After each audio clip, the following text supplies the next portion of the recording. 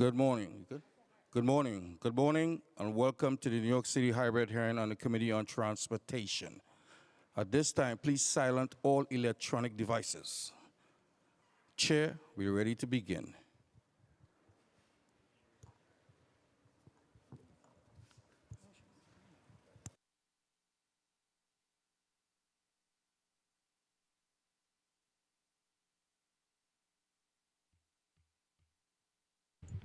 Good morning, and thank you for joining today's hearing of the Committee on Transportation and Infrastructure. Today's hearing is about bicycles, micromobility, and street enforcement. In addition, we will be hearing a number of pieces of legislation. Intro number 289, intro number 417, proposed intro number 501A, intro number 712, intro number 816, intro number 853, intro number 926, and intro number 927.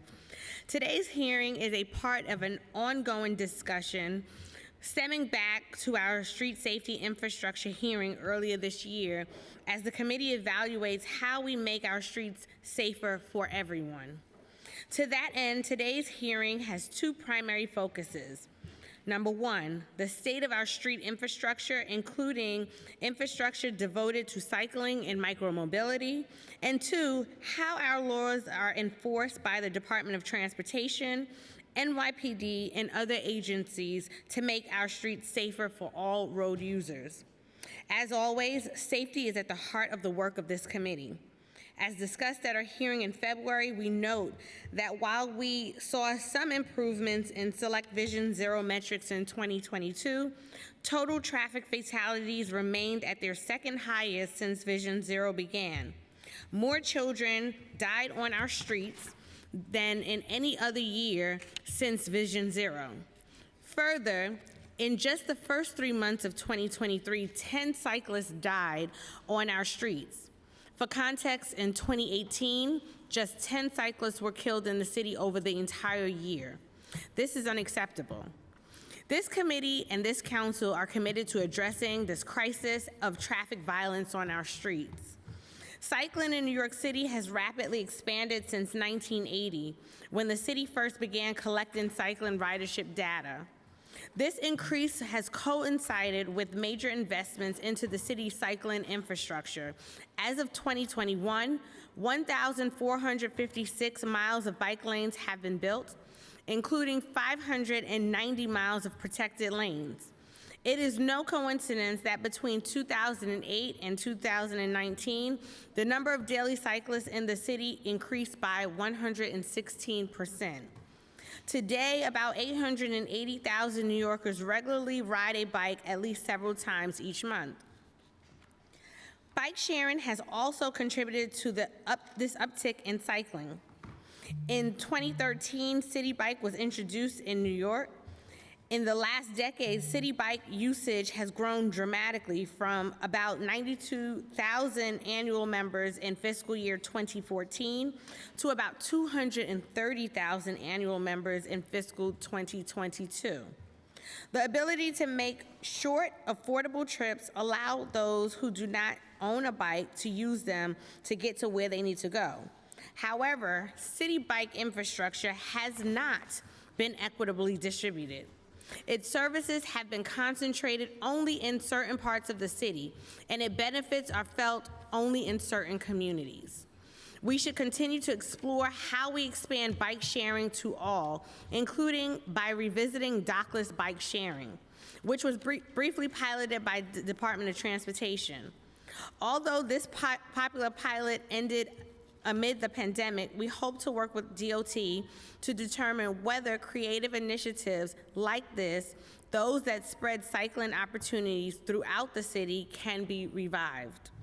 Today, we will hear bills that center equity in our efforts to improve our bike infrastructure, including legislation to require mapping across all 5 boroughs of current bicycle infrastructure conditions, and to explore whether and where charging stations for e-bikes can be built for exclusive use by food delivery workers.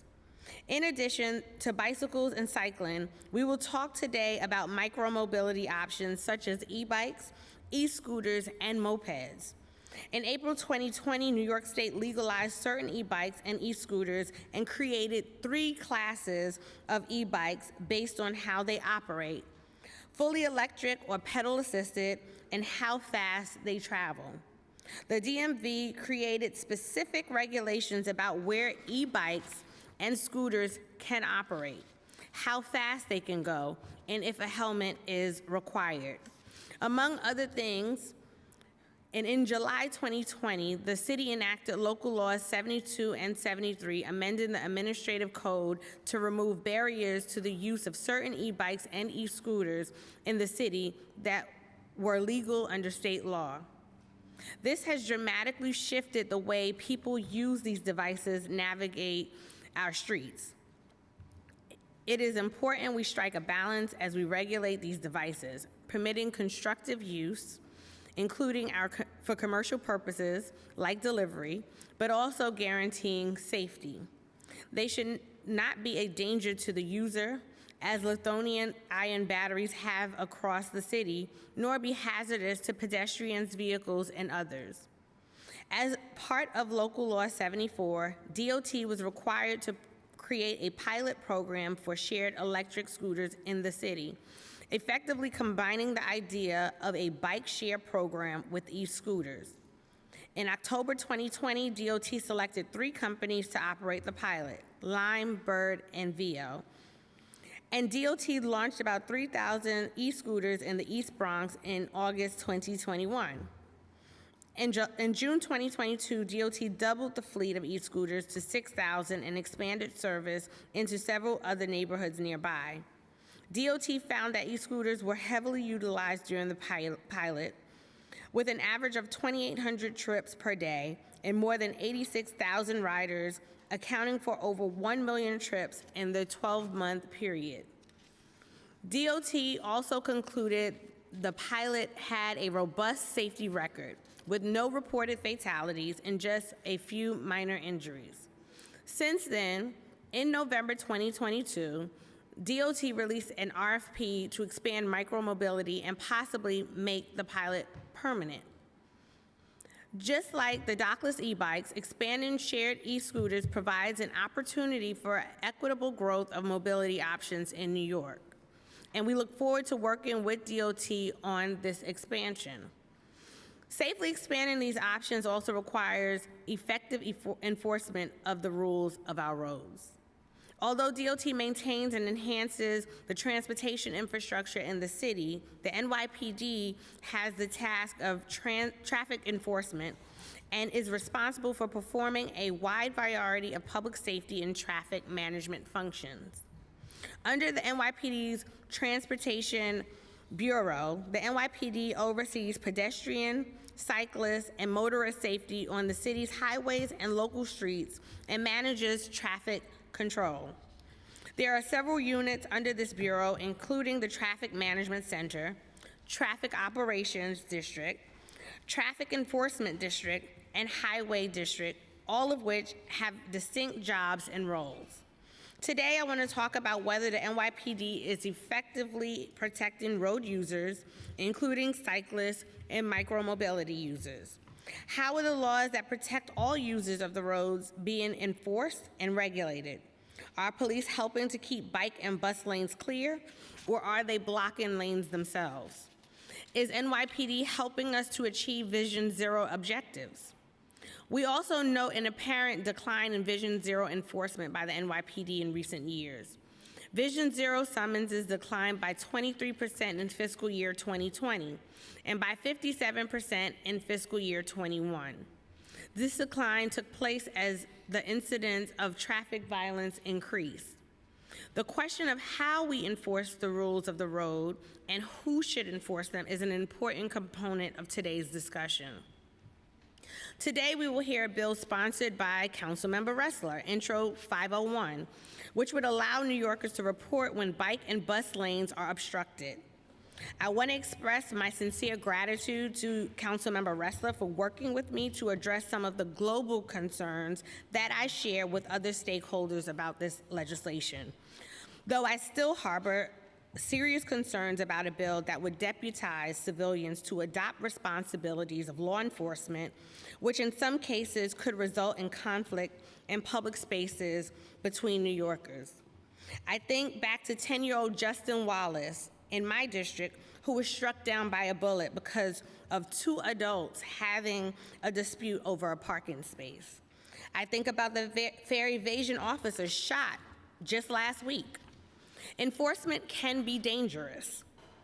With that in mind, I recognize we all have the same common goal: safer streets for all. And I remain committed to working collaboratively to address the actual issue at hand. I look forward to a productive discussion today exploring various forms of enforcement, including how automated camera enforcement could be expanded on our streets to address these sorts of violations. As I come to a close, I want to emphasize the importance of the Council's oversight authority on these issues and our capacity to pass laws that improve both our infrastructure and enforcement regimes. I look forward to the conversation on today's slate of bills, including the following. Intro number 289, sponsored by Councilmember Rivera, which would require DOT to develop a map of current bicycle infrastructure conditions. Intro number 417, sponsored by Councilmember Ressler, which would consolidate the community board and council member notice requirement for bike lanes with the requirement for major transportation projects. Proposed intro number 501A, also sponsored by Councilmember Ressler, which would create a new violation and civil penalty for hazardous obstruction by a vehicle of a bicycle lane, bus lane, when bus lane restrictions are in effect, sidewalk, crosswalk, or fire hydrant when such vehicle is located within a radial distance of 2,640 feet of a school building entrance or exit.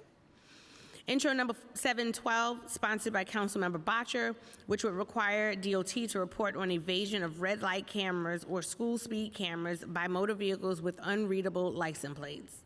Intro number 816, sponsored by Councilmember Ressler as well, which would suspend alternate side parking regulations on Tisha B'Av. Intro number 853, sponsored by Councilmember Ariola, which would require the Department of Transportation to install intermediate reference location signs, commonly known as mile markers, at 1/10 of a mile intervals along designated stretches of Cross Bay Boulevard, Beach Channel Drive, Rockaway Point Boulevard, and Rockaway Beach Boulevard. Intro number 926, sponsored by Councilmember Farias, which would require DOT to conduct and submit to the mayor and the speaker of the council and post on its website an annual study on cycling activity in the city for the previous year. And intro number 927, sponsored by Councilmember Gutierrez, which would establish a task force to determine whether and where charging stations for bicycles with electric assist can be built for exclusive use by food delivery workers. We will now hear from several of the sponsors regarding their bills, beginning with Councilmember Rivera on intro number 289. And I believe Councilmember Rivera is online. She is still on maternity leave, and we are so excited to hear from her. Councilmember? Hi, good morning. Thank you so much, Madam Chair. So good to see you. We miss you. And thank you for the opportunity to speak on this bill remotely, Bill Intro 289, for New Yorkers who rely on the city's network of bike lanes to get where they need to go. The lack of real-time information on bike lane conditions can be dangerous and often prohibitive to those who may want to start biking. My bill, Intro 289, would create a citywide bicycle infrastructure map hosted by the Department of Transportation to provide cyclists with live updates regarding current conditions, including traffic congestion or obstructions caused by construction, inclement weather, and other hazards. For example, we all know that building out green infrastructure requires community engagement and can take weeks or even months to fully realize. And with an overcongested grid, private cars, those for hire, big box trucks fueling our service sector and growing e-commerce demands, we must create a safer, accessible New York for cyclists and for all New Yorkers. We don't have a moment to lose, as was mentioned by the chair. 11 cyclists killed on New York City streets just this year. And according to the Daily News, bicycle use hit record levels of cycling here in 2022, reporting an average of more than 24,000 riders crossing East River bridges each weekday in 2022. Along with Chair Brooks Powers and my colleagues on the Committee on Transportation and Infrastructure, I look forward to working closely with the administration on their feedback on Intro 289, so that together we can deliver New Yorkers real-time access to safe bike lane infrastructure that leaves no neighborhood behind. Thank you very much. Thank you. Bless you. And we will next hear from Councilmember Ressler on intro number 417, proposed intro number 501A, and intro number 816. Busy day, Councilmember. Thank you so much, Chair Brooks Powers. It is a busy day. It's a great day for this committee to be hearing so many wonderful bills. Congratulations to my colleagues, and thank you to you for your leadership in giving these bills an opportunity to be heard. There are nearly 1,500 miles of bike lanes in New York City, but just a third of them are actually protected. Just a third of them are actually safe. Every single day, cars are illegally parked in bike lanes, entering in and out of bike lanes, impeding the safety of cyclists, impeding the safety of pedestrians. We must do better. A recent study that I found fascinating by a technology company found that they estimate there are 6.8 million bike lane violations per year in New York City, but only 74,000 citations. 1% of the time is a citation issued. What does that mean? If you're getting away with doing something illegal 99% of the time, you're going to keep doing it and doing it and doing it again and making our communities unsafe. We must do better. I ride my bike every single day. The most dangerous parts of the day are swerving out of bike lanes because cars are parked illegally. People are dying in our streets. Traffic violence is real. The commissioner knows all too well that we have serious challenges, serious safety challenges in our community every single day that largely are due to the lack of enforcement to keep our community safe. So we need to get more protected bike lanes built. That's what 417 will do. We'll speed up the bureaucratic timelines. DOT only has 6 or 7 months of the year when the weather works to build new bike lanes. We need to expedite the amount of bike lanes that are constructed in New York City if we're going to hit the goals of the Streets Master Plan, the Master Streets Plan, and get 250 miles of bike lane built by 2026, which I know Commissioner Rodriguez is eager to do. We need to pass Intro 417 to speed up bike lane construction. But that's not enough. We need to empower citizens to start holding illegal drivers accountable. The NYPD has failed to do its job.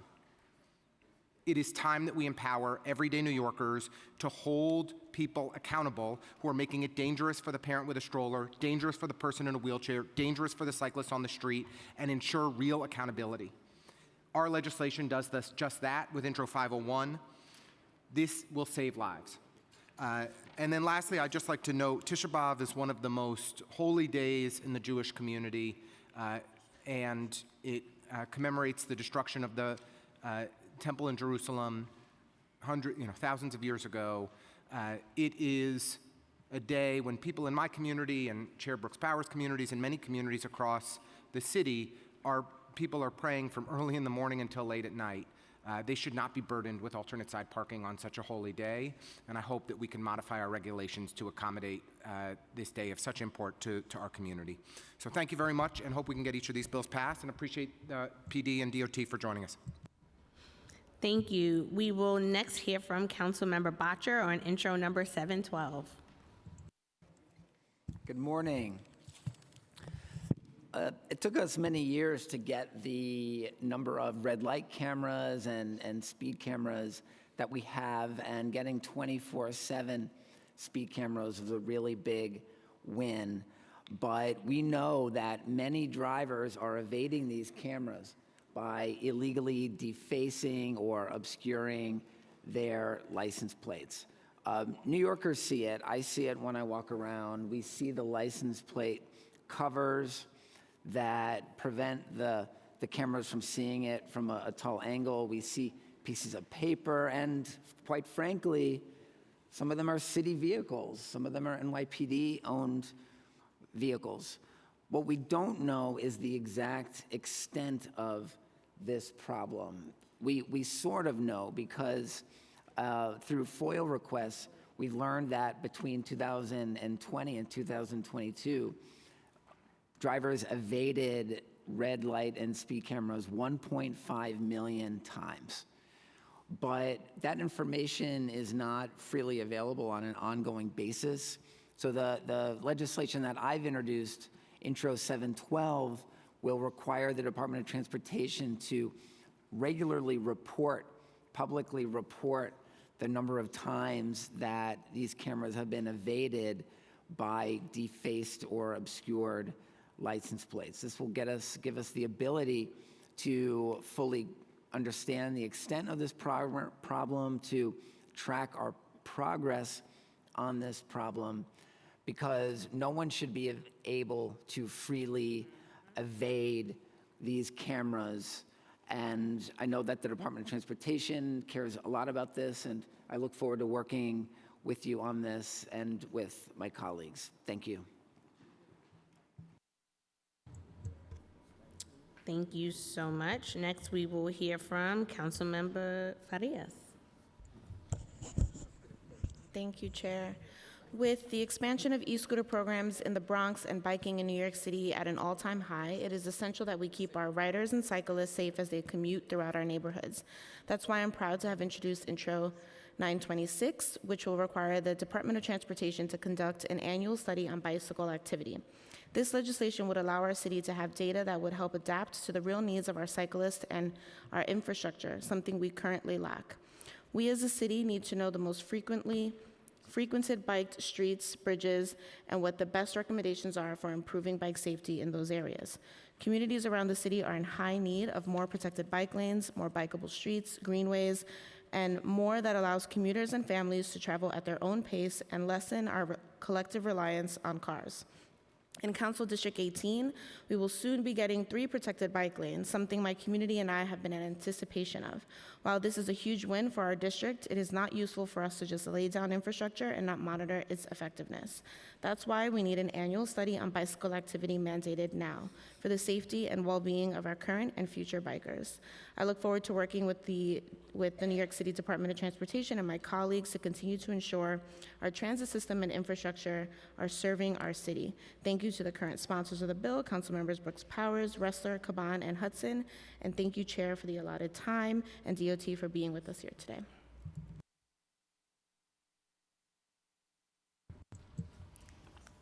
Thank you so much. And finally, Councilmember Gutierrez on intro number 927.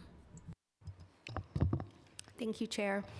E-bikes are an increasingly popular mode of transportation for both delivery workers and everyday commuters who want to reduce their carbon footprint or seek alternatives as the MTA becomes more and more expensive. We simply cannot ignore the popularity and importance of micromobility. It is real, and e-bikes are here to stay. We have all heard about the devastating and often fatal e-bike related fires like the one on Goodwood Place in Bushwick in my district and throughout the city. We have to keep pushing the city to do more and think critically about how to keep New Yorkers safe. Intro 927 requires the city to create a task force to study the feasibility of building charging stations for e-bikes. They will be tasked with developing a comprehensive report that details recommendations for legislation and policy related to the construction, locations, costs and operations, fees for use, and fire safety. I want to recognize my colleagues today who are hearing bills related to supporting much needed infrastructure, the studies of bike activity, the importance of charging stations, and overall how to make our city safer for everyone. Thank you, Chair. Thank you. And before we turn to testimony, I'd like to recognize my colleague joined here today. We have Councilmember Rivera online, and we're also joined in the chamber by Councilmember Lewis, Farias, Narcisse, Ressler, Williams, Carr, Areola, Kagan, and Gutierrez and Botcher.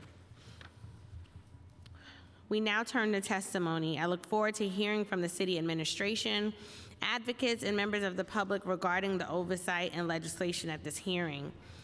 I just want to reiterate also my request going forward that we do expect to receive testimony ahead of when we sit down in our seats at the dais. Every agency, including TLC and the MTA, has been able to comply with this request. We ask this of DOT and the NYPD as well. I want to thank my staff and committee staff as well for their hard work. Samuel Breitbart, counsel to the committee, Kevin Kotowski, senior policy analyst, John Basile, senior policy analyst, Mike Sherman, senior finance analyst, Jorge Munez Reyes, communications, Jack Siegenthaler, my policy and budget director, and Renee Taylor, my chief of staff.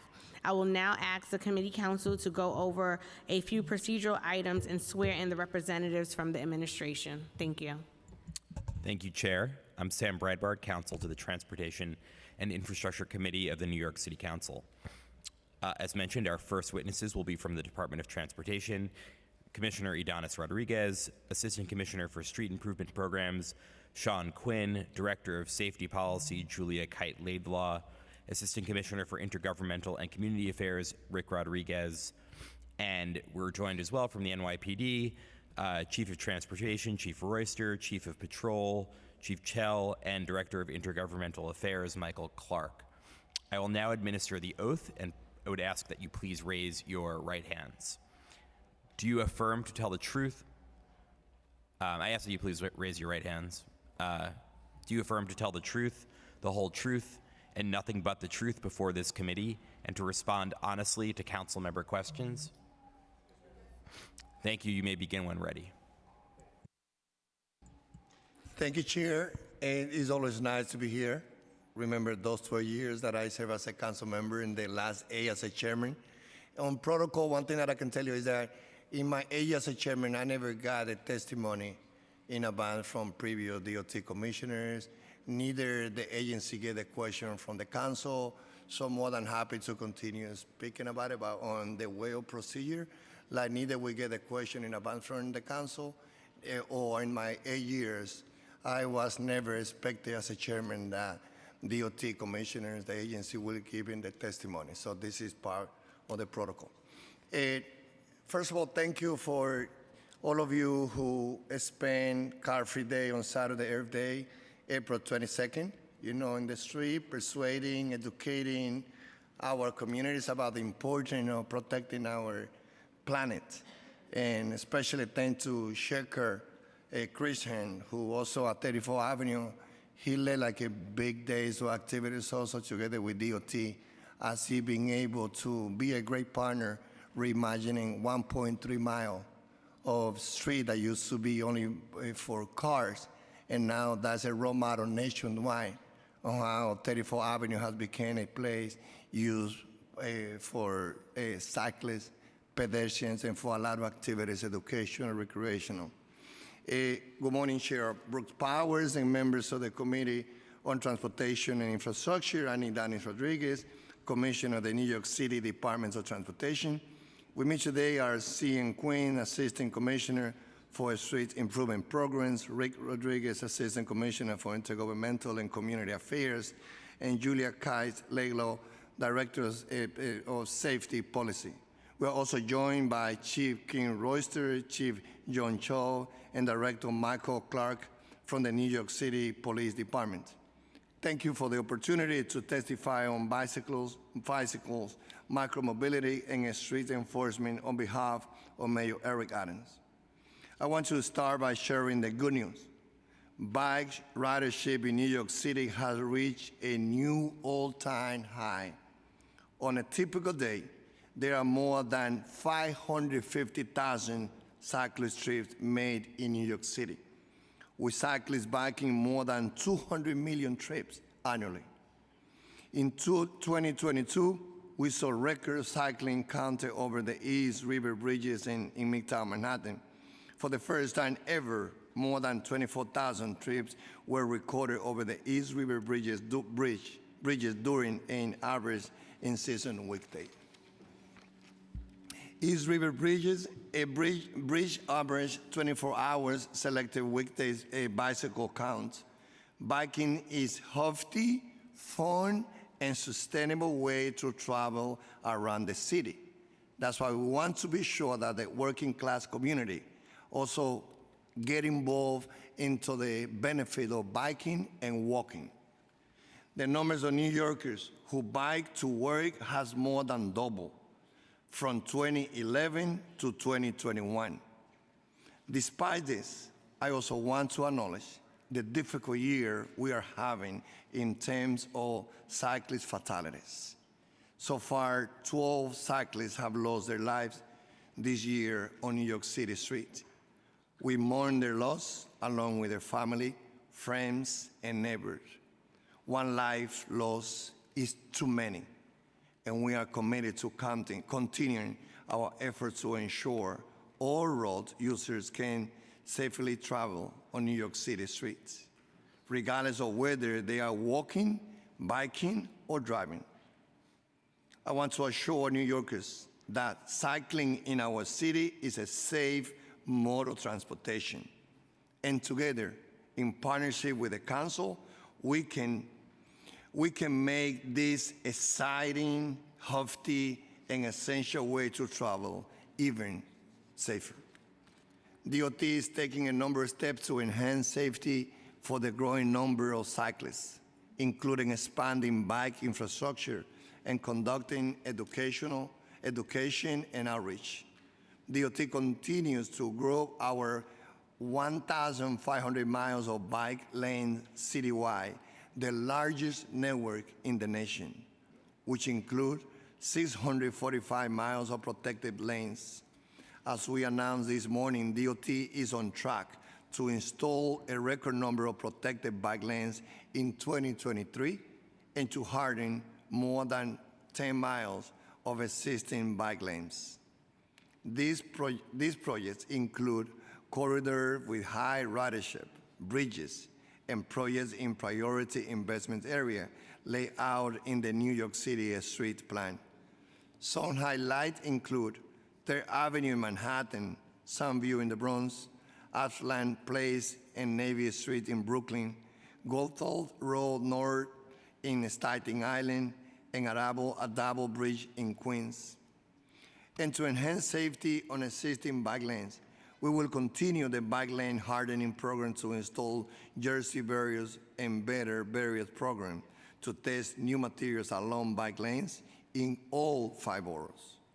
We will test new materials at targeted locations citywide, including 2nd Avenue from 63rd Street to the Queensboro Bridge in Manhattan, and 11th Street and Jackson Avenue in Queens.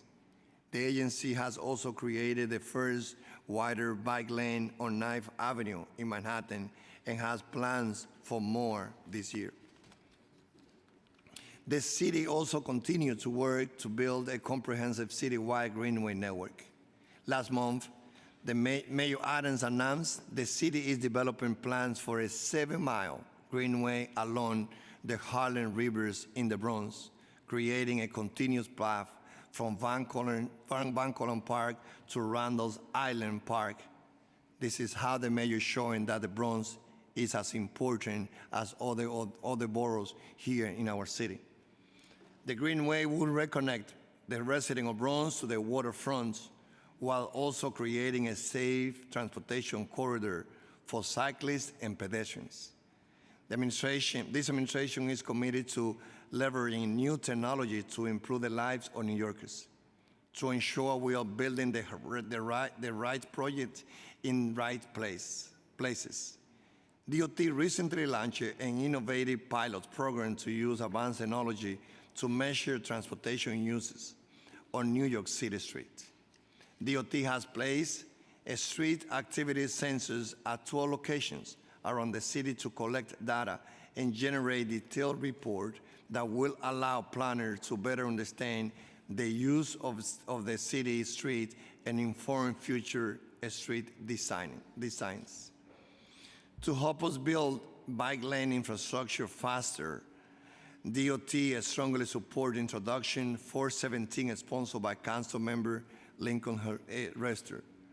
This bill would consolidate the community board and community member notice requirements for bike lanes with a requirement for major transportation projects. This will create a single uniform process for DOT to provide notice about major projects.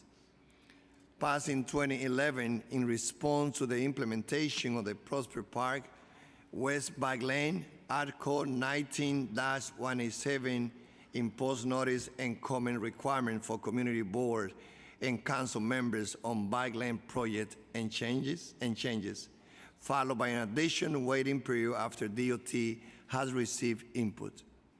Given the seasonal nature of DOT's construction season, these requirements can result in projects being postponed until the following year and make coordination challenging. Another section, Article 19-101.2, imposes similar but shortened process on major transportation projects.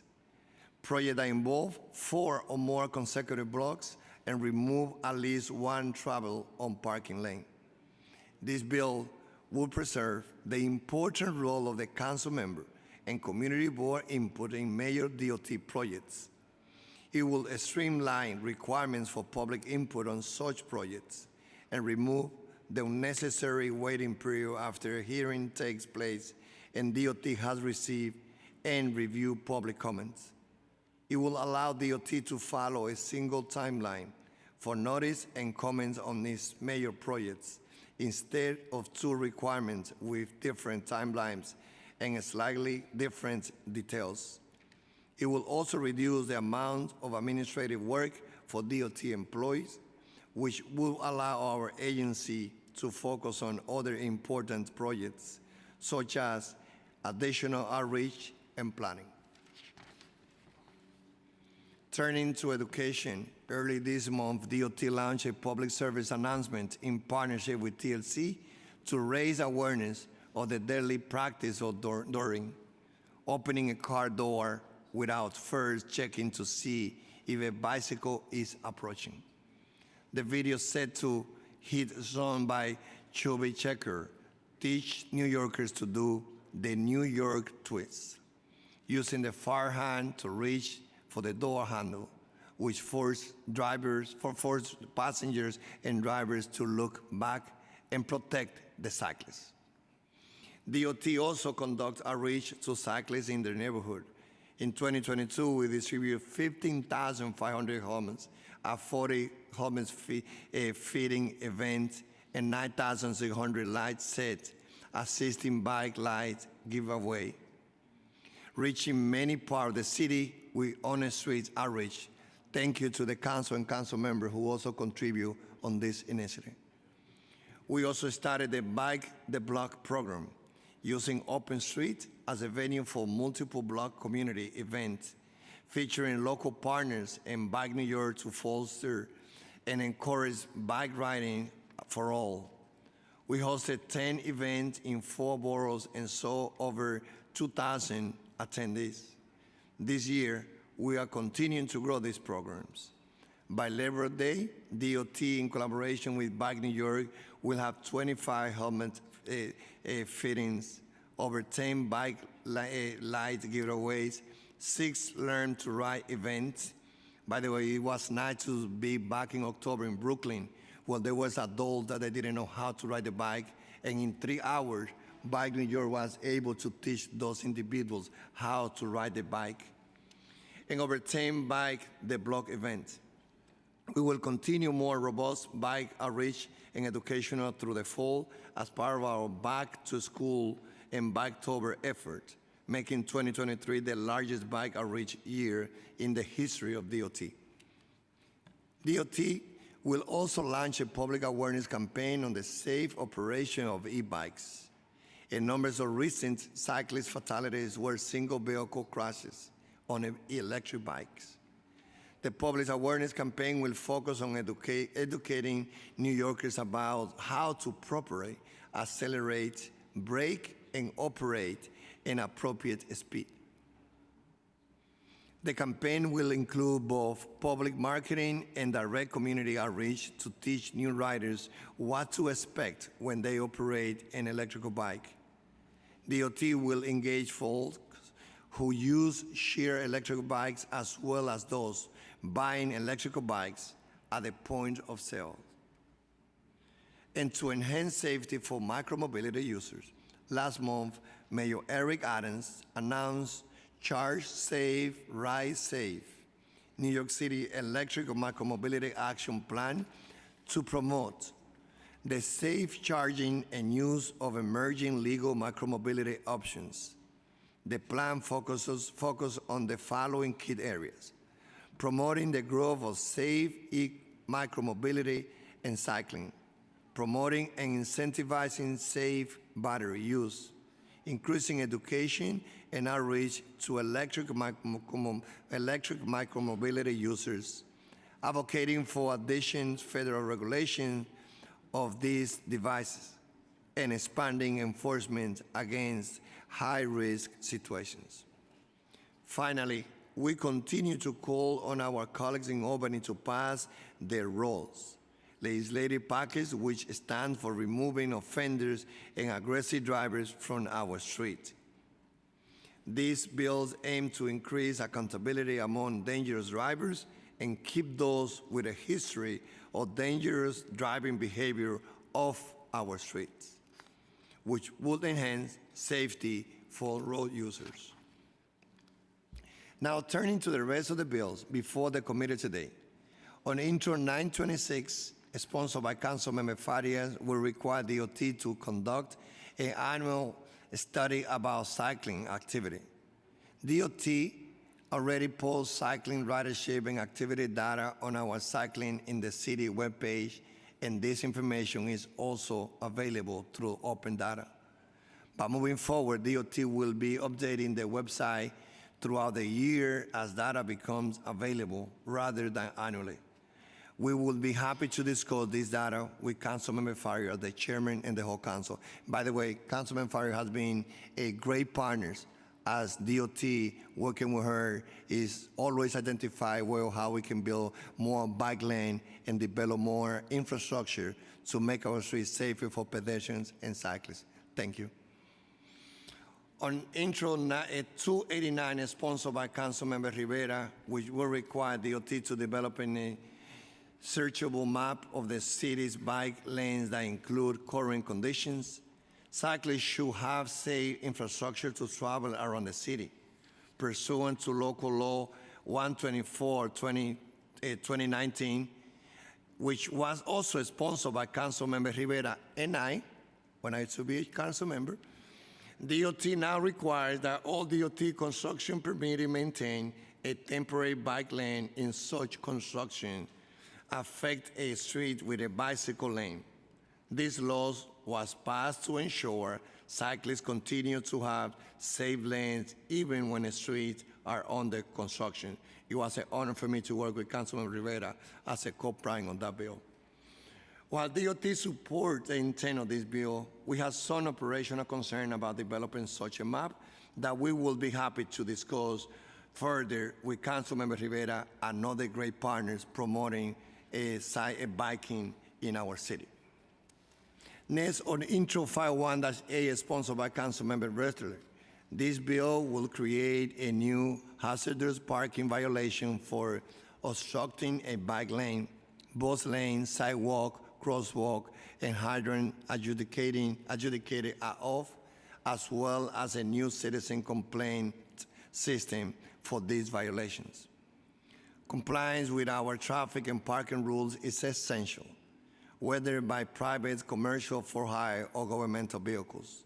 Otherwise, our street cannot function properly for all street users, and safety, mobility, and emergency response can be negatively affected. This administration is open to exploring new models to enhance safety and help our street design function effectively, and to discussing this bill with council members. The law departments also continue to review this legislation. Next, Intro 712, sponsored by Councilmember Butcher, which will require DOT to report on evasion or red light and speed camera programs by vehicles with unreadable license plates. The city is already closely tracking the practice of obscuring license plates to avoid paying camera violations and other tolls. rather than tying resources to monthly report that could potentially raise further awareness about this practice and encourage more people to do it. We believe our focus should be on working with other agencies to address the problem. We will be happy to have further conversation with the council about this issue and the steps this administration is taking to address it. Next, on Intro 927, sponsored by Councilmember Gutierrez, this bill will require the city to create a task force to study electrical bike charging stations for delivery workers. This administration has already created an interagency electric micromobility task force that released the Charge Safe, Ride Safe New York City electric micromobility action plan that I mentioned earlier. DOT has several staff members on the task force and has a keen interest in the issue. As part of this action plan, DOT has launched a pilot program in partnership with EDC and the Brooklyn-based business incubator New Lab called the 2023 DOT Studio. The one-year research and development program is focused on testing different technology solutions for public micromobility charging.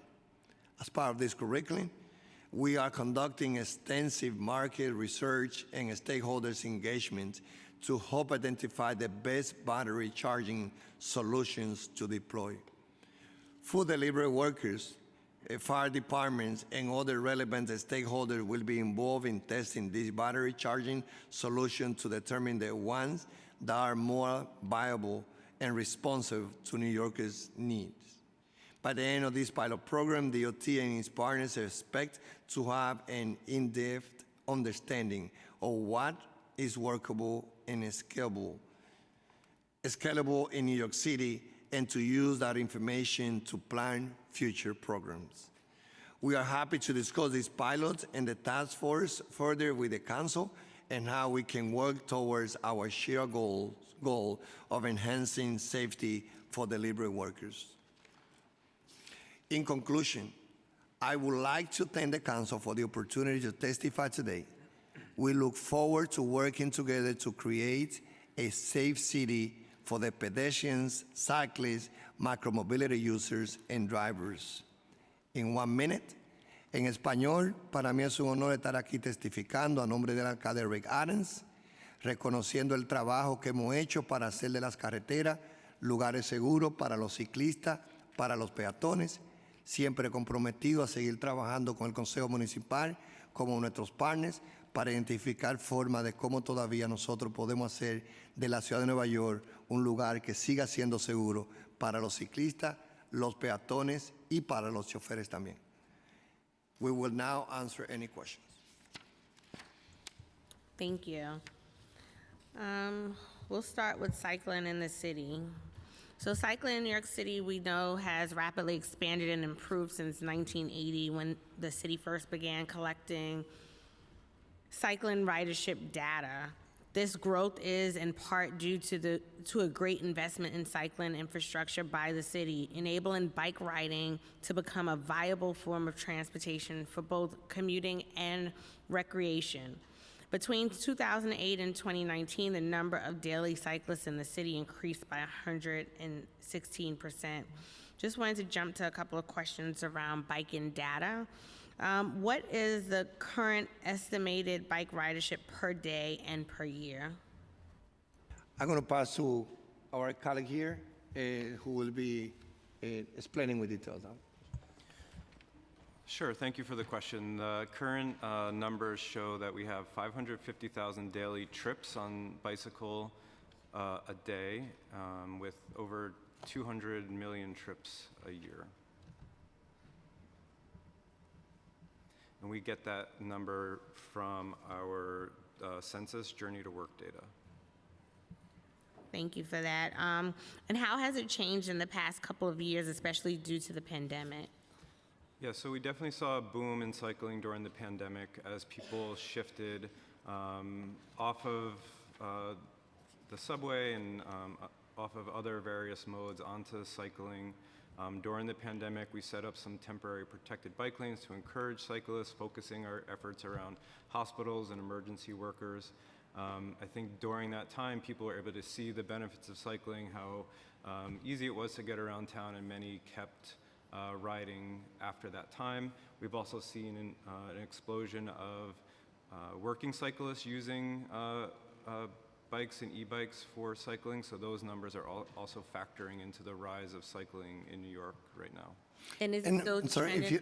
if you don't mind, so adding to that is also those of us who were at the council at that time, and those who are here, the council members who were part of the administration, also play important role with the phase 3 of City Bike.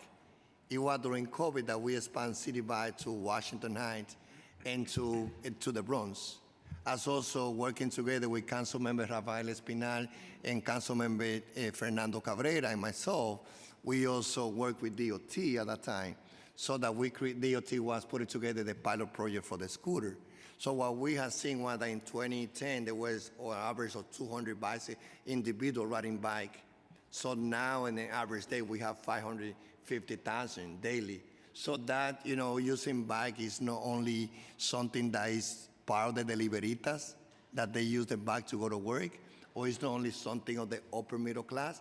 I feel what we have seen is that more New Yorkers and visitors are into the bike, and then DOT is also expanding the investment, building the infrastructure, so that it also makes safe for those New Yorkers and visitors to ride the bike in our streets. So I was just about to ask, since the city has opened back up, have you seen any changes in the trend? Is it still trending up? Has it kind of plateaued? What does it look like now? Yeah, it definitely reached a peak during the pandemic, settled down a little bit right after the year after the pandemic as people were adjusting, and now we're seeing it raise again. I think people are seeing the health benefits, the environmental benefits, just the overall picture of what it means to cycle in the city has really been coming clear in the past year. And I know you mentioned just now the bike to work data is what you pretty much use, but is there any other survey or methods that DOT uses to track this data, and how will DOT use the traffic sensors announced last week to evaluate cycling trends? Yeah, so we use a number of different methods to get the variety of trends throughout the city. The census data is helpful for overall sort of trips, commuting trips in the city. But we do have automated counters at several locations, our East River bridges, on a couple of our greenways around the city, the Pulaski Bridge, Kent Avenue, 8th Avenue, and a couple of the protected bike lanes in Manhattan. We're also looking to install more automated counters in the outer boroughs, working with the Department of Parks and Recreation to ensure we're getting a larger picture of the daily cycling in New York. And the new sensors that we announced last week are really going to help us get a better picture of the makeup of cycling. So a lot of our data collected so far gives us a general picture, but the sensors will allow us to understand how many are regular bikes, how many people are using e-mobility, how many people are using different types of scooters as they travel around the city. So opening up that pot or that picture using those sensors is going to give us a really good picture of the makeup of cyclists in New York. And does DOT plan on expanding the number of sensors? And if so, how many more? Yeah, so we're looking at, with the Safe Streets for All grant that we were just awarded this year, we're looking at expanding the sensors around the city. I think we're looking up to about 100 locations, and that will collect also pedestrian data as well, and that will feed into some of the micromobility toolkit that we're developing along with that grant as well. Thank you. How many bike lane miles have been implemented in the city as of today? There's over 1,500 bike lane miles in the Wait, can you give me that number again? 1,500. 1,500, okay.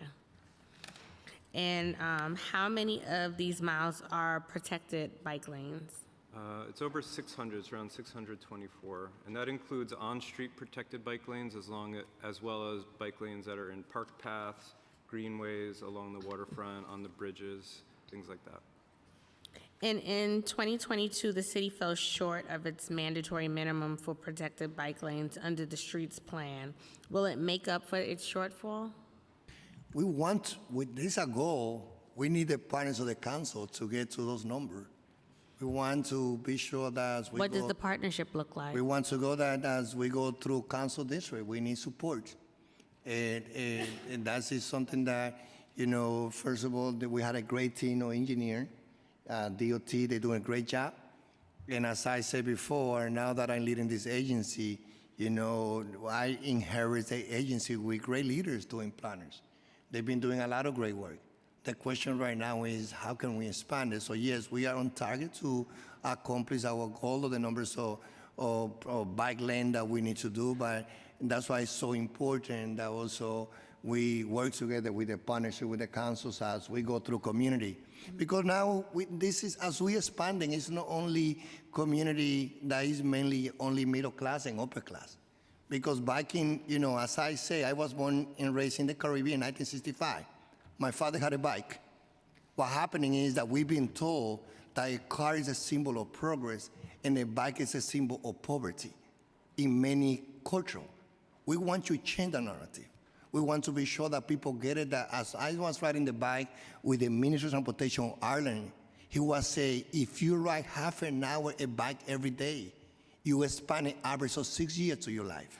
So we are also getting into the educational component, in our community to be sure that as we look for expansion, the expansion of bike lane is not only in the middle class, in the upper class, but it also go through our working class community. I know DOT in the past has said it's been as a result of the supply chain. So it feels like every time we have a hearing, it kind of shifts if it's the council or if it's the supply chain. But it would be good to really have a better understanding of how we can help DOT to meet its goal. And I just As want to you take said. the opportunity to underscore what would be extremely useful in advancing the goals of this neighborhood streets plan is Intro 417, simplifying and clarifying those notice requirements would be very, very helpful to put us on our path to meeting those goals. This year, the streets plan benchmark is 50 miles of protected bike lanes. Will DOT meet that benchmark? That's a goal.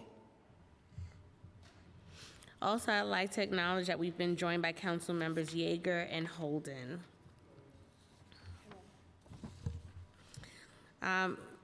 Shifting a little bit for a moment to City Bike, are there specific areas that you believe are underserved by City Bike that could benefit from increased expansion? Definitely yes. And as I said, as being in your role, Chairman, Chair, we're able to see how DOT, the council, and City Bike work on the expansion, the phase 3. That's when we were able to expand, City Bike to the South Bronx and also Washington Heights and Inwood in all the working class community. So we always looking on how this great partnership that we have with New York City DOT and Lyft running the City Bike will continue looking for opportunity on how we expand.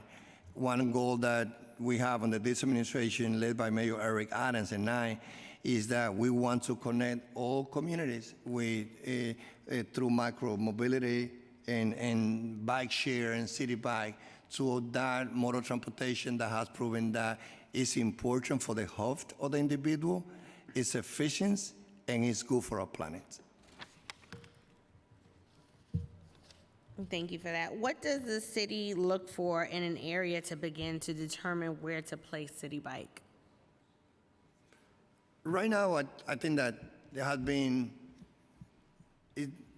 first of all, we need to be sure that there is a formula that works because, this is not only we DOT, it's a private sector also who also have responsibility with investors. So we believe that being City Bike, the larger one in the nation, when we compare to other municipalities, is proven that it's working. I think that, we've been able to see that expansion a city bike that started first only in the downtown area of Manhattan. I feel that what we have seen is expansion, and we will always continue conversation with a city bike to expand that service. As you know, not only we are looking for the infrastructure that we continue building so that it is safe for those who use city bike or the type of electrical scooter, electrical bike to be safe.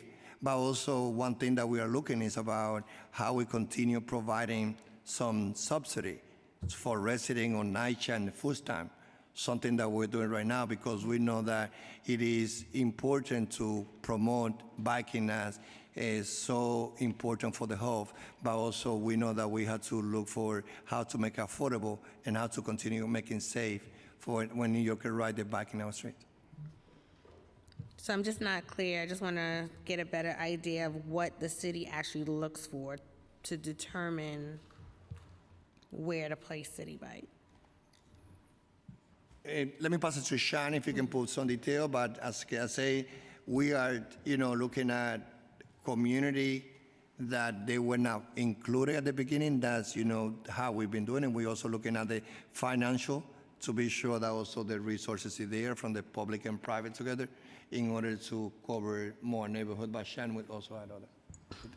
Are you asking about individual stations or just expansion generally? The expansion in general in terms of the communities. I think right now that one of the most important pieces is continuity from neighborhood to neighborhood. So as it expands through the different boroughs, just making sure that those boroughs are connected so that you're not sort of stranded in one part of the neighborhood and have nowhere else to reconnect into the system. So I think that'll be one of the big pieces, but then as the commissioner said, there's a couple of other factors that go into the decision making. Okay, so, and also, as you're looking at expansion, does the city survey potential riders in neighborhoods where City Bike is not yet located to understand the potential demand? I'm not sure of the answer, like the specific outreach we do for that expansion. What, can you elaborate the question? I was just wondering if the city surveys potential riders in neighborhoods where City Bike is not yet located to understand the potential demand, like there may be a demand for it. So for example, in Southeast Queens, we don't have City Bike in my district, but are you surveying communities like that to see if there's a need there or an interest in them? We always look at, and I don't know if Julia would like to add something on that, on how are we also engaging with members of the community from the educational perspective, and on about the importance of biking. So the way how, first of all, I think that we all know, as I said, the numbers is there. We reach a historical numbers of 550,000 ridership every day in our city. Mayor Adams is committed for equity to be part of whatever decision or investment we make. And City Bike is the best model that we have where the public and private is working together. We feel that it's phase 3 that we were able to make, definitely expand City Bike, to area that it was not there before. We always continue for new location, how we can expand it. Yes, and I'll add to that like my colleague said, what we look for is continuity, but we also have data showing us that we know people want to bike in all different communities, from all different kind of backgrounds, with all different features. So we know that cycling is popular citywide, and that also there's an element of if you build it, they will come. So we are very confident that we know where cyclist patterns are, and we do look forward to future expansion in the future. Thank you for that. If City Bike is unwilling to expand to certain neighborhoods, has the city considered partnering with another bike share company to bring them into other neighborhoods? So far, we're comfortable with how we're working with City Bike. As I said before, it's a great model that we have that, is a larger network that we have in the nation. This is the one here in New York City.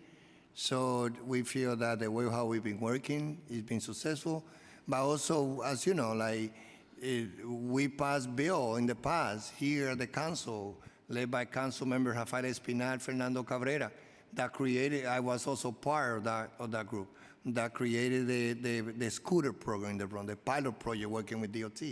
So we feel that, where we are right now is there's no reason why we should not see a continuation of the partnership between DOT and City Bike. We're working well. We feel that there's always other possibility. In this case, we are looking at the scooter micromobility as the one that, we started with a pilot project, and we see also potential to keep growing. And in terms of dockless bike share, what is the status of implementing and expanding a larger dockless bike share program within the city? Generally, after the pilot of dockless that we did several years ago in the Which I loved. Yeah, snatched it out of Rockaway, but we could talk offline about that. Yeah, it was nice in the Rockaways and a couple other locations, but the dockless industry itself has changed since then. I don't think it's something that we've ruled out, but it's something that may not be viable at the scale that it once was. So that's something that would have to be factored in as we look at future expansion of that. What occurred in 2021 in regards to the DOT's issuance of a request for expressions of interest and the choosing of Beryl as a new operator of a dockless program? I don't have any details. I can get back to you.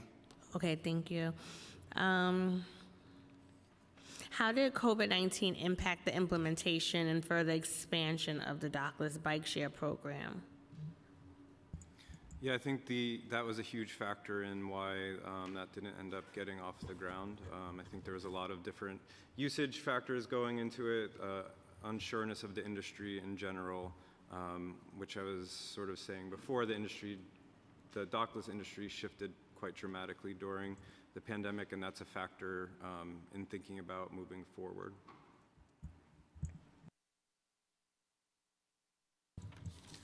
And then with Plan YC released last week, it mentioned expanding dockless shared e-bikes.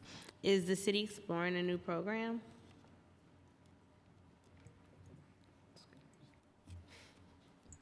For dockless e-scooters? For the dockless shared e-bikes. I think, I'm not sure. I believe we're currently examining what would be possibilities for shared e-scooters following, as you mentioned earlier, the continued success and the excellent safety record of our project in the Bronx. And as you may be aware, the RFP is currently out for that expansion. I'm sorry, can you just say the last point? And as you may be already aware, there is an RFP that is currently out for the e-scooter expansion. And this is the results of the pilot project that we did. So we learned a lot from this pilot project. We saw that the pilot project, the electrical scooter, was a popular in the Bronx. People were using it. So that's how, based on the information that we learned, that we are in the process right now of a RFP. Okay, I'm gonna just jump to street enforcement. I'll come back to micromobility in round 2 of my questions. But for street enforcement, the city is continually working towards the goal of Vision Zero, namely no traffic fatalities. But we have seen extremely troubling trends in recent years with an increase in the number of traffic fatalities, and yet despite this increase, Vision Zero related move-in summonses issued by the NYPD have significantly declined.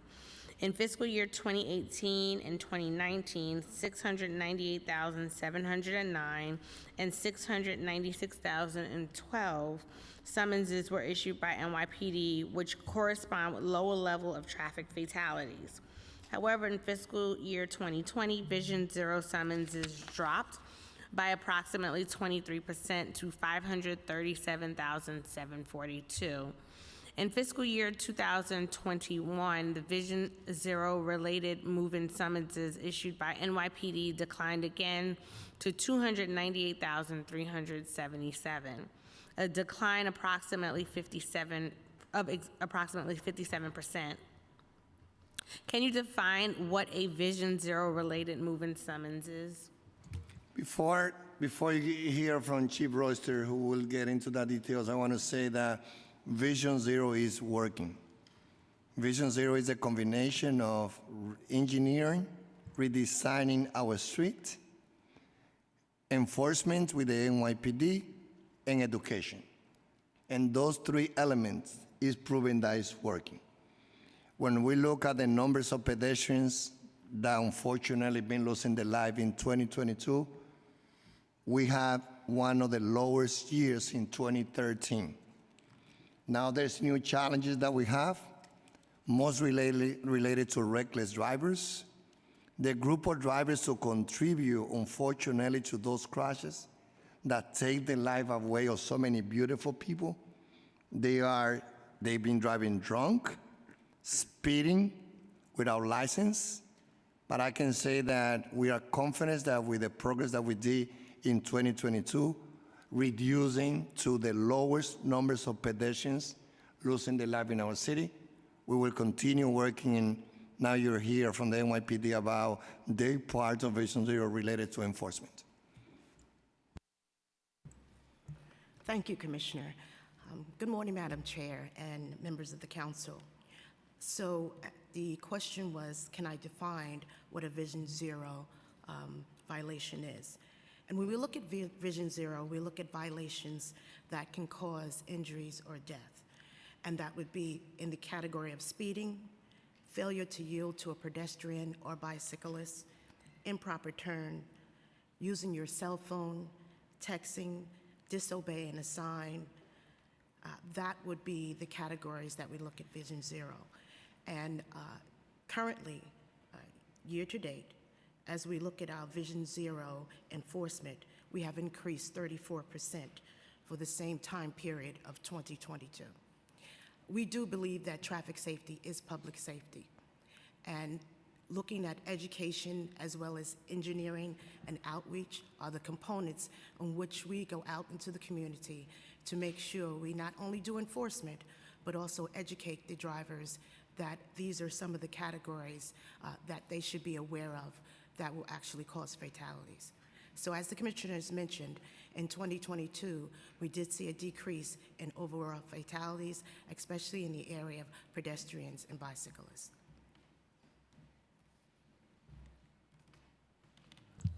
Thank you, Chief. And thank you for being here also. Are there staff shortages in traffic enforcement, in the traffic enforcement unit of the NYPD? So at the current time, the Traffic Enforcement District has over 2,400 supervisors and traffic enforcement agents that go out every single day during inclement weather, and they are the eyes and ears in keeping our community safe. Right now, we have a decrease in 200, that results in 291 agents. Are there resources needed, do you feel? Well, when we look at resources, we not only look at the agents that are out there, but also the vehicles that we would need to effectively do enforcement. For example, under the Traffic Enforcement District, we have a operational component, which is towing. And so we definitely would have agents that are required to tow vehicles, but we also would necessarily need the tow trucks to tow those vehicles also. Regular tow trucks as well as heavy-duty tow trucks. As we saw post-COVID, an increase in truck parking. And so we were laser focused on making sure that we went to the communities that were seeing this quality of life issue and started towing vehicles that were in residential communities during hours of darkness, which is 9 p.m. to 5 a.m. Thank you for that. And in what areas of the city have the most summonses been issued? I don't specifically have that breakout, but I will tell you that when we look at our data, and if you're talking about Vision Zero summonses, what we do is look at the data that tells us where most of the collisions with injuries, as well as fatalities occur around the city.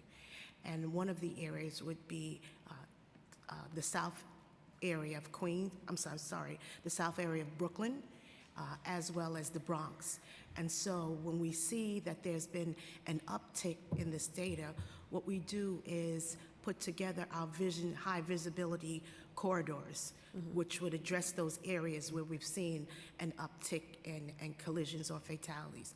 What does that mean? It actually means putting together a plan.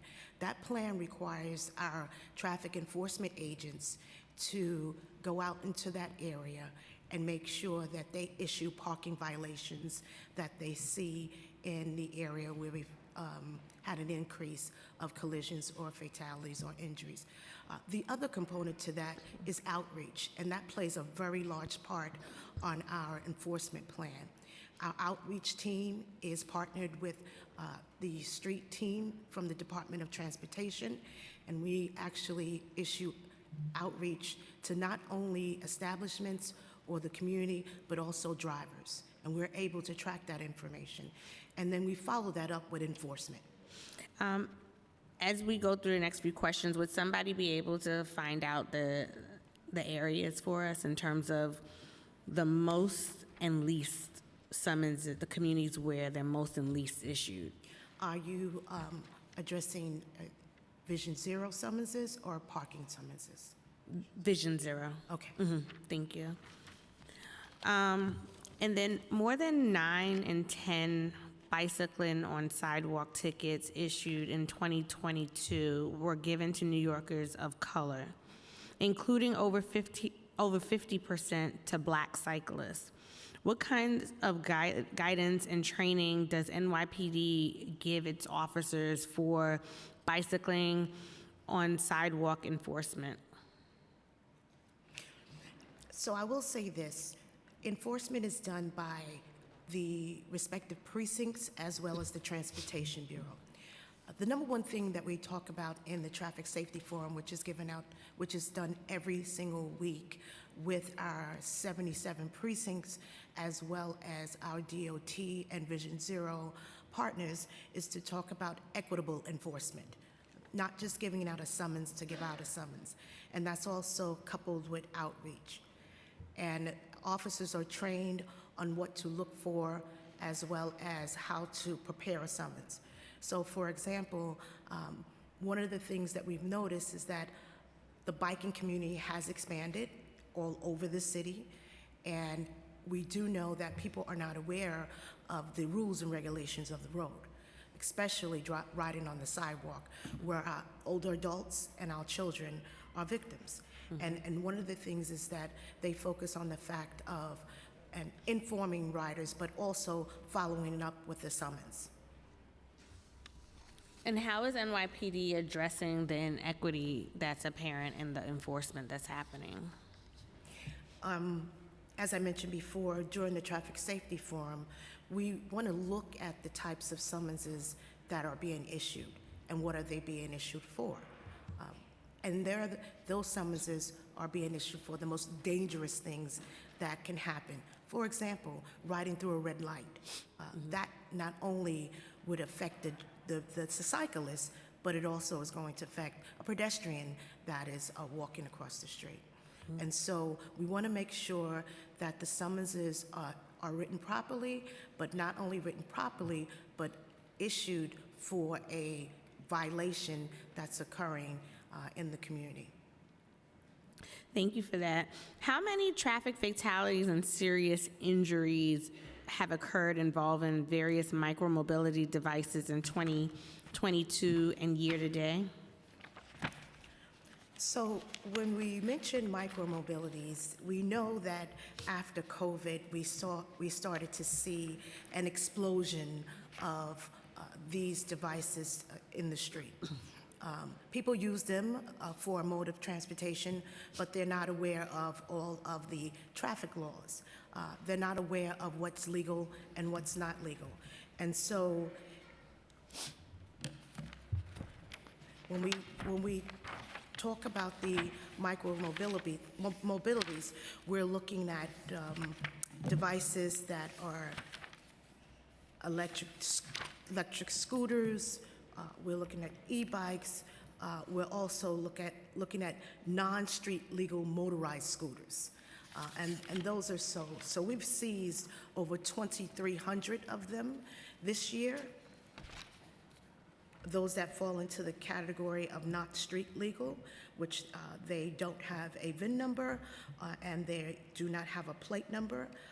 We've seized them this year based upon our point of sale enforcement.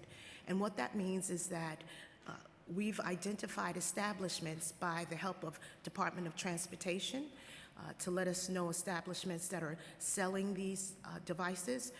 We do a outreach operation, which we go into the establishment 2 weeks and inform the establishments that these particular micromobilities are illegal. And once we do that, we follow up with enforcement. What does that enforcement mean? We go into the location, and that's the precinct officers as well as the the Transportation Bureau. We go into the establishment, we seize the devices that are not legal, street legal, and once we seize them, our legal department works with us and issue a cease and desist letter. Because as I mentioned before, a lot of people that are purchasing these devices are not aware that they're not street legal and they're dangerous.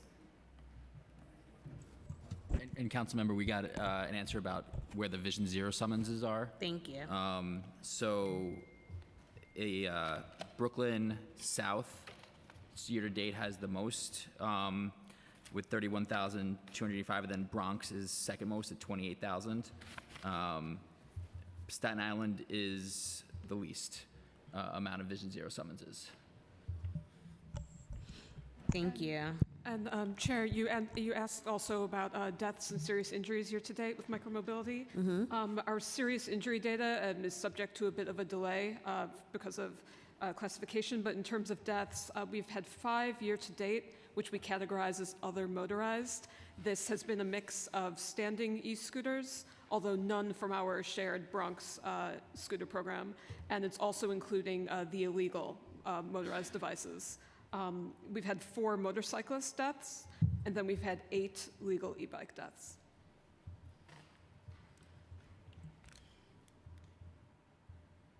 Thank you for that. How does NYPD enforce obstructions in bike lanes and bus lanes? So our enforcement is twofold.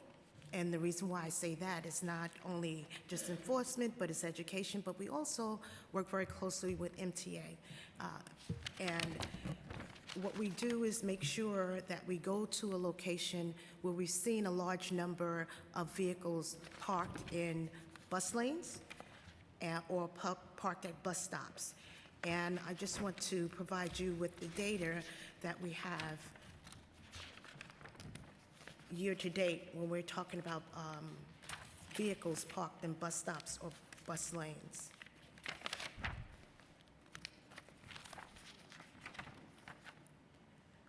So as year to date, we've issued 85,000 summonses for vehicles parked in bus lanes or bus stops.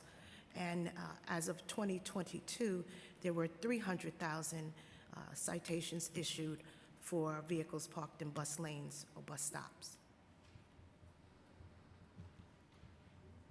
So it was 300,000 for the entire year of 2022. Yes. And then as of year to date, it's 85,000 for this year? Yes. Yes. And that's bus and Bus lane and bus stop. and bus stops. What about bike lanes? So for bike lane enforcement for 2022, we have issued 66,000 violations for parking in bike lanes. And year to date, we've issued 21,000. You said 56,000 was 2022. 66,000 for 2022. 66, excuse me. And then year to date is 21,000. Yes.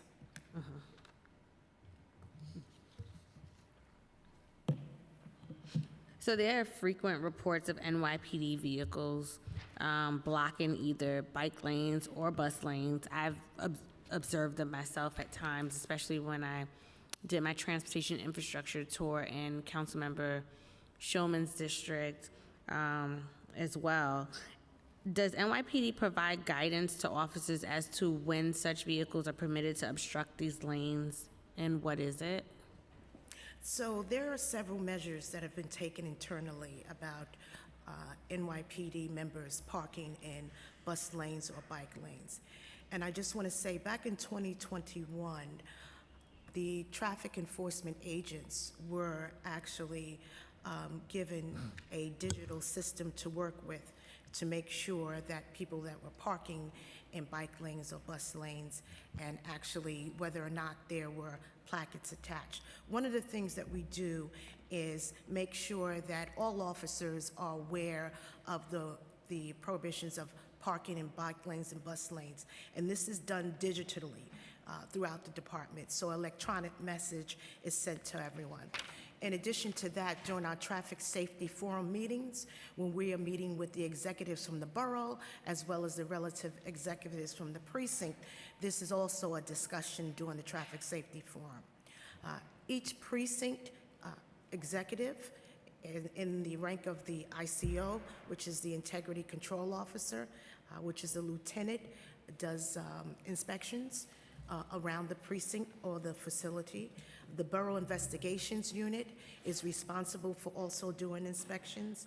And we've also made sure that there is a radio dispatcher during each platoon that will do a recording to instruct officers or members of the department about parking in bike lanes or bus lanes. What do you mean by digitally when you say that? It's a handheld device that will be able to scan a registration to determine whether or not that vehicle is attached to a member of the NYPD if it is not a patrol car, a marked patrol car.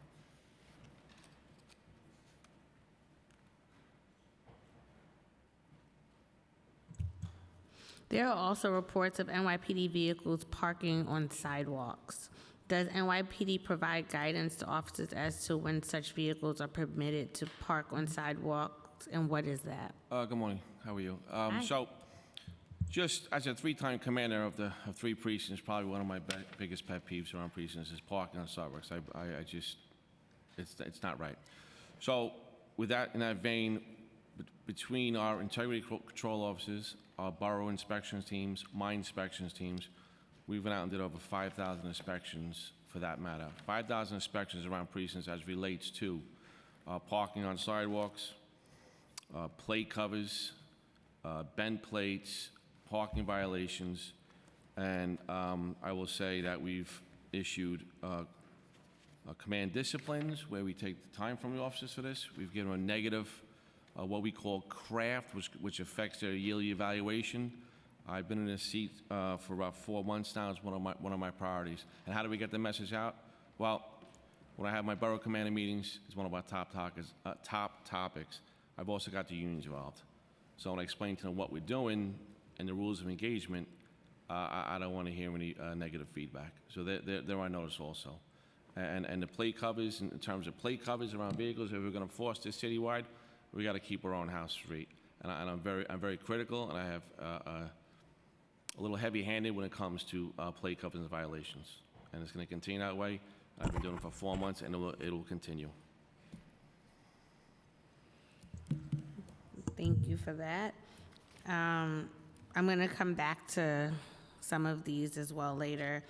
I'm going to just jump really quickly to the legislation and then hand it over to my colleagues to ask questions as well. Commissioner, is the administration supportive of the bills heard today? Which one? Is the administration supportive of all of the bills being heard today? Well, or any of them? And if so, which? Well, definitely we love Lincoln roster bill that, someone that also has been a great partner when it comes to, promoting everything that is related to improve safety for pedestrians and cyclists in his district in the city. So his bill will definitely shorten the period of time. Like it will reduce 30 days without compromising the time that the council members and community board will have to get the feedback on the project. We feel that it is important to shorten the period of time of that for the feedback, because as you say, Chair, when you look at all those big projects that we have, on the street master plan and many others that is not included, like open restaurant is not included, open street is not included. So after COVID, the council have, in the administration being identified all the things that we are doing and that is not measured as a street master plan. So because of the work that we got to do, basically during the spring, the fall, and the summer, we think that by reducing this time, the bill that Councilmember Lincoln Roster his bill will help definitely the agency and the whole city to be in a better place to get the numbers of bike lane that we need in our city. And in the others you heard, there's other bill that we definitely want to have more time for us to, get back to the council, continue the conversation with you. There's other bill like the one of Councilmember Rivera that we feel that also is not necessary. We don't have to make another pass a bill because we think that the bill that we passed, her bill that I also had the honor to be with her, also allow the agencies to have the tools that we need. For intro number 289, how does the city monitor and track bike lane conditions conditions of these bike lanes, including obstructions?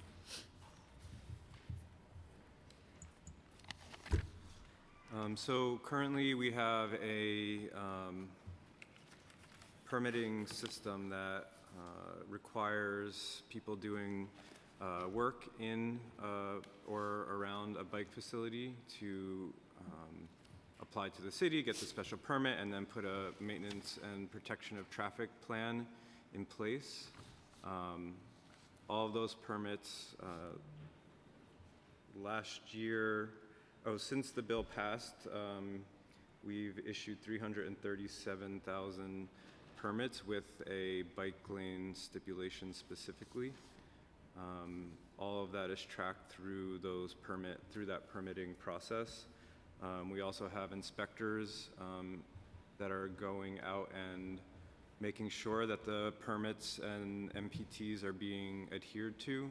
And if they aren't, they're working with the permittees to fix the situation, or we're issuing summonses to those permittees. But that sounds like that's how DOT knows where there are obstructions, but how would cyclists know?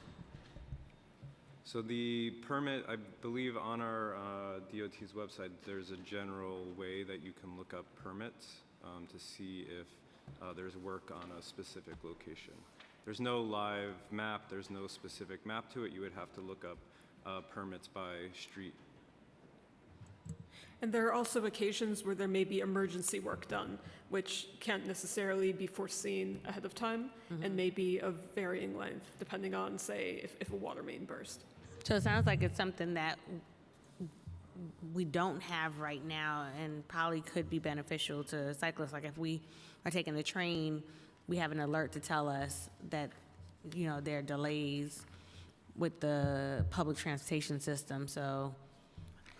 Yeah, I think we're happy to continue talking about this with the council member and the council as a whole. There's technical challenges to creating such a map, and keeping it live would be one of those concerns, but we are not, writing it off.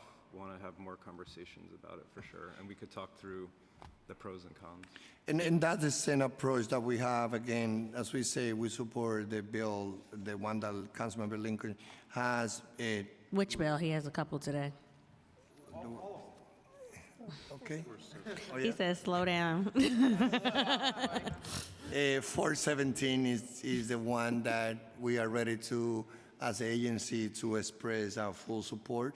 With the others, what we are saying is that we are more than happy to continue conversation, and that's because, as I said at the beginning, We are holding this hearing in a historical moment where we have seen an increase of daily ridership of 550,000, where we have seen 200 million trips annually now of New Yorkers and visitors using bike.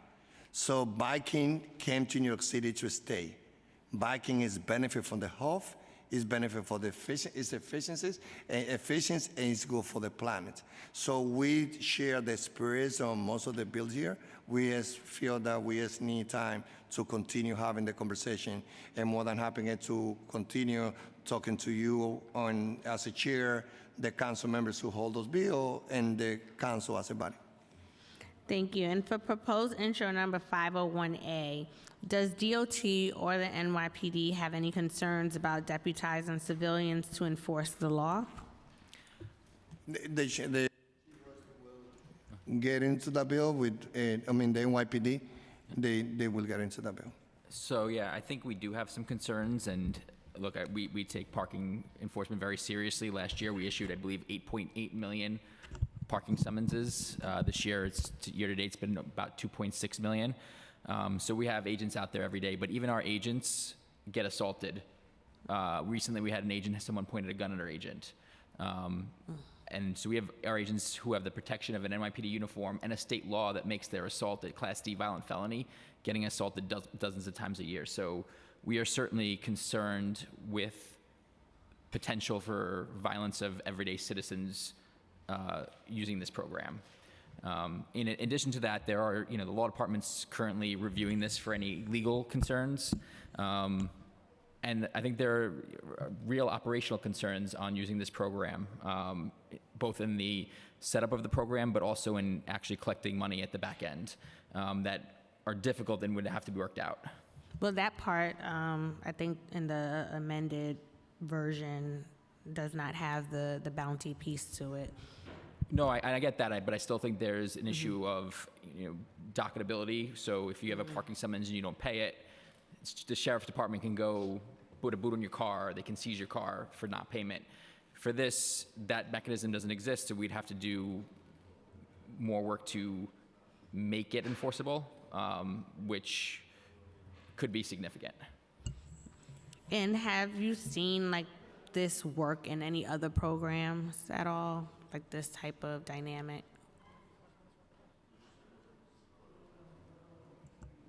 So, I know there's I don't know about other jurisdictions. I don't know if that exists. I haven't heard of it. It's possible.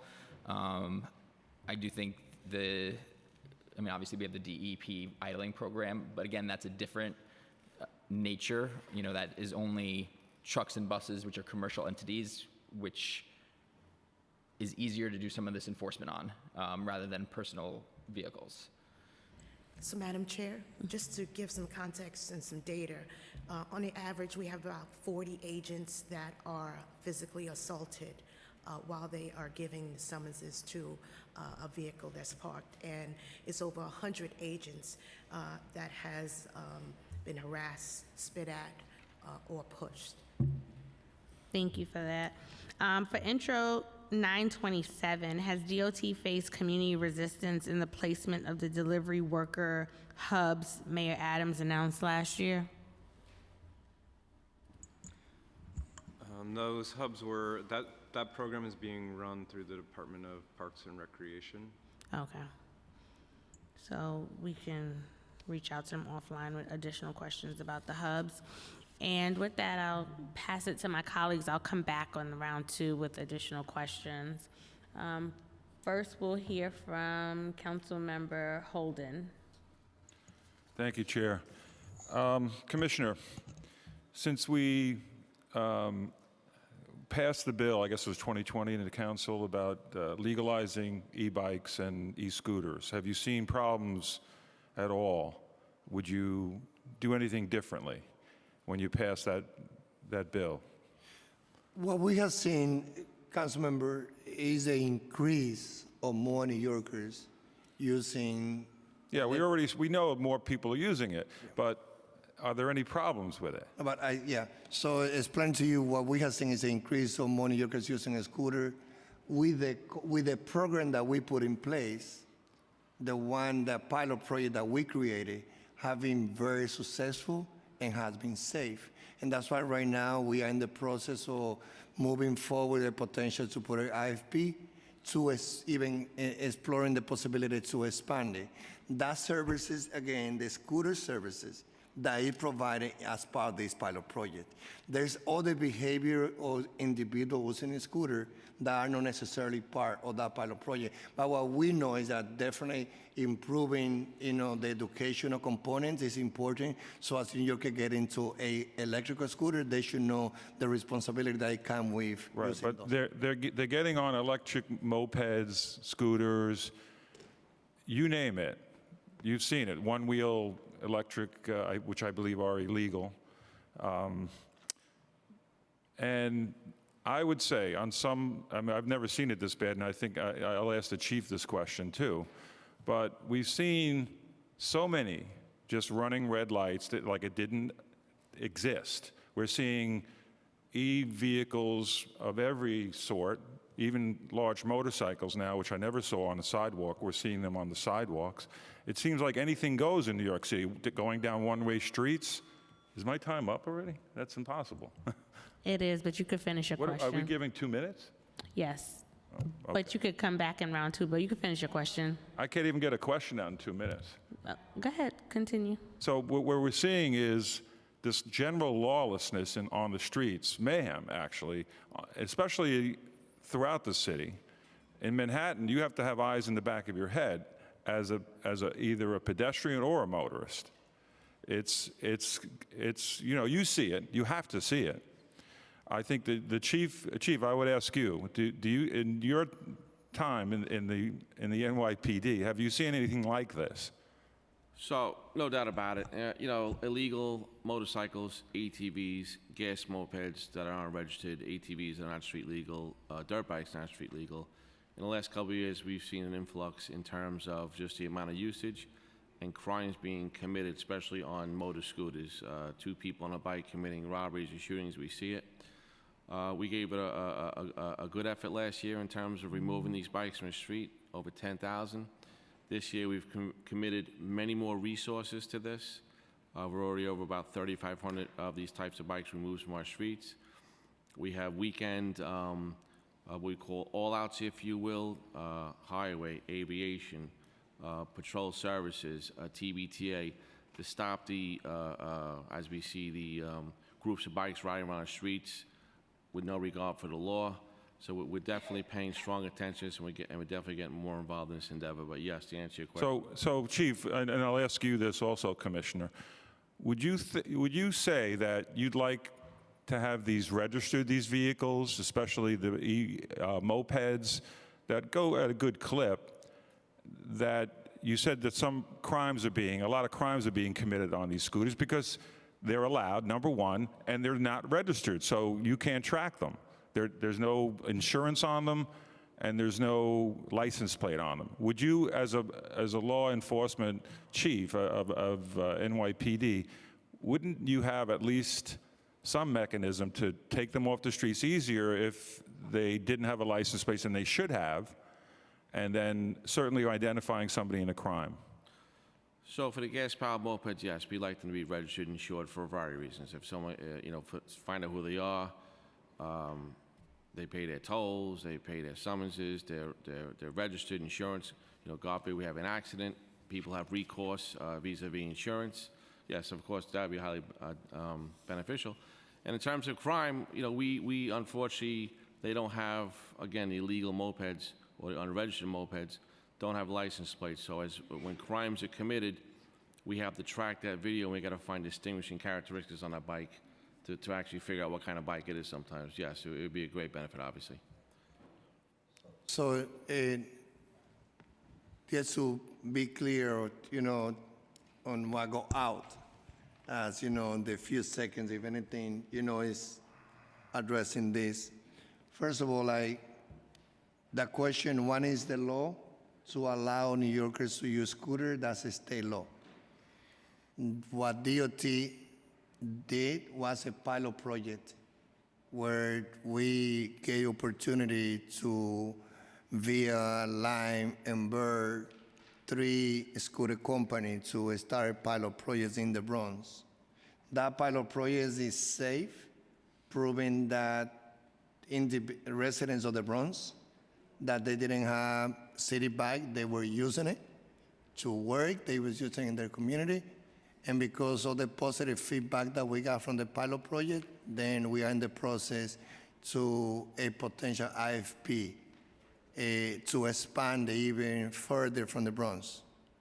When it comes to the numbers of individuals using scooters in the city of New York, and that's a state law that allows for that to happen, I feel that reality is that as part of the 550,000 daily individuals who use bike to go to work, to have fun, to enjoy our city, there's places where micromobility is also important. Definitely we have to learn, continue learning every day. And one thing that we do as DOT, also together with NYPD, is to go out to educate those who use the scooter about their responsibility as they use the scooter. We also need help to continue expanding the infrastructure of more bike lane, protected bike lane, because as much expansion we do on a bike lane and protected lane, there's going to be more space not only for individuals who use their bike, but also to use the scooter in those locations. Yeah, I want the question asked, have you considered having these registered and have a license plate on them because they go at a good clip? Let's say they're going 25 miles an hour. They're running red lights. What should the police do? They can't chase them. The police are not going to chase them. And we can't identify them. So if they hit us, if they hit a pedestrian and they take off, what are we doing? We have no identification whatsoever. So with regard to registration of various vehicles, which happens at the state level with the DMV can only register vehicles that have a vehicle identification number, and these are assigned at the federal level. So right now, there would be no powers for the city or the state to be able to create that kind of vehicle identification number. And that lack of a VIN is actually what makes the illegal mopeds so illegal. The fact that they are the type of vehicle that should have a VIN, but they don't. That's precisely what makes them not able to operate, because they don't fit into the legal definition of an e-scooter. They don't, and they don't have the VIN that allows them to be a limited use motorcycle or a motorcycle. But from a safety perspective, being that's what I'm tasked with, what we see makes things all the more safer is having more people do something. If we have more people on these legal e-bikes and on these legal scooters, we get a safety in numbers effect. And what we don't want to do is start putting in potential barriers to people taking up what is a legal mode of transit, because we believe that actually is what makes it less safe. Thank you so much. And Councilmember Holden, we can circle back for additional questions.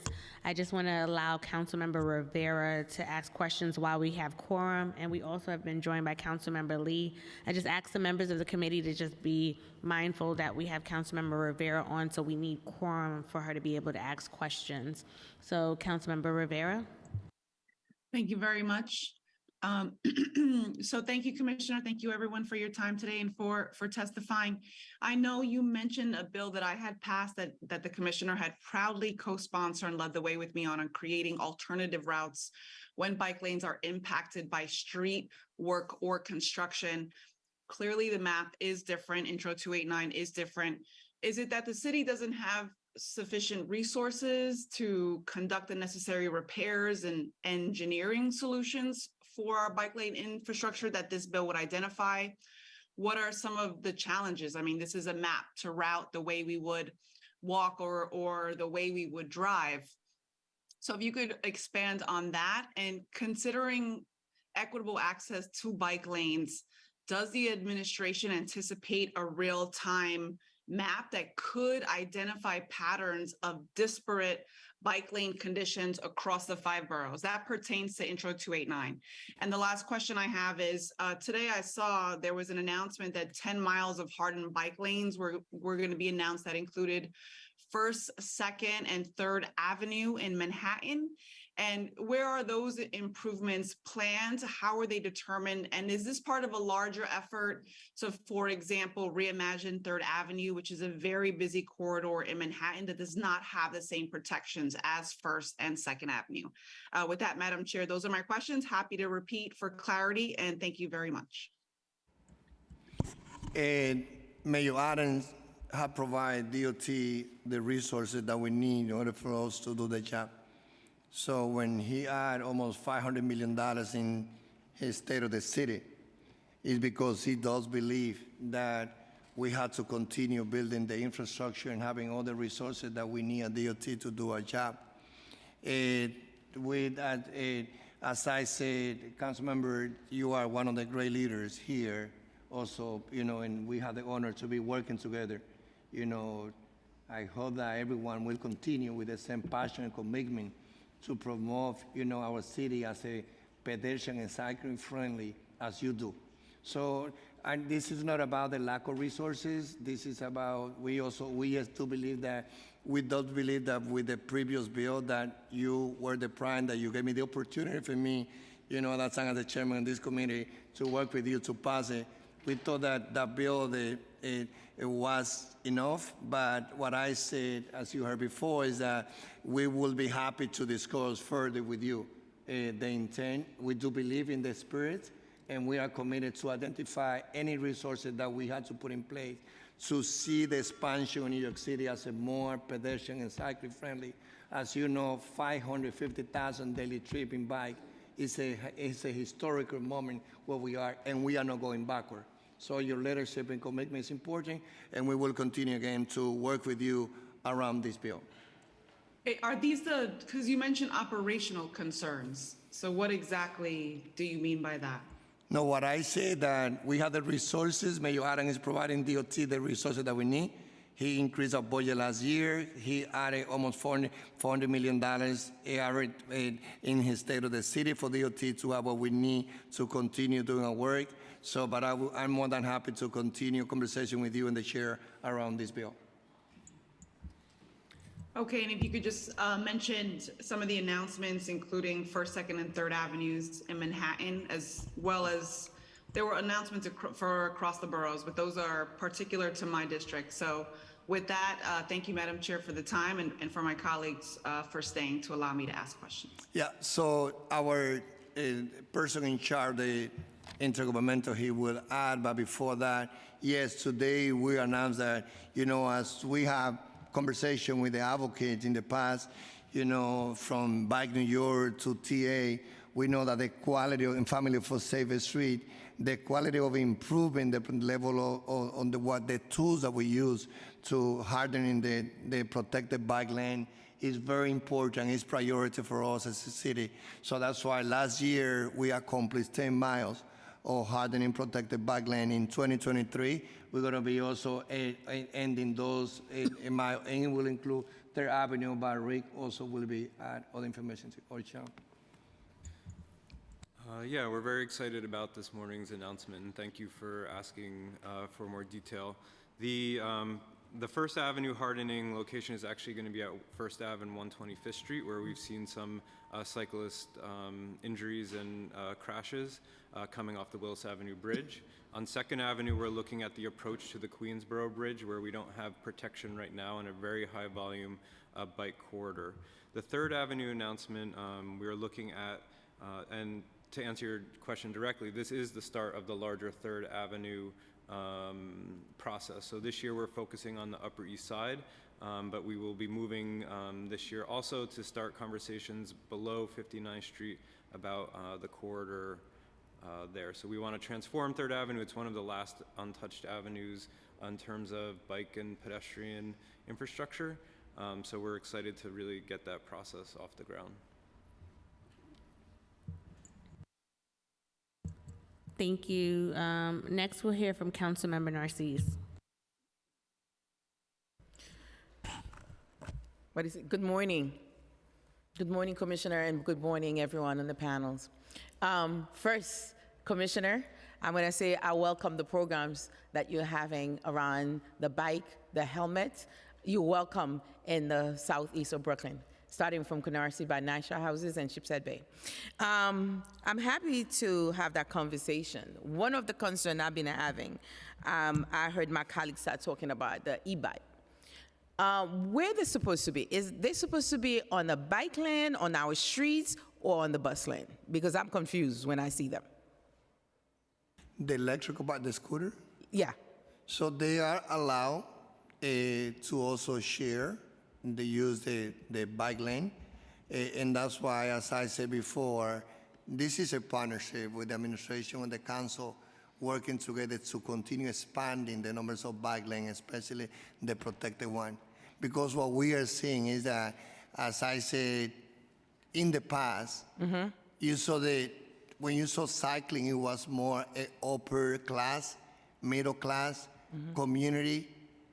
Now what we have seen is more biking has been expanded and people haven't seen the benefit of biking for the health and for environment.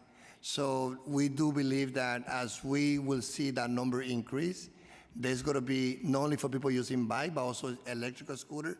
We have to continue expanding the miles of bike lane and protected bike lane.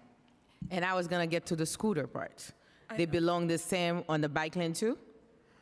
Yes, I think a good rule of thumb is that anywhere a pedal bike would go, an e-bike would go as well, provided it's a legal e-bike. And we're talking about the mobility bike, the big scooter that going about 50 miles an hour. If it looks like a small motorcycle, it is not allowed in the bike lane at all. If it's what we've been referring to as an illegal motorized scooter or an illegal moped, those are not allowed anywhere on the streets, but especially not in the bike lanes. But if it is an e-bike with pedals, it can go anywhere a standard bike can. Okay, but I would say mobility is important, but our safety is more important.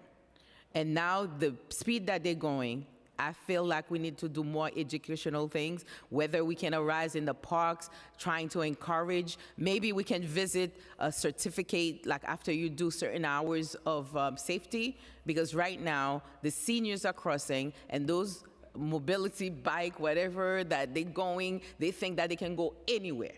And that's wrong for our city. So it's the safety issue. As a nurse, I would say that we need to look into it. The best way we can bring it all over our city to encourage, if we have to do ads, whatever it takes. But right now, we have to do better than that. Agreed that we do have to look after the most vulnerable road users, who are the pedestrians. And I'd like to just bring up again the Charge Safe, Ride Safe plan that was released by the mayor's office just a few weeks ago. Describes in more detail some of DOT's. I don't want to stop you because my time is over, but I think it can be cute having a lot of educational things, pamphlet print out, but if it's not reaching to the people, the core folks that we want to reach out to, then it's just making a nice, beautiful pamphlet for the website or wherever. So anyway, Chair, I don't want my chair to get me, but think about that, and I'm willing to partner and work with that because it's a concern for me. Yes, Thank we're you. doing plenty of work on streets, our Bike the Block project, all in here we're looking forward All the great project, because we're here to make this New York City a better city for all of us, safe, and a city where we can work, play, enjoy, and that's what I'm committed for. And, Thank you. And council member, as you know, when we visited your district, you know, and many of you, as you know, former colleague that I was, one of the things that I say is that I'm doing the commission in your borough once a month. And what I'm doing right now is being sure that I go back to the same borough, you know, every 5 months. So that idea is, you know, not the idea, the plan we have is to be sure that the conversation about biking and walking and transportation, we want to do it from the grassroots perspective. So the conversation, as you say, the educational piece is not only a flyer. We have a team at DOT that we go into the senior centers, we go into the schools, we go into the interfaith community. But more than happy, again, to go back any particular other initiative that you feel that we should do, more than happy to partner, because you're right, there's a demand of more New Yorkers using electrical bike and the electrical scooter and bike. It's all about how do we learn to share the space and the protection of all New Yorkers, especially pedestrians, but most important, the most vulnerable one, the senior citizens, will always be a top priority for Mayor Adams, for us at DOT, and for the NYPD. Thank you, Commissioner. I'm looking forward to see you again. Thanks. Thank you both. And next we'll hear from Councilmember Ressler. Great. Thank you so much, Chair. And thank you, Commissioner Rodriguez, for your kind words. I heard you say that you love Lincoln Ressler and all my legislation and how supportive you are, so I appreciate it. Share the love. Thank you very much. You know, I think that's the first Adams administration official to convey that sentiment. I hope you got that down, Alfonso, in the back. Thank you very much. But in all seriousness, I have a few questions for the NYPD. So thank you very much, Chief Chell and Chief Royster, for joining us today and for your hard work. I appreciate, Chief Chell, your comments that it's not right the way that we see NYPD officers parking around precincts, but it's also ubiquitous. So the idea that you all have done 5,000 inspections when a recent study by Berkeley University of Berkeley professor, found that 70 of 77 precincts had illegal parking around them by NYPD officers means that you're all not doing anything. And so I don't understand what the impact of the inspections is. Why not make updates to the patrol guide? Why not give announcements at roll call? Why not actually give the direction? As Chief of Patrol, these folks all report in to you. And so it's your direct responsibility to have them not park illegally, dangerously on our streets, unless I'm missing something. Not aware of the study you're referencing, but I would strongly disagree that I'm not doing something. I'm probably doing more in the last 4 months. It's been done in a long time.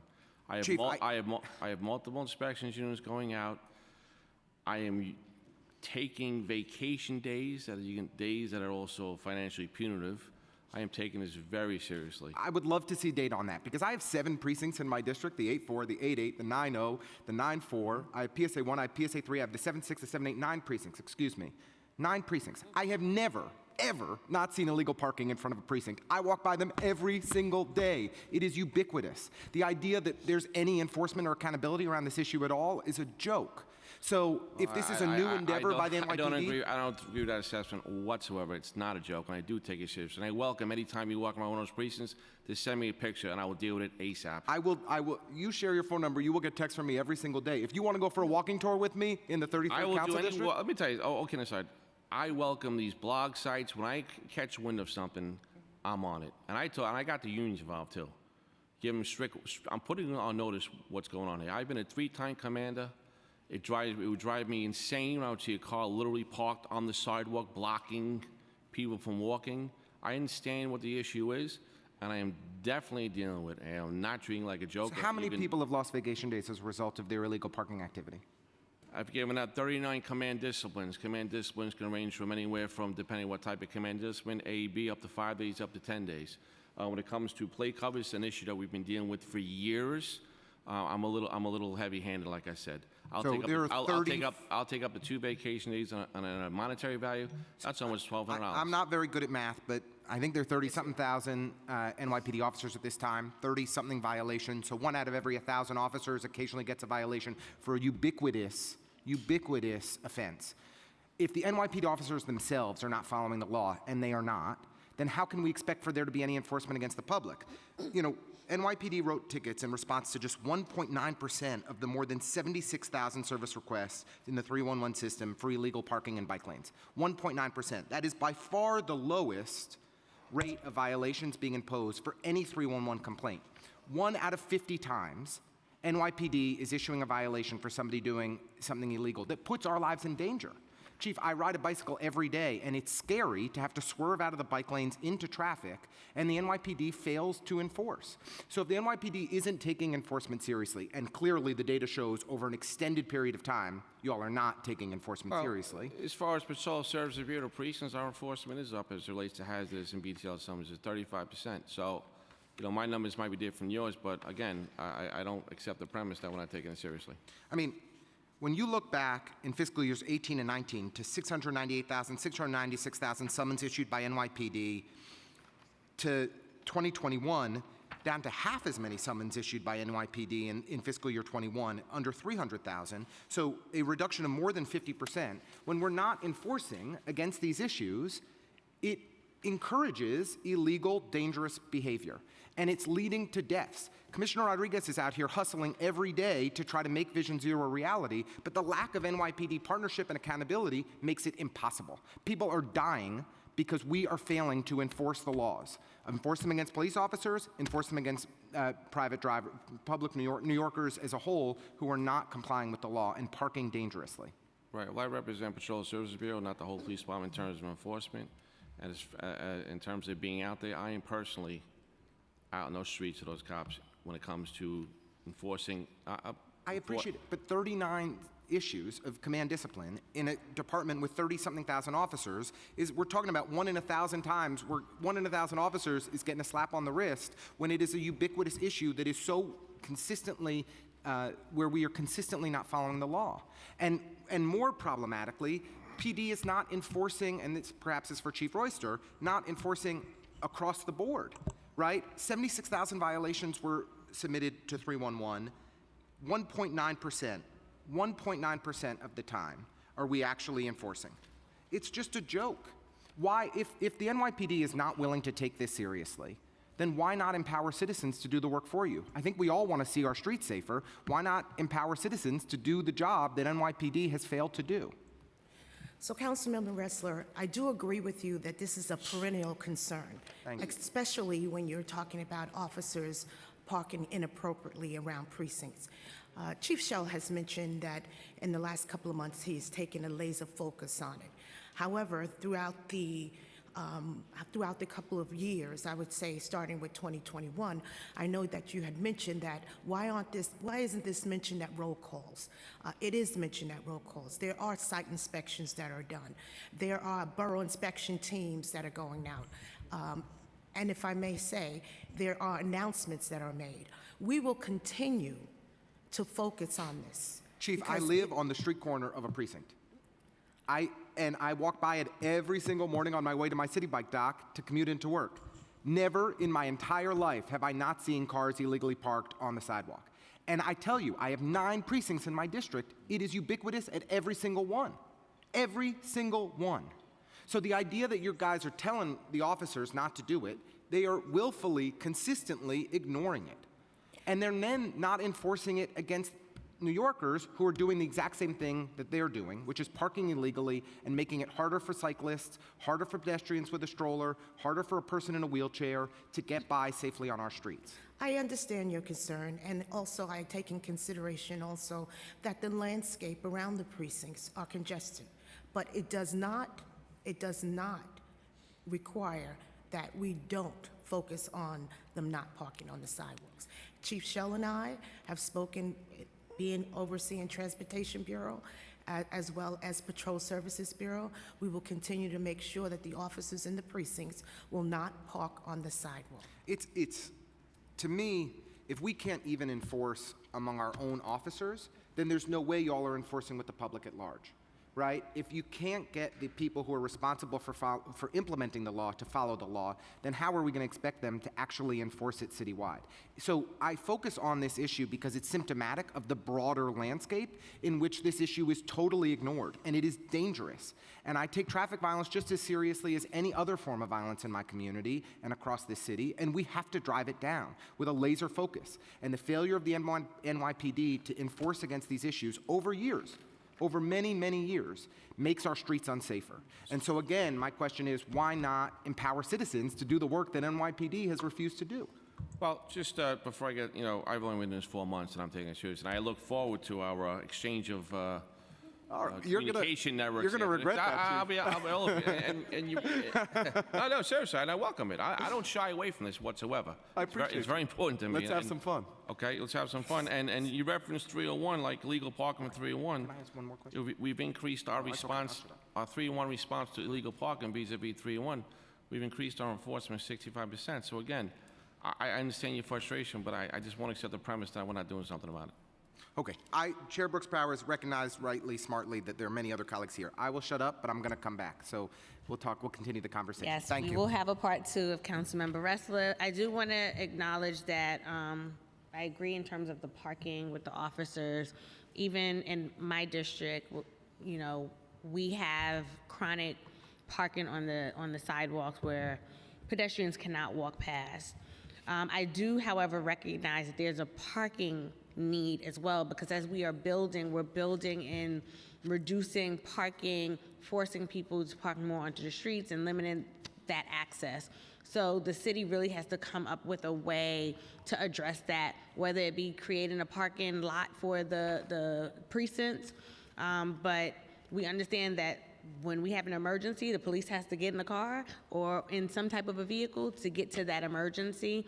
So I do want us to look at it objectively, but I will say that we have that issue in my district as well, and I would like that resolved, but I also advocate for them having the parking space from the administration to make sure that that can happen. Next, we will hear from Councilmember Lewis.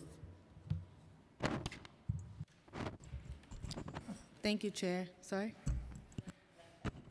Oh, no worries. Thank you, Chair. Thank you, Commissioner, and both chiefs for being here today. And I want to echo the sentiments of the Chair and Councilmember Ressler. And I want to thank you, Commissioner, because we kind of issue our own violations to officers that are violating areas in the 63rd precinct. So thank you for your support on that. I have two quick questions. I promise, Chair, not to take up too much time. I'll wait for the second round if I have to. My first question is towards DOT, and I wanted to know how can the agency utilize Intro 417 to support community boards that would like to support the bike lanes, but are not in agreement with the proposed area DOT identified for bike lanes, especially in areas that have residential areas in particular. And that's both for myself and Councilmember Narcisse and Councilmember Yeager, who was here. All of us hear those concerns in Community Board 17 and 18 all the time.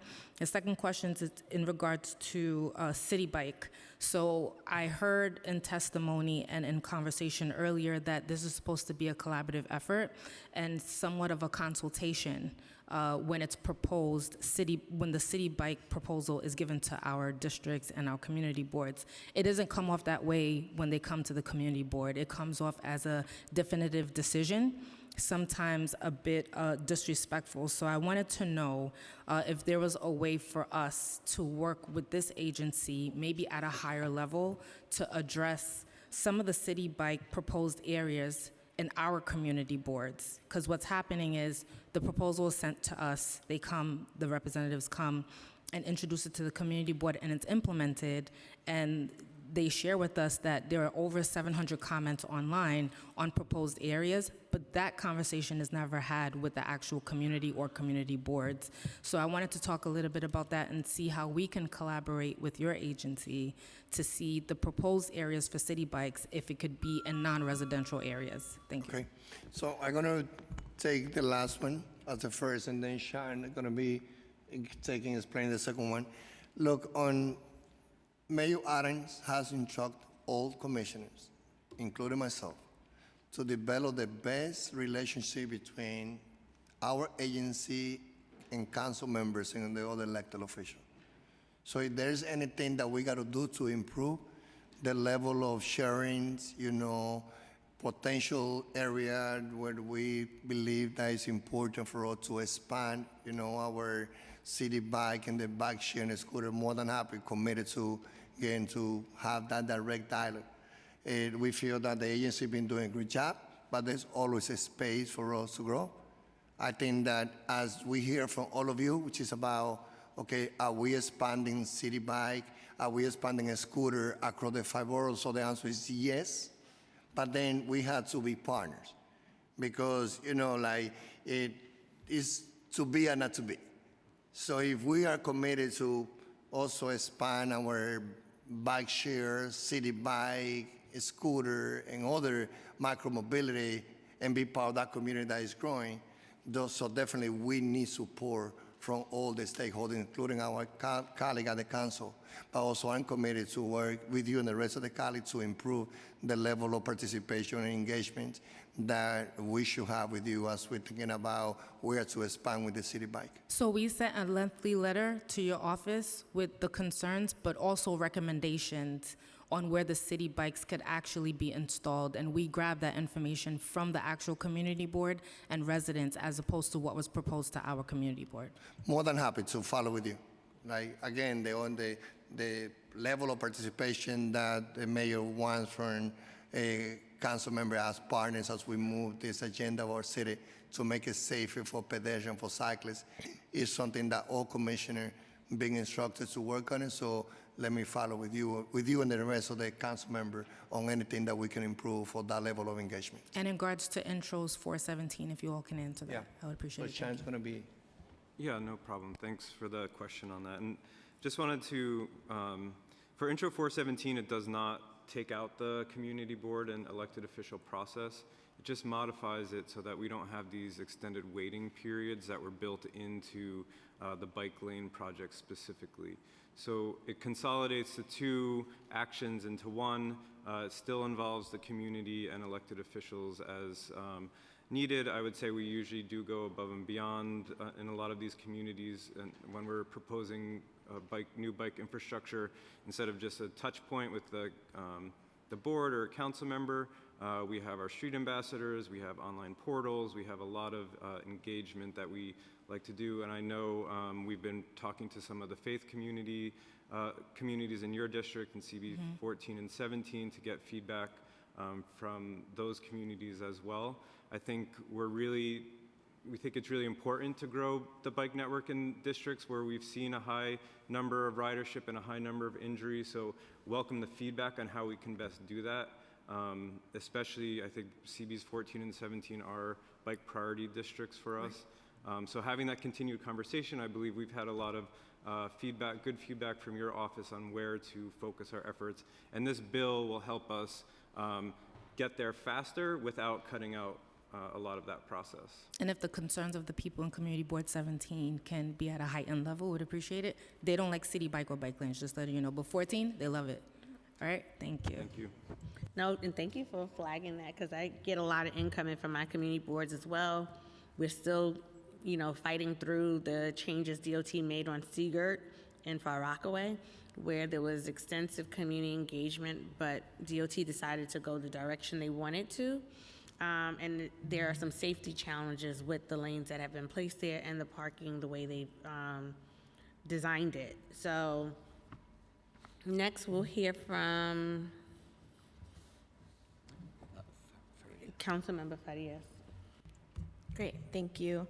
I just want the record to reflect, and I'm going to talk about my introduction, and you have here in your response for your testimony about Open Data NYC, just want the record to reflect that Open Data NYC, in my experience, and I haven't looked at this specific data that's available there as of yet, but it has been very unreliable. And I do want to echo the sentiments of Councilmember Ressler and the rest of my colleagues, but I do not want to belabor the point on enforcement around parking. So I just have a couple of quick questions. When looking at the data that already exists on cyclist ridership and activity data, are we comprehensively looking at this at a certain point, or quarterly or annually, and taking that data and looking at how we're making infrastructure decisions? Sure, yes. That's a good question. We have some automated counters that are counting every day, daily, throughout the city, so we're getting a picture of what's going on at those locations, primarily the East River bridges, some of our greenway paths, locations like that we're getting that feedback daily, and then we're putting that information on the website, our website, as it comes in.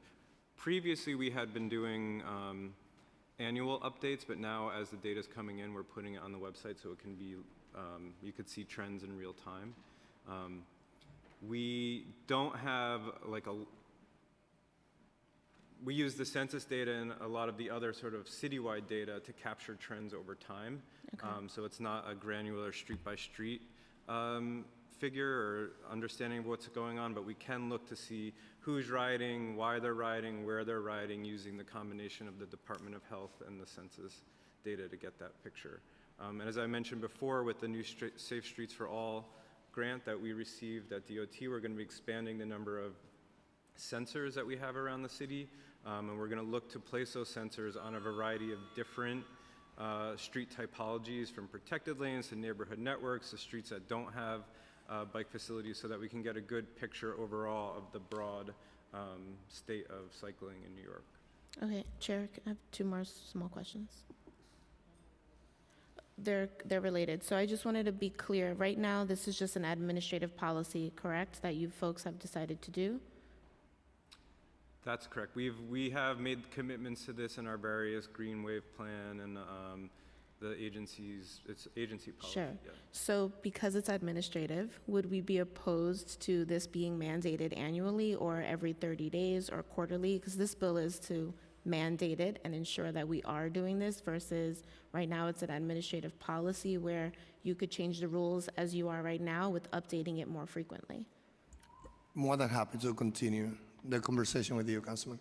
Great, thank you. Thank you. Next, we'll hear from Councilmember Bottcher, followed by Councilmember Holden. Hi. Could you give an update on how many citations have been issued for defaced or obscured license plates in the last few months? At the end of last year, the New York Times reported that in December of last year, 5,490 had been issued during traffic stops compared to 14,000 the year before. But they also reported that there was an increase in the number of summonses to parked vehicles, 24,273 in 2022 compared to 20,056 in 2021. Do you have numbers for this year to date? Yes, I do.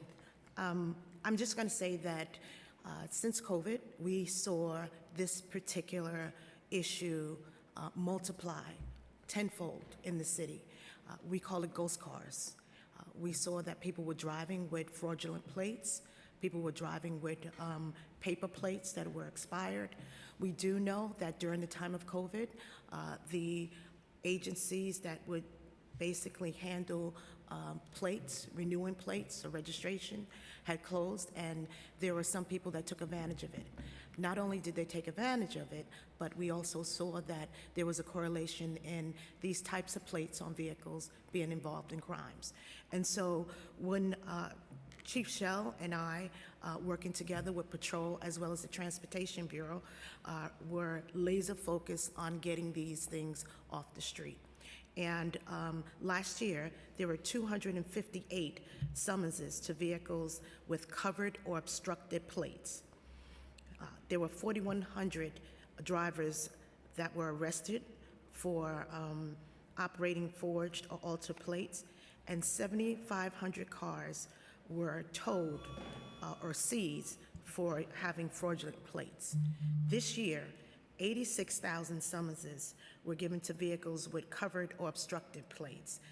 1,100 drivers that were operating the vehicle with forged or altered plates were arrested, and over 1,900 cars were seized for fraudulent plates or were parked illegally while displaying a temporary paper plate. So as I mentioned before, we're laser focused on this issue because we know that it's one, trying to avoid any type of red light summonses, automated enforcement that we have, any type of speed summonses, and also tolls.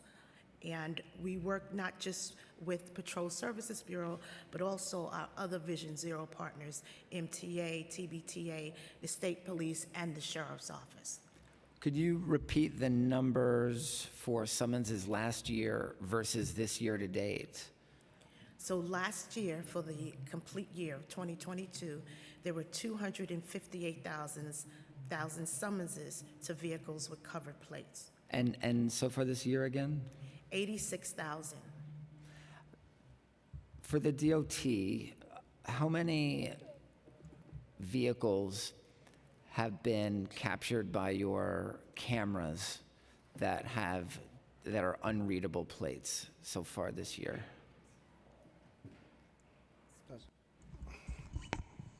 We can get you the most recent numbers offline, but we have to emphasize that we don't have the number of vehicles, we have the number of events, That's which what is I the meant, number of yeah. times it's triggered. It could be one vehicle that triggers it several times, but we'll find as of today, and we'll get back to you on that. Do you have the numbers for 2022? Again, we can provide those to you. And Okay. Are those numbers publicly posted anywhere? How do people find those out? We don't publicly post them, no. We have them internally as in part of our unit that runs all our automated enforcement programs. So the bill that I introduced that's being heard today would require them to be publicly posted. What's your position on that? This is one case in which we're concerned that sunlight may not be a disinfectant. It might be something that perhaps invites a bit of a social contagion, that if we are showing people that, look at all these people who have done it, they might think they might do it too, to be completely honest. We know it's something that the NYPD is tackling to a very admirable extent and that we're going to continue to be doing, and we want to focus our resources on tackling the problem rather than just publicizing the extent of it. Have the number of incidents of unreadable plates gone up or down in the last few months, in the last year? I'd say that the past few months, things have been rather static, but as the chief said, this is a problem that arose with COVID. Looking forward to partnering with you and my colleagues further on this. Thank you. Okay. Thank you, Chair. Just a couple of follow-up questions. But while we're on that subject of obscured plates, what's the fine for that? Does anybody know? For obscured plates? So if you have a covered plate, you can get the fine to be $65. 60? $65. $65. That's ridiculous. So to your point, a person having an obscure plate or obstructed plate or an altered plate will take the chances of keeping that plate. Because it pays. Yeah. It pays. You can get away with it. Obviously, even if you get caught, $65. What's a toll on the Midtown Tunnel? I mean, if you go through it 4 times, you're ahead of the game. So if you get caught once out of 100, and probably the odds are less than that, we're in trouble here, folks, because we're not enforcing. I mean, that should be a $500 fine. If you obscure your plate and you're beating, you're beating all the cameras and you're getting through all the tolls, is there technology that we could read those and police can identify where they're going, or is there a camera that does that? No, I mean, there's a license plate reader we have, but we don't have that technology. No, we don't have something like that. So the same people that are obscuring their plates are also committing crimes, as the chief had said. So it seems to be, it seems to me that if we're going to, we want to cut this, we want to cut the crime, we want to cut people cheating. And by the way, I see it everywhere, people obscuring their plates. They'll put silver paint over one letter and that's it. Or they'll it looks like it's chipped, or they'll bend their license plate. But we have opportunities here to really crack down on this, and we'll probably lower the crime rate if we did that. But getting back to the original question about whether these vehicles could be, some of the electric vehicles could be insured and have a license plate, would you be against that if we could do it? First of all, like with the first part about the $65 fine for obscuring your plates, it's about ridiculous. There's a lot of I can say low fee or that is a state and is a council law. So I think that this could be a good opportunity to look at not only those that $65 fine for those who use to block the reading on the camera. So at some point, got to look at if it's a city, and if it's a city, it's going to be the council, or in most cases, it's the state. So that's what it is. And when it comes to, the second part of the questions, as you say, should people who use electric scooter, right? Is that what you're saying? That should they? Well, there's different electric vehicles. I mean, if it's a small little scooter type, very small, I don't see putting a license plate on that. But I do see something like a moped where they're traveling at a good rate of speed, and even e-bikes, some of them. Why the chief said it's a problem with crime. That a lot of the crimes that we're seeing are committed with people with unidentified. They're on a vehicle that there's no plate. So I'm happy that you defining what is you refer to as those mopeds that many times they're even being sold in discount store in the city. So this is something that the sheriff Anthony Miranda also working the NYPD and us and the mayor, we've been taking very seriously, going after those, first of all, who sell it. The second thing is about, as Julia explained, is more the federal and the state. So I think that because it's something related to bill legislation, now it's going to be about you as a legislative body that had to decide. But the state gave us permission, they gave each town in New York City, I mean in New York State, permission to do what we want, to legalize them or not.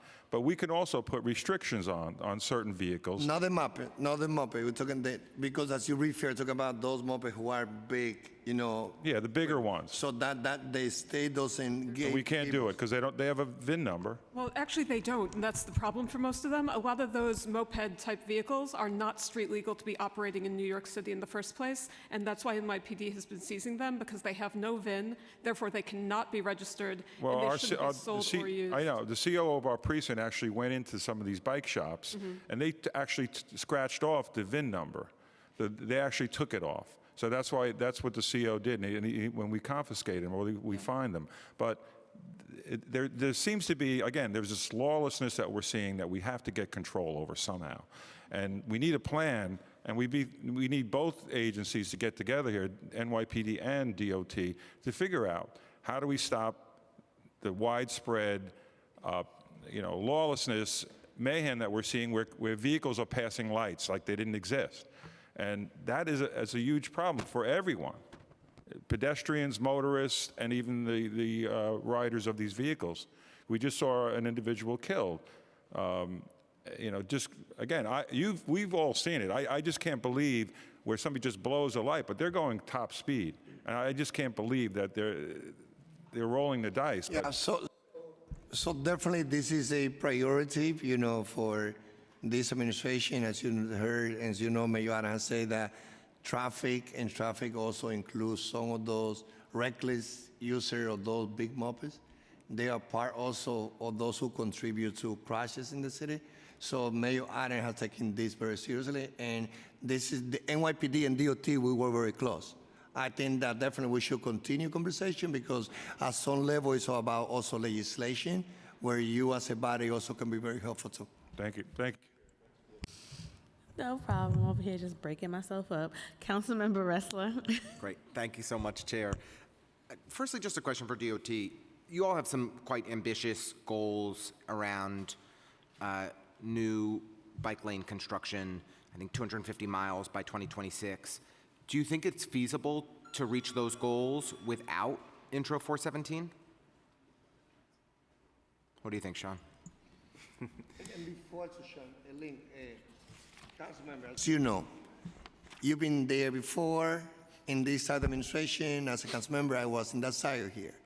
New York City has a lot to show to other municipalities on how we have built, the level of infrastructure. More to come, more work. So this is not only about that we have big vision. This is also about that we can, other city, when we go to any conference, they're looking at New York City. So when we had the city bike, we had the larger one. When you see the thousand of bike lane that we have built, also all the people are looking at us, but more than happy again, Bashan can take you into more details. But I can say that all New Yorkers, they should be very proud that riding a bike in New York City is safe. Great. We are looking to improve the safety in our city for cyclists, but it is safe to ride a bike in the city.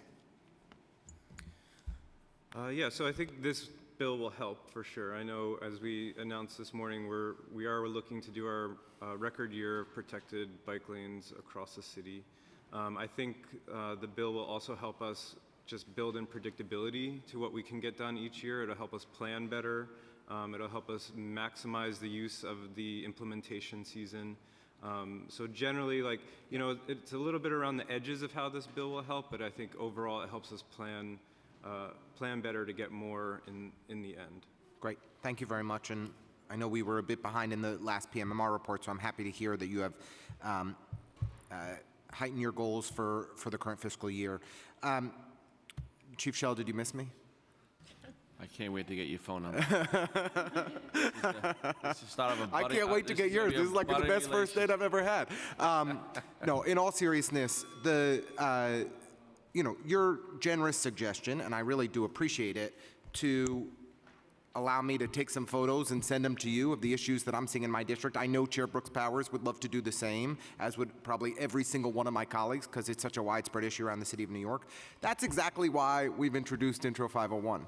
That's the purpose of the bill, so that it shouldn't be up to me or her to have your phone number to get some accountability, to have to find the chief of patrol for the largest police department in the entire country, right, to get some accountability on illegal parking activity. We should be empowering everyday New Yorkers to do exactly that, to hold bad actors accountable who are making our streets unsafe.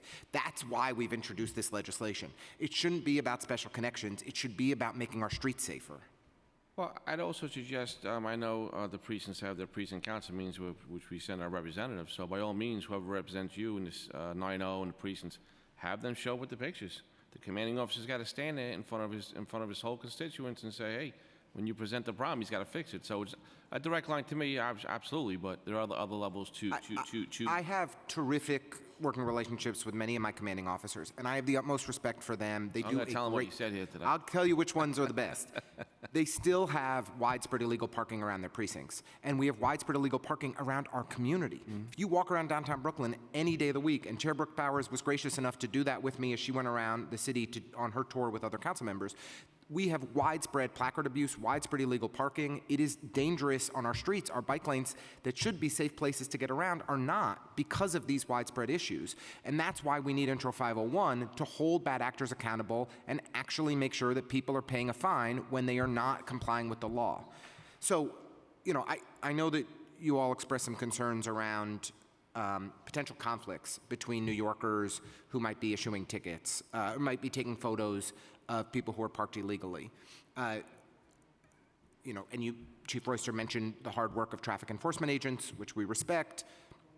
They are also uniformed, highly recognizable. They are placing the tickets directly onto dashboards. It's a very different type of interaction than a member of the public who's taking a photo from a healthy distance of illegal activity. To the best of your knowledge, since you've all referenced the DEP idling program, have there been issues of conflict between New Yorkers taking 3 minutes of video of DEP, of trucks that are idling illegally? Are you aware of the, enforcement against TLC drivers, conflict between TLC drivers and New Yorkers that have led to fights or conflicts? I believe there was an article recently about the DEP program where, the people who use it talk about what they're doing to try and prevent them from having these conflicts, right? The tactics they use. But they did recognize that there is conflict at times when this happens. Okay, but as leadership in the police department, who I'm sure would be getting these very complaints and be aware of the issues if there were conflicts at any scale, are you aware of conflicts at scale? Is this something that's been brought to either of the chief's attention? I must say that I'm Right. not aware of it. I'm not saying that it may not happen. Fair. But I'm not aware of it. But Chief Royster, you have a distinguished record of leadership in the police department over many years. I would think that you would be somebody who would be aware of issues. Should they be widespread? Should we have problematic concerns? So to me, if we already have a DP idling program where there are minutes of video that is being captured of trucks, if we already have a TLC citizen enforcement program where we have many thousands of taxis and FHVs moving around the city, and we haven't had those issues, why are you also convinced that citizen enforcement against illegal parking would be different? You bring up a good point, and TLC is a very good Vision Zero partner, and I'm going to look into if this is occurring in their agency. And I will say that the idling program is a different nature. It is mostly commercial trucks, employees, and a lot of the commercial employees, there is a certain amount of cost of doing business that they're willing to tolerate some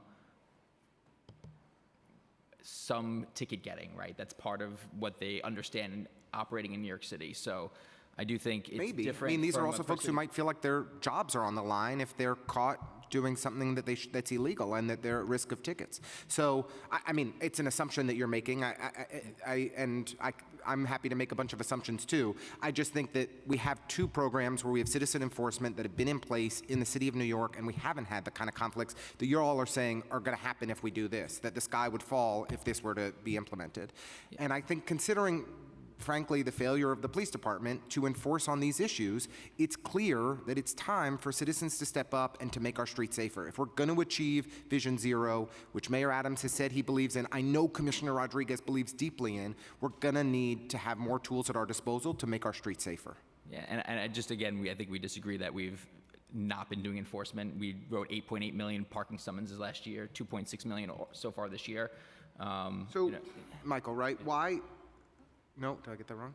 No, PS38 parent, Yes. former PS38 parent, so I'm a big fan. We're doing a great job of renovating the schoolyard. You should come over and check it out. NYPD wrote tickets to just 1.9% of the more than 76,000 service requests to 311 about illegal parking in bike lanes going back to October of 2016. Any other area compared to, well, overall, 16% of complaints we saw violations issued that were made to 311 over that same period. So at an eighth of the frequency or the ratio. This is by far the lowest area where we see NYPD following up and issuing tickets. 1.9%, that means 1 out of 50 times somebody's actually getting a ticket for parking illegally in a bike lane. I get that there's a lot of different traffic enforcement priorities that we have around the city, but this is real, and it's being ignored. Well, right, but the 301 is not the only area. We still have our traffic enforcement agents out writing tickets on all of these issues. So, I don't think it's fair to say we're not responding at all. We are putting people out there to write tickets on a variety of parking issues. You're right, not responding at all is untrue, but not responding anywhere near enough. And our streets remain unsafe because of the rare enforcement that we see from the NYPD on this area. And if we're going to reach our climate goals, transportation represents the second largest source of emissions in New York City. 25% of carbon emissions come from transit. Then we need to get people into bicycles safely around the city of New York. And they're only going to do that if we have real protected bike lanes and we are enforcing against illegal cars that make it dangerous to ride our bicycles. And that's why 501 is so important. It's why the chief said we should be sending photos to him for there to be accountability on this illegal activity. We should have every New Yorker be able to send those photos in to hold bad actors accountable. Thank you very much. And one thing, council member, is that Mayor Adams only say that he believes he's putting the money on Vision Zero, as he's also adding his state of the city more than $400 million for DOT. And the administration also is open to explore a new model, as I said before, to enhance safety. And as you know, we are not saying the administration is against the bill. What we are saying is that the administration would like to discuss this bill further with the council, as there are numbers of issues that need to be worked through. Commissioner, I appreciate it. Appreciate the great work that DOT is doing in District 33. Except for that three-letter word that begins with B and ends with E, I love working with you and your team, and have really appreciated how responsive and helpful you've been in addressing safety issues in our district. I was just chatting with your chief of staff in the back. Next up is Atlantic Avenue, so we'll be excited to get you out there and do some work to make that safer. But really, you guys have been great, and I appreciate your partnership. Thank you for that. I want to jump back into my round two questions. Councilmember Holden, you good? You don't have any additional? Okay. So I wanted to touch on micromobility. Micromobility has gained popularity with the advent of e-scooters, e-bikes, mopeds, and motor scooters. In April 2020, New York State legalized certain e-bikes and e-scooters, delineating e-bikes by class based on speed and use. In July 2020, the city enacted Local Law 72 and Local Law 73, amending the administrative code to remove barriers to the use of certain e-bikes and e-scooters in the city that were authorized under New York State law. In July 2020, New York City enacted Local Law 74 that required DOT to create a pilot program for shared electric scooters in the city. The program was implemented in August 2021 with 3,000 vehicles in the East Bronx. It underwent further expansions in June 2022. With the doubling of its fleet size and expansion into other neighborhoods. After what was deemed a successful launch and implementation, DOT has stated their support for a permanent e-scooter program. How many e-bikes does DOT estimate are currently on the road? I mean, the scooter, or electrical bike, or The e-bikes. how many do we have right now? City bike? Mm-hmm. You have a number? No, the e-bikes, just broadly. Just generally, we don't have that specific breakdown, but as I was saying, with the new sensors that we have in place, we hope to have a better picture moving forward. Yeah, and as you say, the pilot project that many showed interest in, DOT selected Burr, Lime, and Ville. They were proving that they were very successful as they were running the pilot program in the Bronx, and that's why we learned a lot from that. And now we are in the process through the putting together the IFP. The city has not released its mobility report since 2021. No report was received for 2022. Will this report be issued? The citywide mobility report that I believe we've been collecting the data, but I don't have the exact timeline on the update. We'll follow up with you on that. Yeah. Okay. How many summonses has the NYPD issued with regard to illegal use of an e-bike, such as on the sidewalk?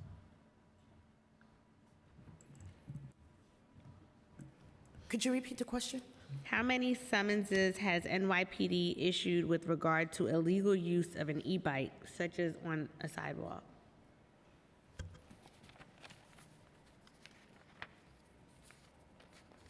If you just allow me to refer to my notes. Absolutely.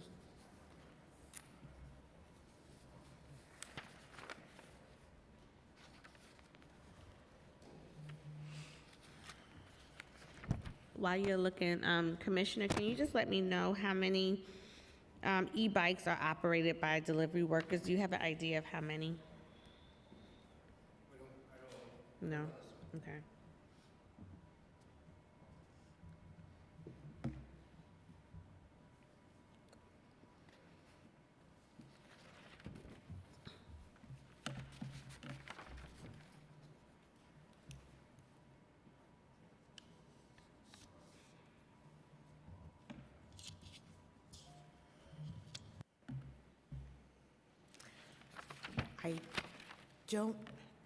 I don't have that broken out that way, but I can get it for you. Okay. Thank you, Chief. How is the city working to address safety issues related to dangerous driving and faulty or unsafe products related to micromobility devices? Well, when it comes to reckless driver, Vision Zero, which is, as you know, a initiative that also not only the administration they put in place, but the council being a partners with that. Also, the council was able, as I was there, to put the resources so that we also invest on the Vision Zero awareness campaign. Mm-hmm. So we do have resources that we use for educating the drivers, especially everyone had to slow down. The top priority is for pedestrians to be safe and for cyclists to be safe. So besides all the work that is done from the NYPD side, we also at DOT, we do a lot of education when it comes to, encouraging and letting drivers know that they have to slow down. With regard to faulty products, again, I would point to the report from the citywide interagency micromobility task force, which speaks specifically about a lot of the concerns related to electric micromobility, in particular fire safety. FDNY has been working with the National Consumer Product Safety Commission, airing its concerns about fire safety and lithium-ion batteries. And one of the other concerns that we have, quite frankly, and a reason why you'll hear us talk about the problem with the illegal mopeds is that not only are they not legal, but the reason that they're one of the good reasons behind this is that they're not appropriately regulated. We know that they're not necessarily safe for the rider, and we want to prevent people from both spending their money and risking their safety on something that may not be able to handle the roads the way they're using them. So it is a particular concern to us, and we're working with the appropriate federal bodies. Thank you. And Commissioner, when you talk about the drivers also, I imagine that you include the drivers of the bikes as well, because I know when I was in Councilmember Wan's district, there was a lot of speeding in some of those bike lanes as well. So when we talk about it, I'm assuming that the Department of Transportation is looking at how all drivers can be better under Vision Zero, correct? We do, and that's why we have our educational departments at DOT, and we also work with the deliberitas, and we also work with some of the bike shops so that everyone is part of the educational piece.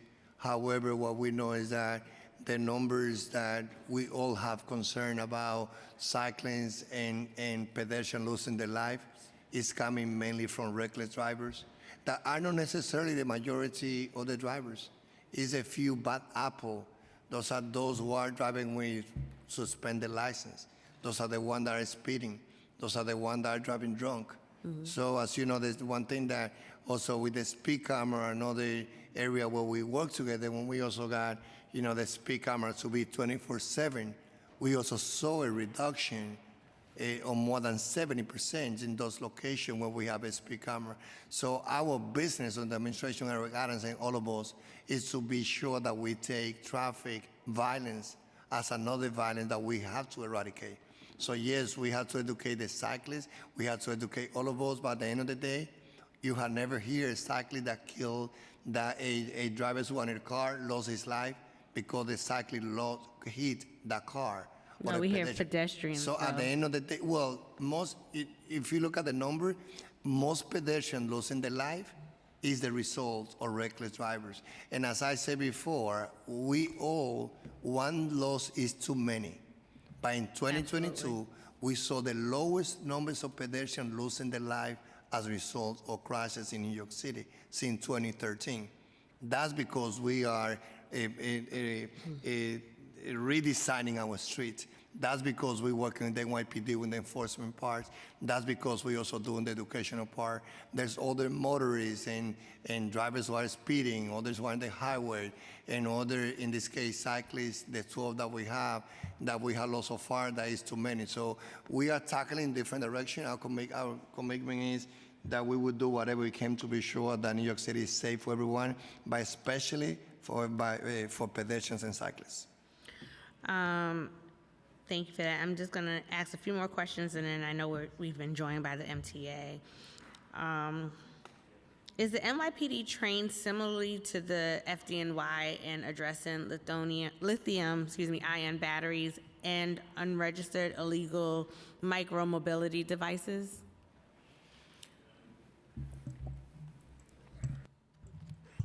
Madam Chair, I'm not sure how the FDNY is trained, but I do know we're part of that panel, where the micromobility panel. But I will say that NYPD is trained specifically to look at the micromobilities that have actually populated the street. And I think I mentioned to you before that point of sale operation that we do. It requires every officer to be trained on what to look for, how to weigh the object, and whether or not that particular object has a VIN number, which would make it illegal to ride in the street. So they do that. They get that training from our legal department as well as Chief Pilecki in my office prior to doing the actual operation. Thank you. And how does the city ensure that batteries for such devices are disposed of safely? So I'm not sure. I know that is, safe disposal of batteries is something the Department of Sanitation handles, and I know they have information on their website about what can be and cannot be disposed in regular trash, and they have safe disposal events. I recently used one, not for batteries, but they do have those events periodically and some regularly for disposal when shouldn't be in the regular trash. But I don't know the rules personally on what goes in and what out in terms of batteries. For the e-scooter pilot, how did DOT select Lime, Bird, and VU to operate the pilot? Well, there was opportunity as any pilot project for a numbers of providers such as Bird, Lime, and VO to respond. And DOT, Julia Willispan by DOT, look at everyone who respond, and we feel that the agency chose the best one. They were better ready to be part of this project. But again, the most important thing is that as I was visiting the site where the pilot project was taking place, as we were also finishing a numbers of more protected bike lane in that area in the Bronx, what we know is that people love that initiative. Then those three from Bird to Lime and VO, they did a great job. And now, as part of the process of the RFP, there's going to be opportunity for anyone that will be interested to respond to the RFP when the RFP will be out. And how were the areas in the Bronx decided upon?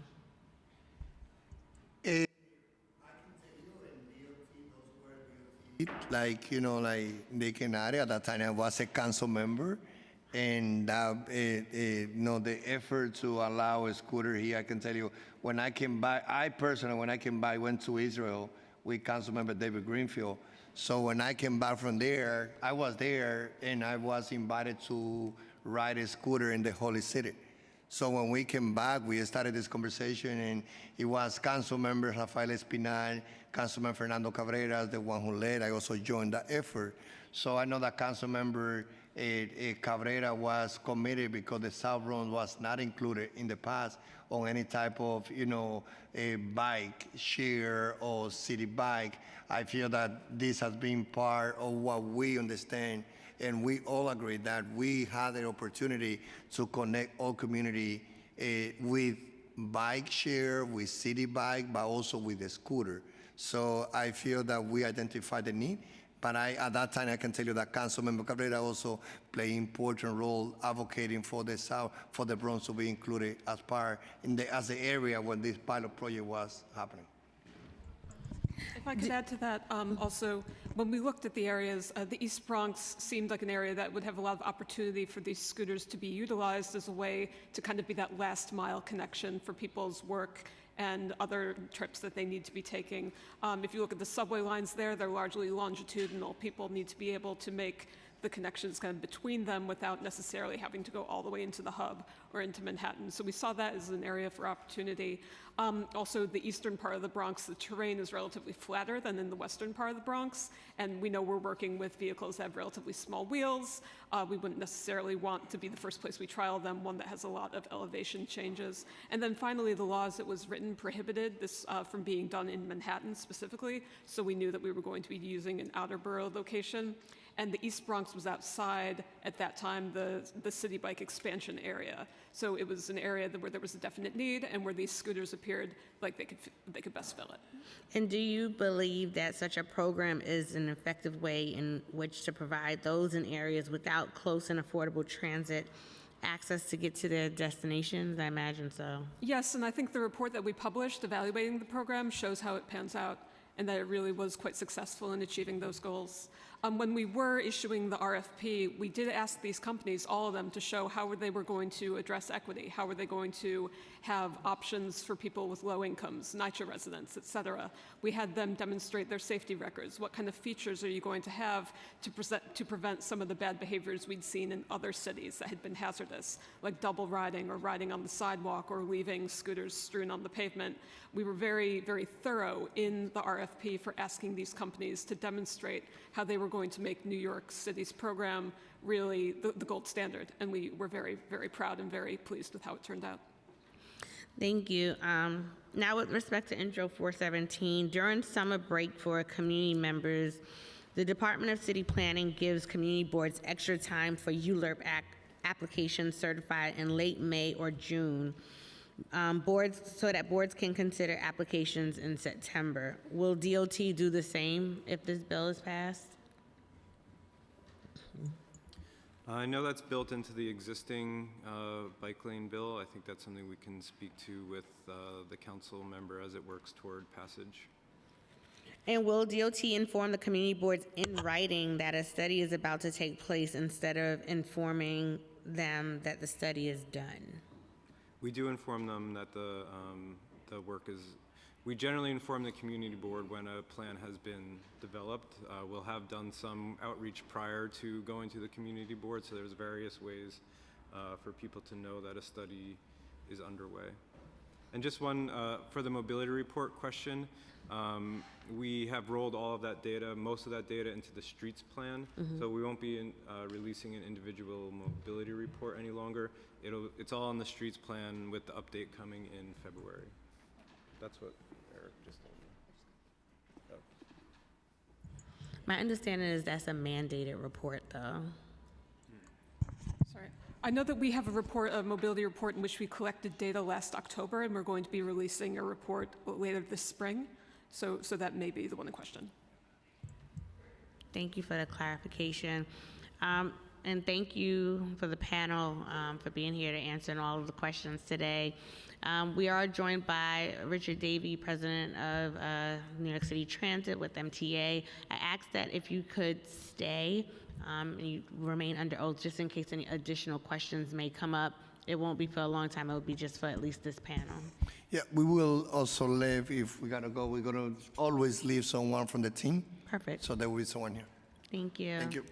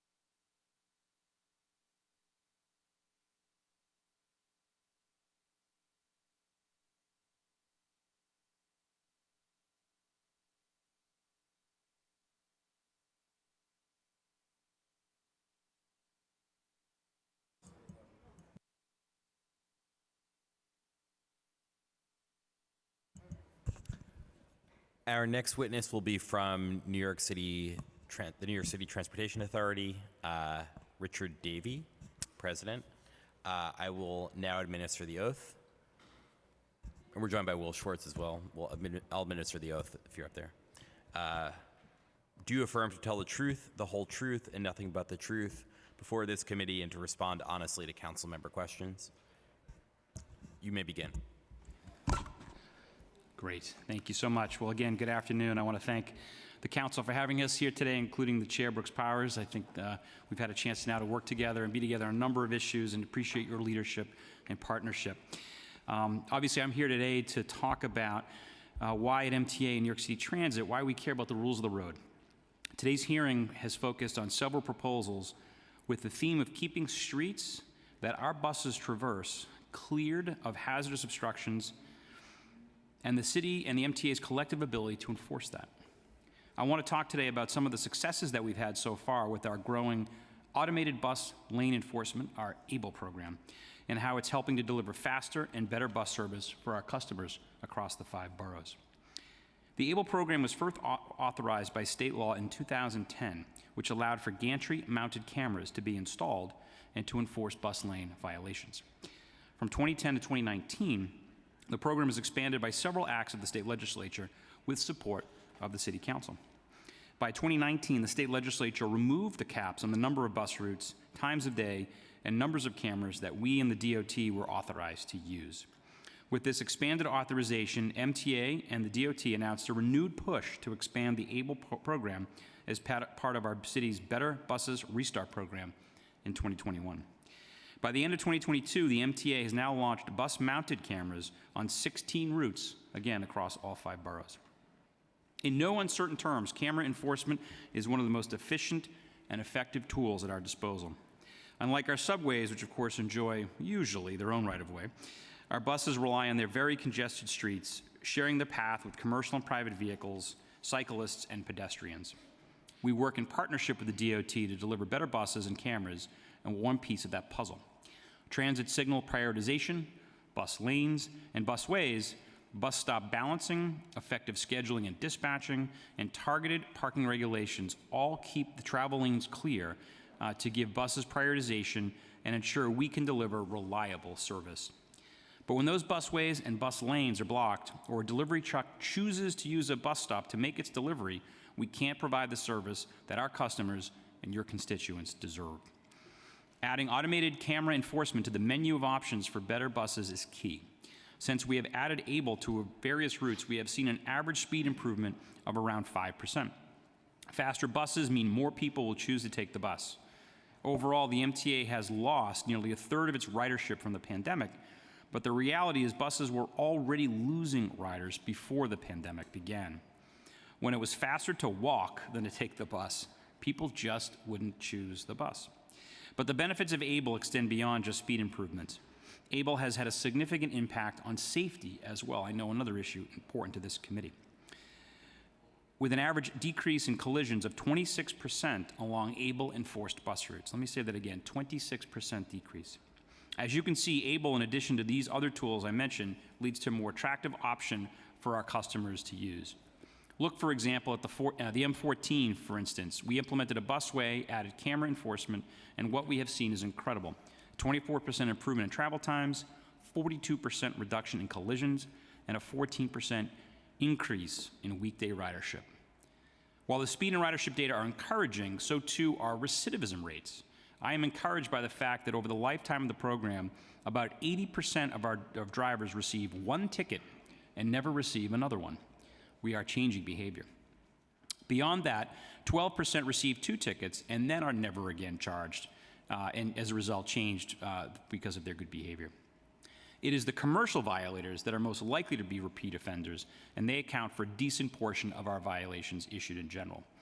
The fact, however, is that the program will hopefully put itself out of business over time as drivers understand there is real enforcement going on. So as we look to the future with all the successes we've seen to date, we are optimistic there is more that can be done with automated camera enforcement. This year in 2023, we are equipping another 600 buses with cameras, and so by the end of the year, around 80% of all bus lanes will be covered with automated enforcement. With the help of the chair and your colleagues, we're also seeking to expand on what we can enforce, which is part of why I join you today. Governor Hochul has proposed legislation in the executive budget that would allow MTA and DOT to go beyond the bus lane. As proposed, the bill would allow us to use automated camera enforcement to enforce double parking, bus stop violations, and bike lane violations that end up impeding the progress of a bus.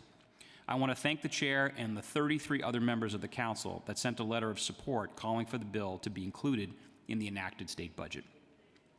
The additional violations that we would be authorized to enforce would seek to achieve some of the same goals and some of the others being debated today as we seek to address and to do so in a tried and reliable manner.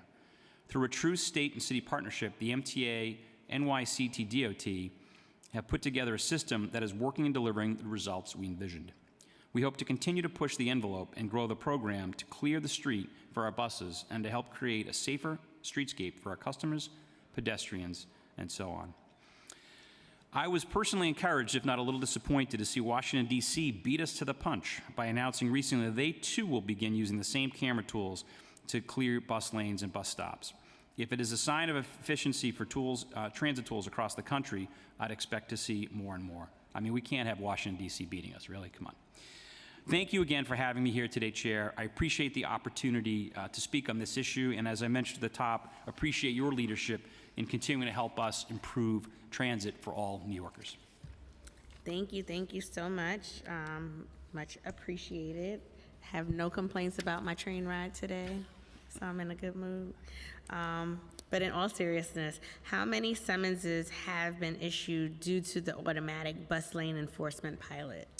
Yeah, it's about a 220,000, I think, have been issued since, it's actually 243,000 through the end of March have been issued. And as I mentioned, the good news is that about 80% or so folks, once they receive one ticket, do not reoffend. They get the message and find somewhere else to park.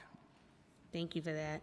You just answered my next question, but how can automated cameras that MTA uses be used to enforce against obstructions of bus lanes, also enforce against obstructions of adjacent bike lanes? Yeah, so the technology that we've adopted would allow us to look at, so today we obviously enforce bus lanes, but tomorrow with the bill that is pending in the legislature that the governor filed, I mean, two things. One is bike lanes, as you mentioned, and the second is bus stops. And I'm pretty passionate in particular about bus stops. It's a matter of equity, particularly for our disabled customers who need to be able to have the access to the curb in order to safely get on and on a bus. You've seen the ramps that we deploy. 100% of our buses are accessible, and we deploy ramps to allow our customers in wheel mobility devices, for example, or parents with strollers for that matter, to get on the bus.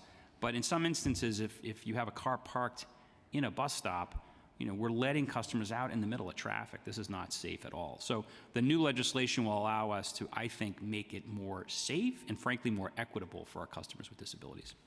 No, I'm excited to hear that part in the prioritization of the bus stops as well. In front of my Laurelton office, we have a bus stop, and when our office closes for the day, I've gone there in the evening and it's just been night and day. You'll see cars lined up in that bus stop and people getting let out in the middle of the street. So I'm pretty excited about this technology and the opportunity to support this moving forward. And as well as the fact that it can cover some of the bike lanes, which we've heard today is of interest to myself and to my colleagues in trying to we're in the process of trying to find out what the best way is, the safest way, but to get to the same resolution, which is to have safer roadways. Absolutely. And as you mentioned, the technology will also allow us to enforce bike lanes enforcement as well. So if there are cars parked in bike lanes, we'll be able to snap a picture of the driver's plate, the license plate, and send them a ticket as well. I mean, as you said, I think the technology is exciting because it definitely changes behavior. And so if we're seeing that in bus lanes, 80% folks not getting another ticket, I would expect the same to be true in bus stops and bike lanes, as you mentioned. Thank you. One moment, please. Sure. Thank you.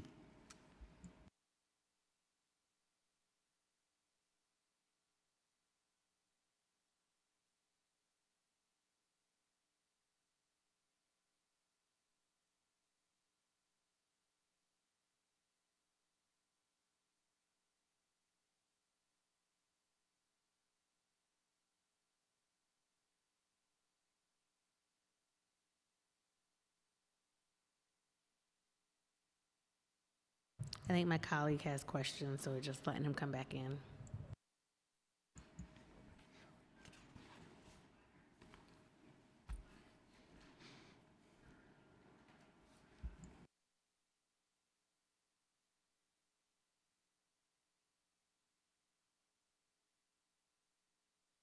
Thank you, Chair. Always good to see both. Thank you for joining us today. Just wanted to ask, how many buses are now equipped with cameras for enforcement? So we're at about 450 right now, Councilmember. By the end of the year, we'll have 1,000. And to give you a sense, our bus fleet is about 6,000, give or take. Do we have a game plan to get to 6,000? So so the answer is no. We probably won't retrofit all 6,000 buses, frankly, because we see with a certain portion of buses, 50, 60%, that is doing the job. As we buy new buses in the future, though, this will be part of the standard feature, if you will, that's purchased. So we'll retrofit some buses going forward. As I said, 1,000, we'll probably get to maybe 2,000 or so. And then as we purchase new buses. Do we have a timeline to get to 2,000? Not off the top of my head, no. We've got 1,000 this year is what we've committed to, and beyond that, I think we have to look at our procurement, the technology that's available, if you will. Yeah, sure.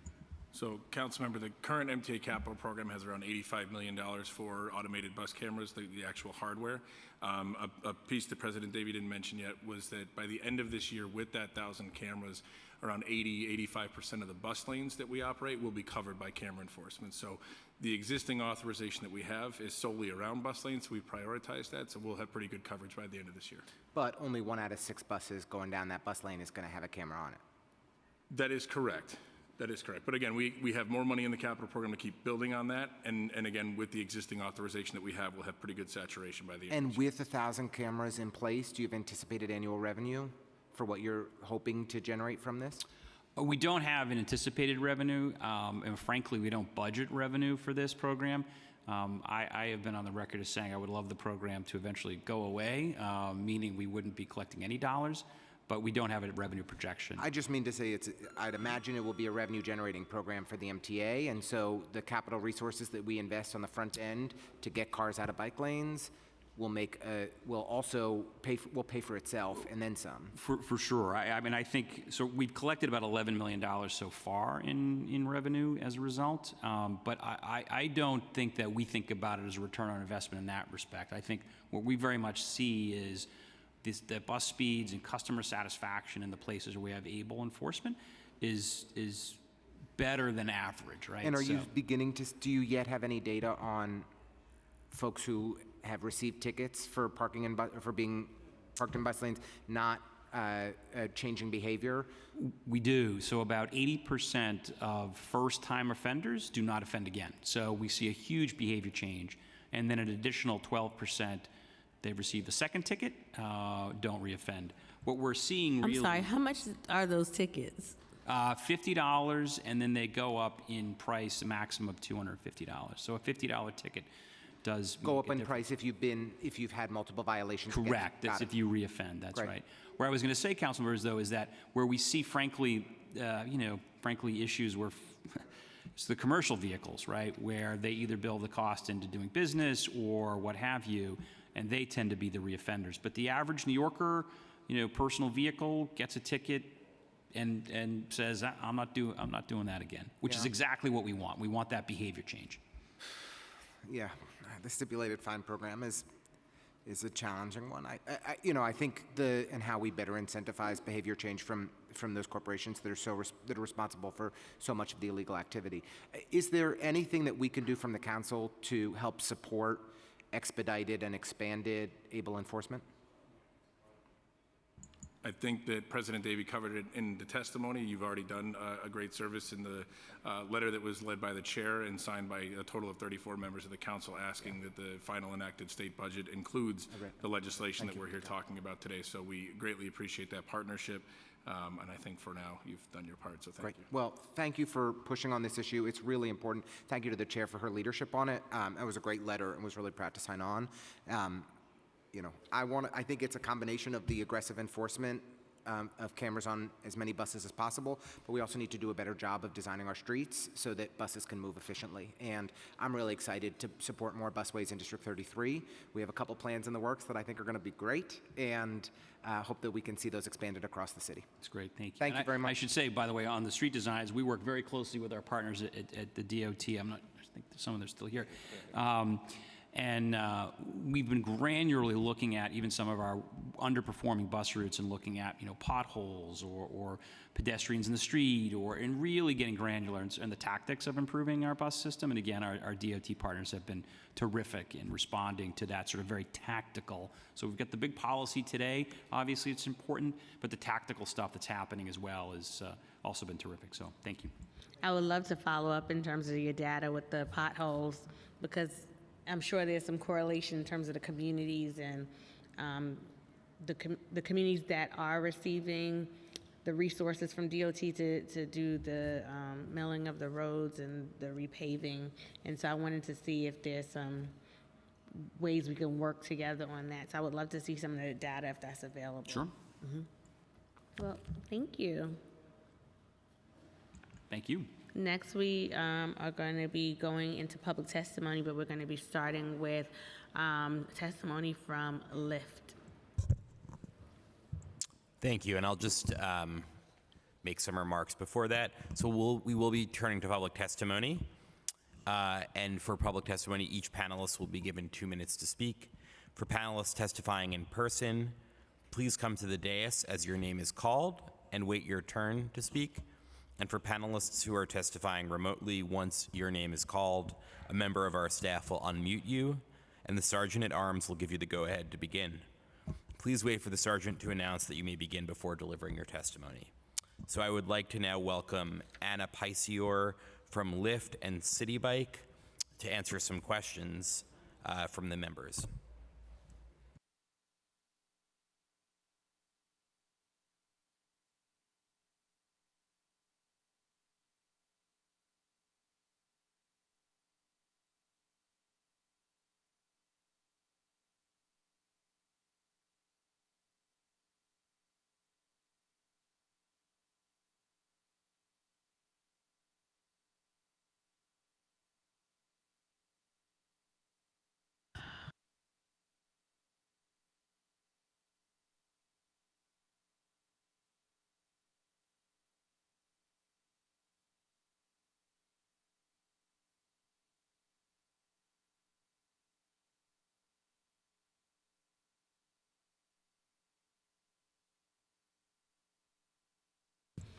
And sorry, point of clarification, I know you're here to answer questions, so thank you for coming out. I know I've spoken to folks over at Lyft about my thoughts about City Bike, and just staying in line with that, I had asked a question earlier of DOT, and I didn't really get a clear answer from them, but I'm curious if Lyft currently surveys potential riders in neighborhoods where City Bike is not yet located to understand the potential demand? Yes, thank you for the question, Chair, and thank you for having me up here. We do an annual multimodal report at Lyft, which I'm happy to share with you, which is third-party sourced for surveys nationally. Lyft manages bike share networks across the nation, so we do know trends nationally as well as I would venture to say citywide.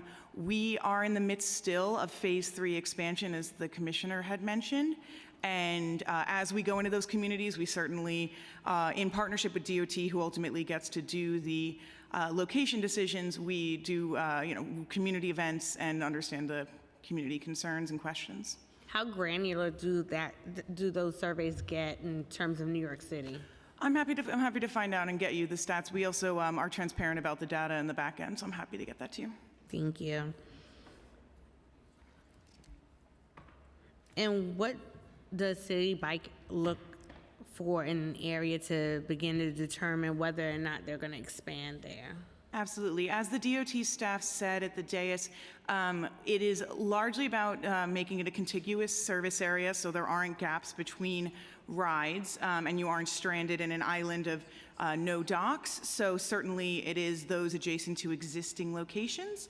When Lyft took over the contract with the city, they invested upfront $100 million in the phase 3 expansion, and we are still in the process of seeing that through. We've made serious progress and are now entering the areas of further into Queens, further into Brooklyn, and further up in the Bronx.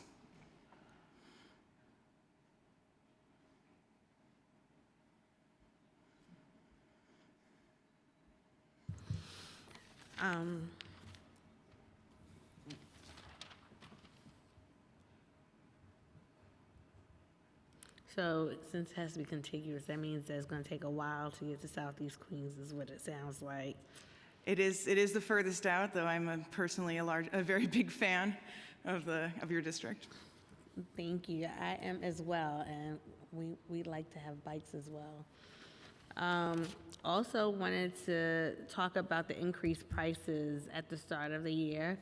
How did Lyft determine the new prices? Absolutely. With increased costs due to service demands, inflation, as well as, honestly, the increased rider demand, these were an adjustment in line with previous adjustments by Lyft and past operators of the system. And I should add that we have maintained the nation's largest reduced fare bike share program to the tune of $7 million investment annually by Lyft, and all SNAP and NYCHA residents are eligible. We are very proud of that program and would love to partner with any and all members of the council who are interested in spreading the word. I would, but how is the outreach in terms of NYCHA developments and what have you for them to be able to participate? Absolutely. This year alone, especially during peak riding season, so beginning around now, we are going to be, Lyft will be sending out teams to over 300 community events, many of which are events that we ourselves have started. We have $10,000 grants to community organizations that we give out for weekly rides, as well as we attend tenant association fairs, and anywhere that you may see SNAP outreach in areas in underserved areas or areas where people get other points of service to make sure that they're aware. And Lyft was in the news on Friday for laying off a third of its staff. How will these reductions affect city bike services? Yeah, thank you for the question. Lyft is committed to City Bike. We have a contract with the city that we will be seeing through. We continue to make millions of dollars of investments in the hardware for the system, and we remain committed to our partnership with the administration, with Commissioner Rodriguez, and with the council. Thank you. Thank you. Thank you. We will next hear from Lacey Tauber from the Brooklyn Borough President's Office, Eric McClure, Mary Beth Kelly, and Elizabeth Adams.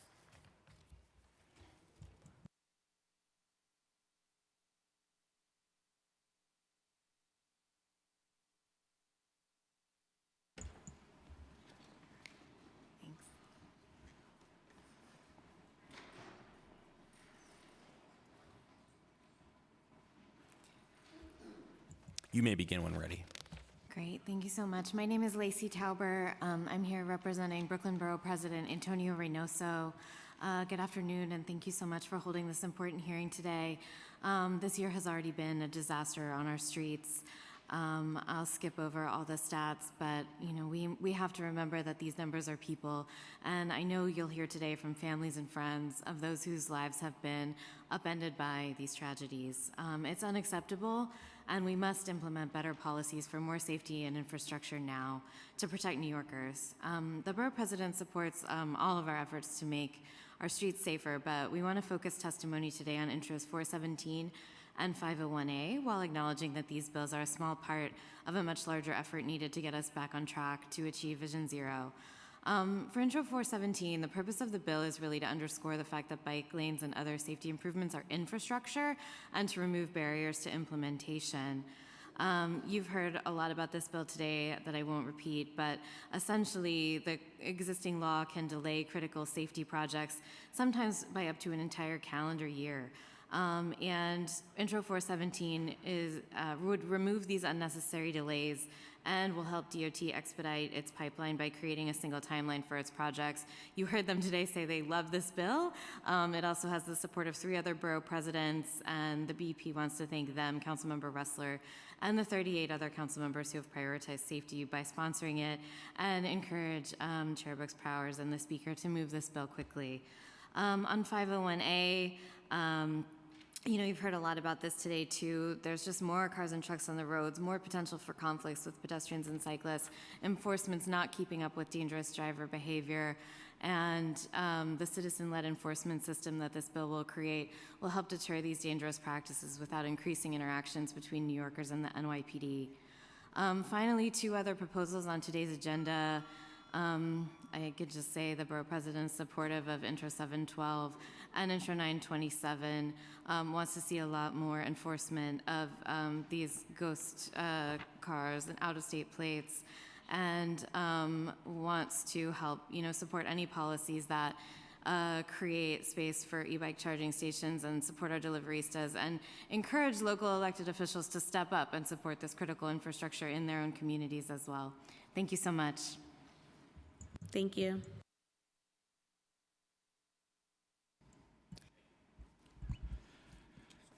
Good afternoon, Chair Brooks Powers, Councilmember Ressler. Thank you for holding this hearing today. My name is Eric McClure. I'm the Executive Director of Streets PAC. We strongly support Intro 417, which will eliminate an unnecessary and burdensome waiting period for bike lane installation that treats such projects differently from all other major street work, righting a bike-lash era wrong that was passed in 2011 to needlessly hamper implementation of cycling infrastructure. Ensuring that the Department of Transportation can move ahead quickly on bike projects will get safer designs in the ground faster and help the city meet ambitious bike lane mileage targets.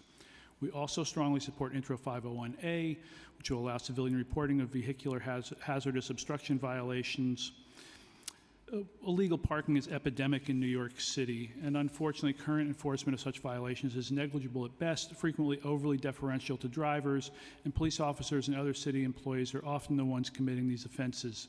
Empowering citizens to report these violations eliminates bureaucratic hurdles, and similar programs have worked to good effect in reporting illegal idling and violations by for-hire drivers. We do, however, urge the Council to eliminate the provision in the bill that requires that reportable vehicles be unoccupied. This carve-out will reduce the program's effectiveness, and we believe that concerns about potential conflict are overblown, given little evidence of altercations between drivers and users of the TLC or DEP reporting systems. And Councilmember Ressler made the point earlier, but I was struck when Chief of Patrol Shell invited the council member to send him photos of violations around precincts in his district, which is exactly what this bill would allow anyone to do without the special privileges conferred upon a council member or a ranking NYPD officer. We also believe the type of searchable map that Intro 289 would mandate is a good idea. Councilmember Rivera's Local Law 124, enacted in 2019, already requires the provision of temporary accommodations when street work impedes on existing bike lanes, though adherence to the law is far from universal. While we don't think NYC DOT's operational concerns are without merit, we're hopeful that further discussions can lead to a workable and mutually agreeable outcome. And I'll just really quickly wrap up by saying, as for Intros 712, 926, and 927, while we believe they're all well-intended, we would prefer that the council legislate action rather than additional study, especially in the areas around which these bills are oriented. I do have some additional points in my written testimony, which you can refer to. On 927, on the deliverista hubs, I just would like to close by saying any legislation in this regard should compel work on a hub network to proceed as quickly as possible. We're 6 months past the point where the administration announced that they were going to create deliverista hubs. And we also should eliminate any needless hamstringing by community boards, as we saw recently at CB7 in Manhattan. Thank you very much. Thank you.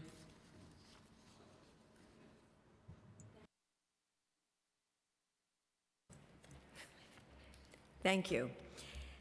Chair Brooks Powers, Speaker Adams, and the entire Transportation Committee for being here.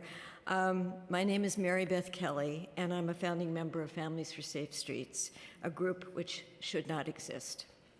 In June of 2006, while I was cycling with my husband, Dr. Carl Henry Nacht, he was hit by a reckless driver, a reckless NYPD tow truck driver, who was speeding and failed to yield at an intersection. Henry died of his injuries 3 days later. An internist, he had been caring for New Yorkers for over 30 years.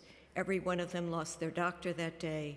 My daughter and son lost their father. I lost my partner of 34 years, and the city lost a healer and a servant. He once told me, "I am happiest when I'm serving," and I had no doubt. That's who he was as a person. He lived his integrity. He lived his life as a mitzvah. While we are here today in support of Intros 501, 712, 927, 926, 289, I'd like to spend this testimony speaking to the importance of Intro 417 in particular. This bill would allow NYC DOT to more rapidly implement safe streets and infrastructure, such as protected bike lanes, by consolidating the current community engagement process on street safety. 2022 saw the most children killed in traffic crashes in the Vision Zero era, and now, even 5 months into 2023, we're on a course for the most overall traffic fatalities since Vision Zero was adopted. After years of progress, we're rapidly losing ground. It's clear that the current process for implementing Safe Streets projects is failing us. I have been doing this work for almost 17 years and have seen firsthand how inappropriate the current lengthy community board approval process is, one that often relies on delay, rather than action. I'll give one example. Amsterdam Avenue saw 4 years-long delays by community boards 7 and 9. Only after years of protest did they implement the infrastructure that was needed or approve of it.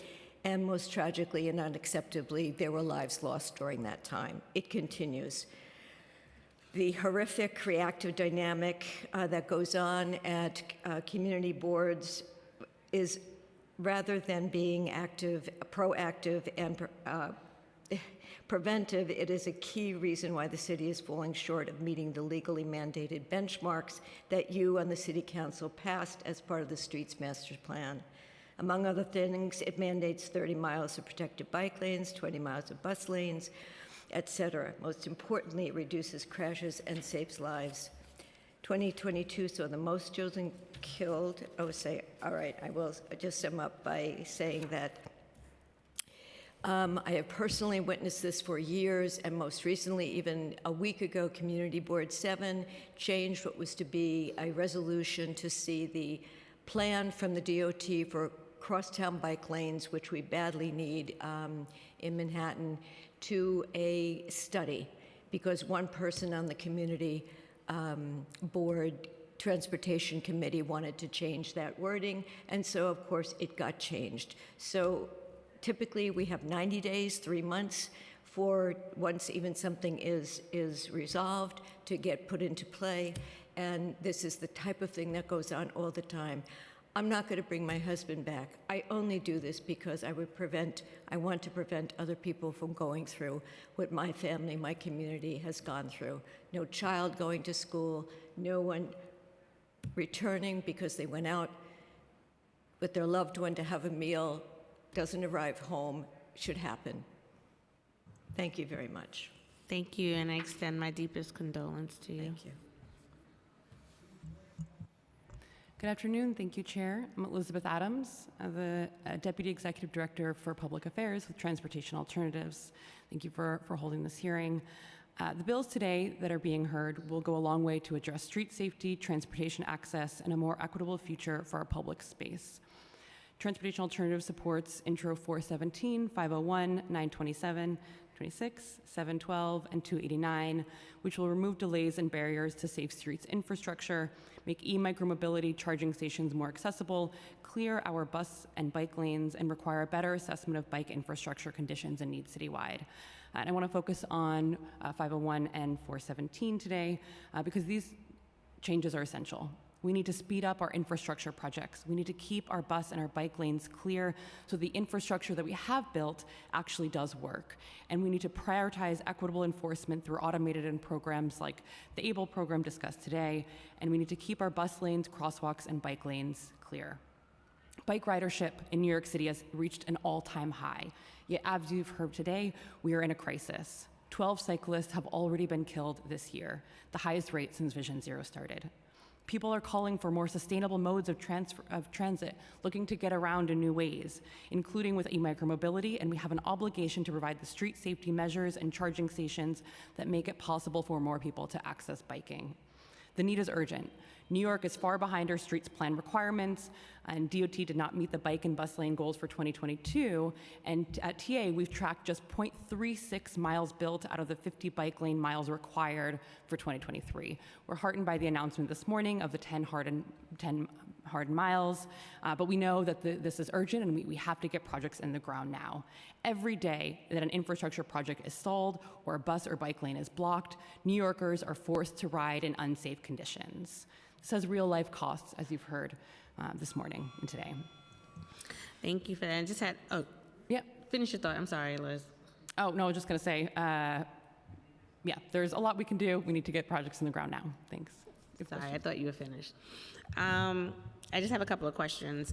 First, Lacey, do you know whether or not the Brooklyn Borough President supports enforcement by way of speed cameras? It's not something that we've talked about, but I think he's generally supportive of enforcement that isn't really, increasing interactions between the NYPD and New Yorkers in general. So my guess would be yes. And that's a good point, because I think a lot of folks that support the speed camera enforcement support it because it limits the engagement between law enforcement and civilians. Right now, Intro 501 would essentially deputize civilians, making them some de facto law enforcement, and they now will be engaging with civilians. And I'm curious, and Liz, you can answer this also, or anyone on the panel, if there's concerns about engagement with law enforcement and civilians, do we not see that for civilian to civilian? And we heard MTA on the panel earlier talk about ABLE, which could capture some of this as well. So I'm interested in understanding what that level of support would be, because I will say the end goal for all of us, including me, is about safer streets. But at the same time, I don't think it would be responsible to put civilians in that line of conflict, potentially. And it's not to say everyone would have that experience. And I think that, Councilmember Ressler and I really worked hard to try and figure out how we could address that, because it's not solely me that have concerns about this. There's a lot of stakeholders and other members that feel this way as well, in terms of concerns about what that engagement could be. So I'm really interested in understanding that a bit better. Yeah, I'll just share. I think what we would like to see first and foremost is DOT doing enforcement of our streets and our bike lanes and our bus lanes. And we have not seen our government agencies, as Councilmember Ressler laid out with NYPD, we have not seen agencies doing this job at all. It is government inaction and failure, and it's irresponsible that they are continuing to let infrastructure that taxpayer dollars are investing in year after year to not work, to not be effective. So we would love DOT now to do enforcement. And then I would also say, when we look at the city's idling program that has been in place for years, we haven't seen that lead to interactions between people that have been upsetting or things like that. I think what the precedent that we have that shows us is that this has worked, that it can work, that it is working. And then lastly, I would say, we support the provision that doesn't have, that allows people to not be in cars at the same time. So, I think we support the bill. And look, we can't continue to do nothing. And this bill, I think, is a real concrete way that gives people the ability to take action when, frankly, their government hasn't been doing it. No, and I think, sorry, go ahead. I'm sorry. I'd just like to add to what Liz is saying, having been someone that worked long and hard on the speed camera program, and even went to jail for a night when we blocked traffic on 3rd Avenue, when they stopped the speed camera program one summer and speeding went way up, that putting the speed cameras in place was never, the issue never came up about interface between police enforcement and the general public, violators. It was always because there was no enforcement, and the only way we could get that enforcement was to introduce electronic enforcement. So that was a non-issue in the whole process of when we were getting that bill passed and the original pilot to be continued. That's interesting from your perspective, because I know in the past and on record, we've been told, especially when, we would be in lobby last year to support expansion to 24 hours. It was because of the limited exposure to law enforcement. And that has been the reason, or the impetus in terms of why we needed to expand it. See, my understanding was that schools were being used way past the 4 o'clock cutoff that had been in place, and we needed the coverage 24/7. So no, but I appreciate the perspective, and I will say also, just going back, Liz, to what you said, Elizabeth, what you said in terms of the DOT enforcement. Right now, it's under the purview of the NYPD, so we need to get NYPD to act and do their job, which, in speaking with Chief Royster today and hearing from her folks, they seem eager to want to do more. We'll see what that looks like. I'm really supportive of ABLE, which is the camera enforcement with the MTA, especially in terms of their track record with it, an 80% decline in recidivism when it comes to that. It's less engagement, person to person. I feel like it's safer. And so, I would love to work with the advocates and see how we get, again, we all have the same end goal for this. And I think that could be one of the many solutions. And I think there are ways that New Yorkers can definitely help. If they want to be in this space, there are traffic agent roles. People who care about this work go into it, and that's a path as well. But to deputize civilians to do that, and it's extremely dangerous, and it's not like you're walking around with a licensed weapon, or if you're able to arrest someone, or if you're able to do any of that stuff, but to give someone but to take a photo. To take a photo is But from a to just take a distance, photo, right? personal. I'll also say that we also have a reporting system now, right? We have 311. People do submit complaints now. I think that's kind of built into to a lot of how our city work already functions, and so I think that really provides a model for people not going out and being super unexpected or reckless. So I think that a lot of this is in place to some extent in different ways, and I think we trust New Yorkers to show up. No, I mean, I trust them too. I just worry about them. Can I add something to that? I think that's a really good point. And I think the way the bill's written now, it would go beyond and require folks to, take a training course. And you don't have to do that right now to report to 311. So I feel like this would be an extra step that would help people learn how to do this safely. And actually, I think it would be nice to see something in this bill that would perhaps anonymize submissions, and just because I'm really concerned about the harassment that's been happening of people who are using the 311 system.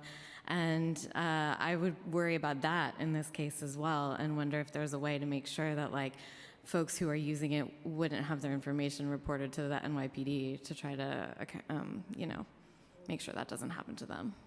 But again, and I think you kind of underscore some of the concerns in terms of safety, right? Because if you have to think about being anonymous to report someone, and let's be clear, not everyone is going to do it for the reason of safety. We have people that walk up to Black and brown people every day and accuse them of things every day, and engage law enforcement. And so it's just a really big concern for me from a number of perspectives. So I want to be fully transparent, but I am committed to working with you all and finding a resolution. And I hope that working with Councilmember Ressler and each of you, that we can, have something that's even stronger that gets it done. I do want to just quickly tack on that I think the power dynamic is very different between a police stop and someone reporting illegal parking with an app. I think you tell a black and brown person that they may feel differently. Yeah. Certainly, I think that's the case. But I also, in reporting a violation, you do need to present evidence. I did snap a picture of you and Councilmember Ressler during the testimony, so it can be done surreptitiously. I think, given the experience with the DEP program and with the TLC program, there just, and you guys asked the question, there just is not a lot of evidence of that kind of negative interaction. So I do appreciate your concerns very deeply, and the last thing we want is more violence on New York City streets than what we have now. But I do think with the vacuum of enforcement that clearly was underscored in this hearing today, that we need an alternative to what's not being done right now to keep the streets safer. No, and I thank you, Eric, and I value you. You know, I reach out to you with questions all the time, so I'm thankful that you answer my calls and my emails. And I know, Elizabeth, you had mentioned also in terms of the idling program, but I will say the difference is that's what commercial vehicles, when you have, and I remember when I first got appointed as chair to this committee, one of the initial conversations with one of the advocates viewed car ownership as a privilege, and to some it may be a privilege, but we don't know what goes into having that car, right? Because it's actually a financial burden that people in communities like the one I represent have to depend on, and at times they're sharing them, right, just to get to work or to get to drop their kids off or get where they need to go. And so it's not truly a privilege, it's because we don't have the same access. And so when you talk about summonsing someone in that way, I think their response may be differently, because that's like if someone loses their car and they can't get to work or they can't get their daughter or son to school, that's a different dynamic than someone who has a commercial vehicle and that they build that into their business model. So I think we have to really listen to one another in terms of what some of the challenges are so that we can think about what the appropriate way to address this will be. But again, we have the same end result. As you all know, like I've cried about children getting hit by these cars in my district, especially Davina Afakoba, a 10-year-old who was just walking home from school. So this is something that's very important to me. As a middle school student, I witnessed a classmate get hit by a vehicle and knocked over Horace Hardin onto the highway as a child. So this is real for me as well. I don't take it lightly, but at the same time, there are other dynamics that have to be weighed in and valued as well. And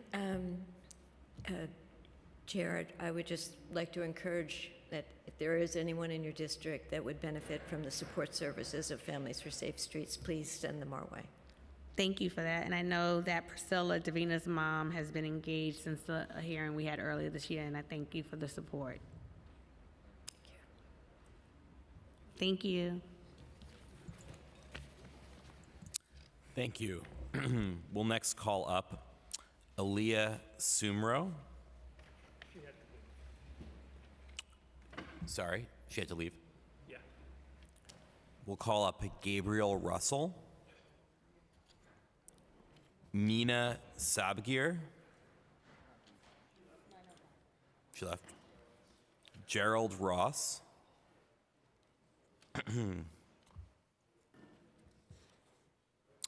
Junda Zhu. And Raul Rivera.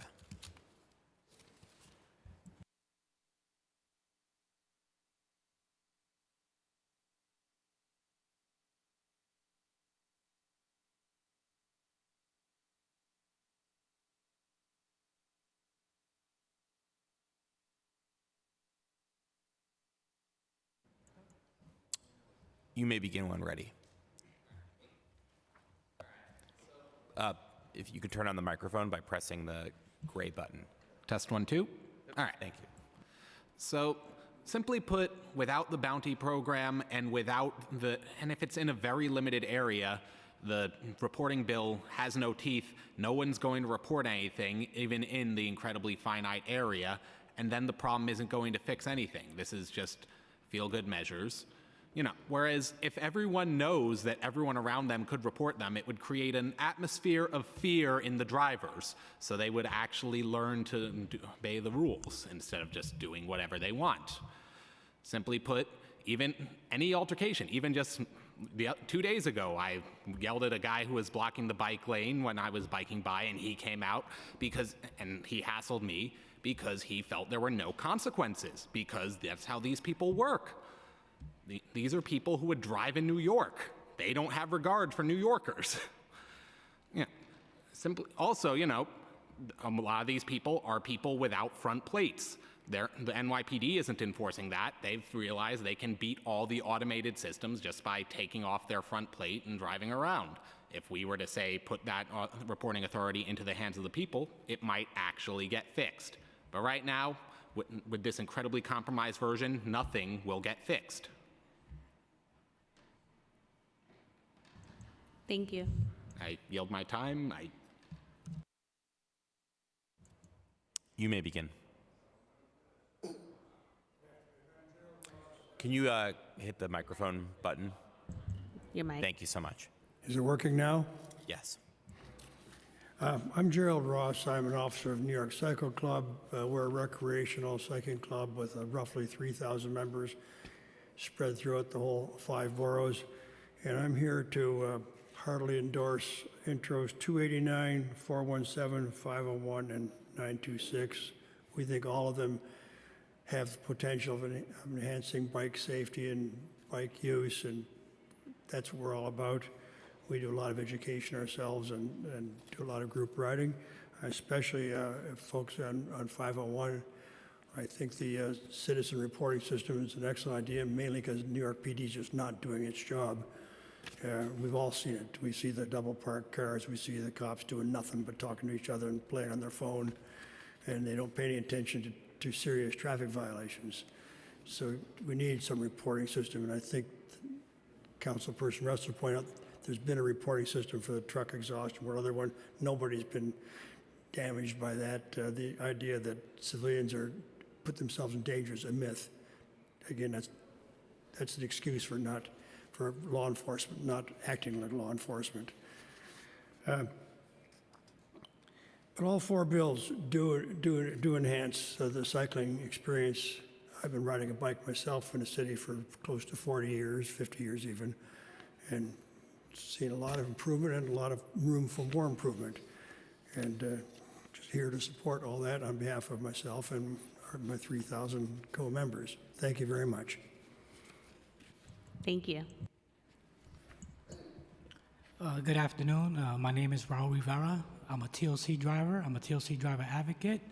Just to get it out of the way, we want to say thank you to the chair for meeting with us back in June of 2022. We hope to get a follow-up meeting. I think there was a miscommunication. We know that you met with us, but we need a follow-up. We want to push our bills, and they go nowhere without you. And we say thank you for that. Some of the things I'm going to say are going to be a little bit, how do I say, a little bit out there. But I think it's important. We care about this committee. We want this committee to be the best committee ever. We want to advocate for this committee. We want this committee to be powerful. And personally, me, as a member of Families for Safe Streets, as a native New Yorker, as a TLC driver here in the city, as a crash survivor, I truly believe there should be some kind of investigation into transportation alternatives and all the power that they yield over this city. They're basically the DLT of New York. We have to be very careful. This committee should advocate for the constituents, not for an organization that receives money from Uber, from Lyft, from Lime. So we're going to speak more about that. We want you guys to be aware of this. You know transportation alternatives, and we ask for an investigation. I do. Our group does. Also, we talk about safety. We have to remember Nina Kapoor. Nina Kapoor was a reporter with CBS. She was a passenger on a Revel bike, a Revel scooter. She didn't have a helmet. And in July of 2020, she lost her life. She was 26 years old. In this city, if we could mandate vaccines and we could mandate all kinds of stuff, why can't we mandate helmets? Helmets save lives. They're not 100%, but they save lives. I believe in helmets. And someone, out of the 51 council members, someone should say, you know what? Let's do a bill, let's pass a bill to mandate helmets. We gotta wear seatbelts. We get tickets if we don't wear a seatbelt. So you get a ticket if you don't wear a helmet. It's gonna save lives, many lives. Thank you for the time. Thank you for that. First, thank you for acknowledging that we did meet. Of course. And It's not much you can say in 2 minutes. No, I know. I just always caution folks in terms of how we engage with one another. I'm very easy to connect with. I'm not hard to find. So we'll talk offline in terms of next steps, but again, just be mindful of the engagement, right? Because Definitely. online, sometimes I feel like advocates, you know, they're very passionate, but it could be interpreted very differently. Well, we don't operate with feelings. We operate with common sense. Right. And we have nothing personal against anyone. Yeah, and it's not about being personal, but it's about the proper way to engage folks. So I just want to be clear on that. And I do like the idea about the helmets, and maybe that's something we can explore also. It would save lives, no doubt about it. And I appreciate everyone for their testimony today. Thank you. If I may interrupt, I've seen one person die because he fell on a bike bareheaded. I've seen 3 or 4 people, including myself, not die because we had a crash and fell and the helmet saved our lives. I think it's worth a conversation. Transportation alternatives never touches the topic. They never do. They never do. I think it's very important, and it's injustice to the people who die, you know, in the city. When I was in my accident, I had my seatbelt on. I was almost killed. A New York City FDNY firefighter ran the light, and I T-boned him with my truck. I got an injured spine now. I got plenty of pain going down my legs. Nobody did anything. If it wasn't for my video that at my dash cam, nobody would believe me. I'll share that video with you. It's a the truck flipped. The truck that I hit flipped several times. It almost hit a young girl in the corner. Luckily, the light pole stopped the vehicle from flipping, and she was able to run away. Thank you all for your testimony today. Thank you. Thank you so much. We will now move to online testimony. We will begin with Charles Guthrie, followed by Israel Acevedo and Jackson Chabo. Starting time.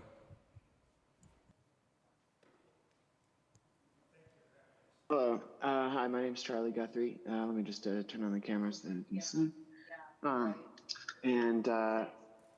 Yeah, Council, thank you for the opportunity to testify. Let me just move to a quieter spot. I'm supportive of all of the bills under discussion today. I'm a cyclist, pedestrian, and parent.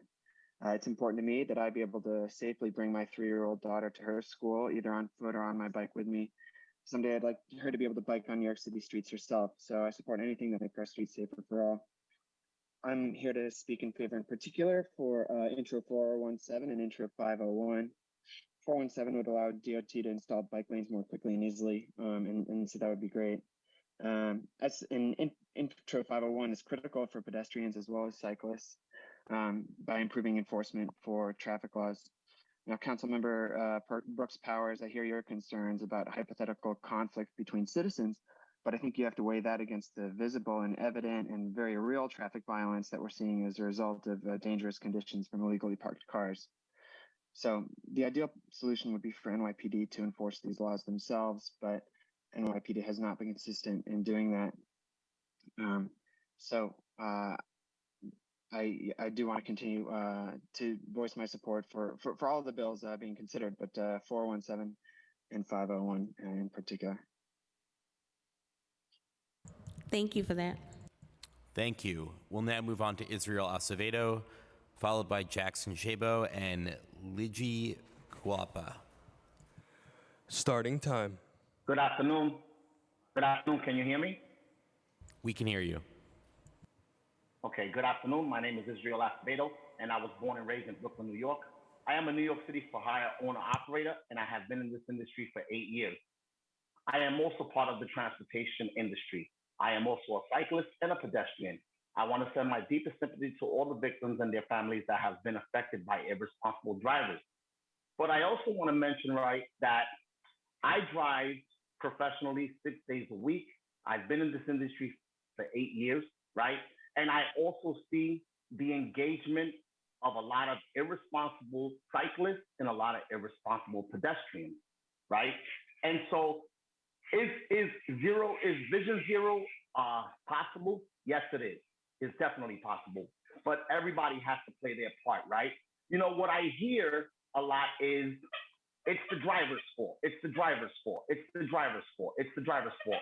But clearly at this hearing, right, we've heard many council members and many people testify that cyclists are blowing through the red light, right? And they're recklessly driving these e-bikes and they're just doing whatever they want to do, right? You understand what I'm saying? And in order for it to be zero fatality, everybody has to play their part. Unfortunately, the only one being held accountable here is the driver. The cyclist is not being held accountable. The pedestrians are not being held accountable when they jaywalk. You understand what I'm saying?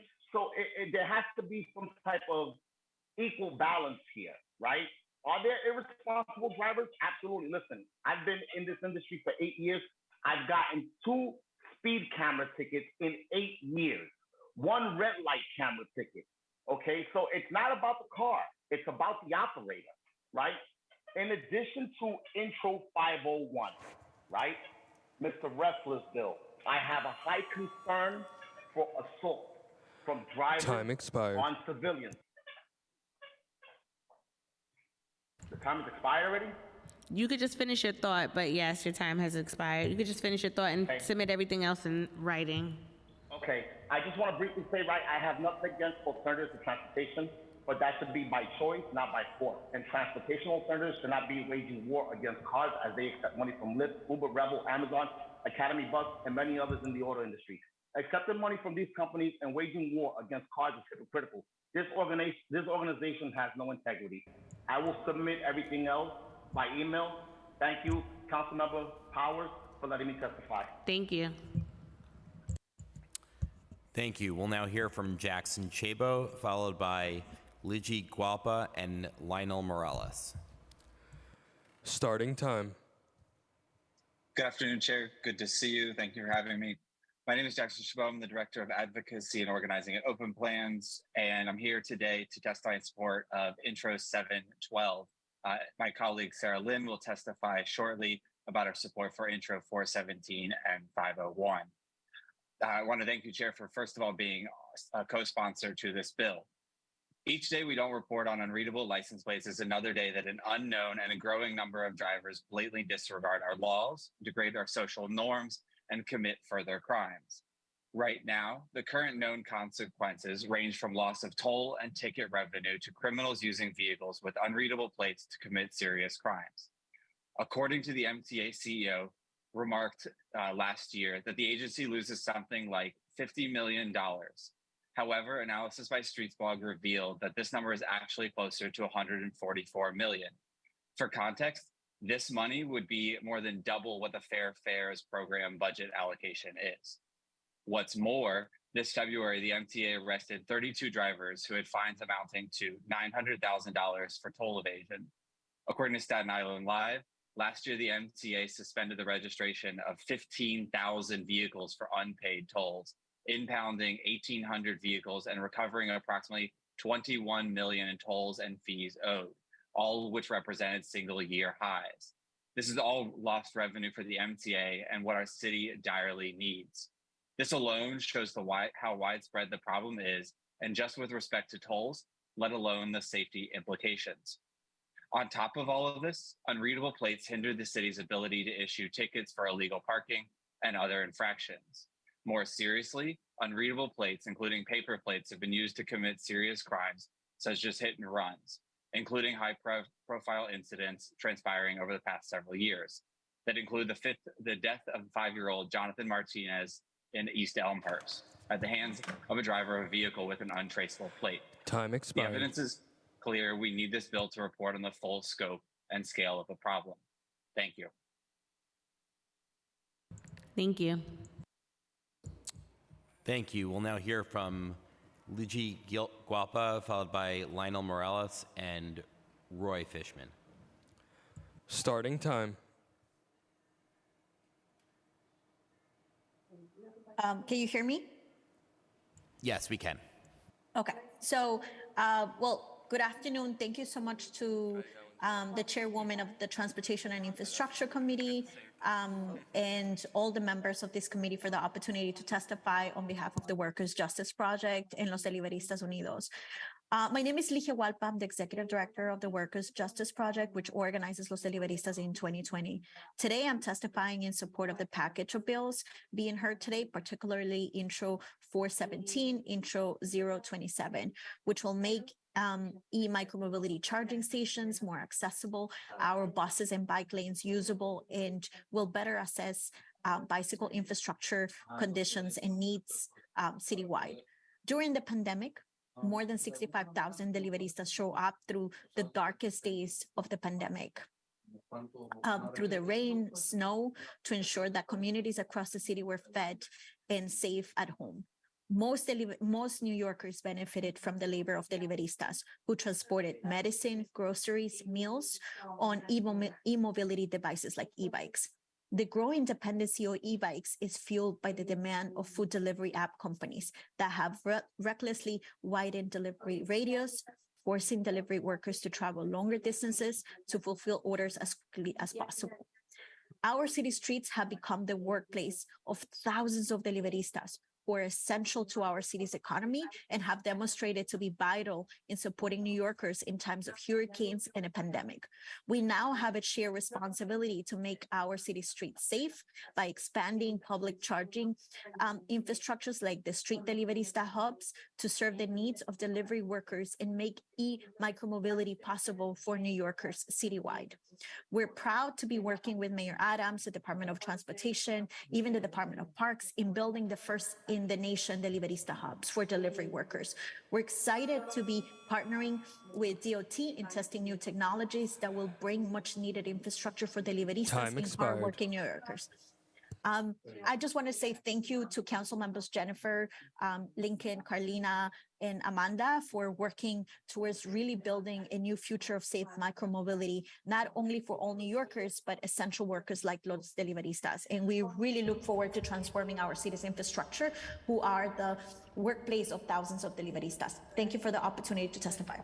Thank you, and thank you for the work that you do. As all New Yorkers and quite honestly the world saw in the pandemic, you all are essential workers, and this council is committed to working to make sure that you have devices that are safe. So thank you. Thank you. We'll now hear from Lionel Morales, followed by Roy Fishman and Sarah Lynn. Good afternoon, Chair Brooks Powers and members of the City Council's Committee on Transportation and Infrastructure. My name is Lionel Morales, and I am the Communications Outreach and Marketing Manager of the Black Car Fund. Our Executive Director, Ira Goldstein, regrets that he cannot be here today, but we both thank you for the opportunity to testify on behalf of our covered drivers. My testimony today will focus on proposed introduction 501A. While we have always supported the intent of this legislation, when it was initially proposed, we were concerned that it would likely result in unintended consequences unless changes were made. Specifically, unlike the existing Citizens Air Complaint Program, this bill contained no language outlining a burden of evidence that would be required for civilian reports. We were concerned that this, coupled with a provision that provided for a financial reward for civilian complaints, would have created conditions that would result in drivers regularly facing unjustified complaints and penalties. TLC licensed drivers are allowed to make quick pickups and drop-offs in bus lanes, but this unfortunately is not necessarily common knowledge. If civilians were incentivized to file complaints with an ambiguous burden of proof, there is no doubt that many TLC licensed drivers would have been unfairly penalized. It is clear this concern was heard, however, during the legislative process. The changes that have been made to Intro 501A, specifically the requirement for a vehicle to be unoccupied for a violation to be issued, removes this concern. We also appreciate that the addition of this requirement will prevent potential altercations, which is good for everyone. As the bill moves forward, we believe that a burden of proof for civilian complaints should be clearly outlined. As currently drafted, the civilian complainant would only be required to allege that the vehicle is unoccupied. The Citizen Air Complaint Program requires a time and date stamped video as part of its evidence requirements. Something like this would prevent a perfectly timed photo from resulting in an unjustified penalty for a TLC licensed driver. Again, I'd like to thank the chair and members of this committee for this opportunity to testify. Thank you. Thank you. We'll now hear from Roy Fishman, followed by Sarah Lind and William Medina. Starting time.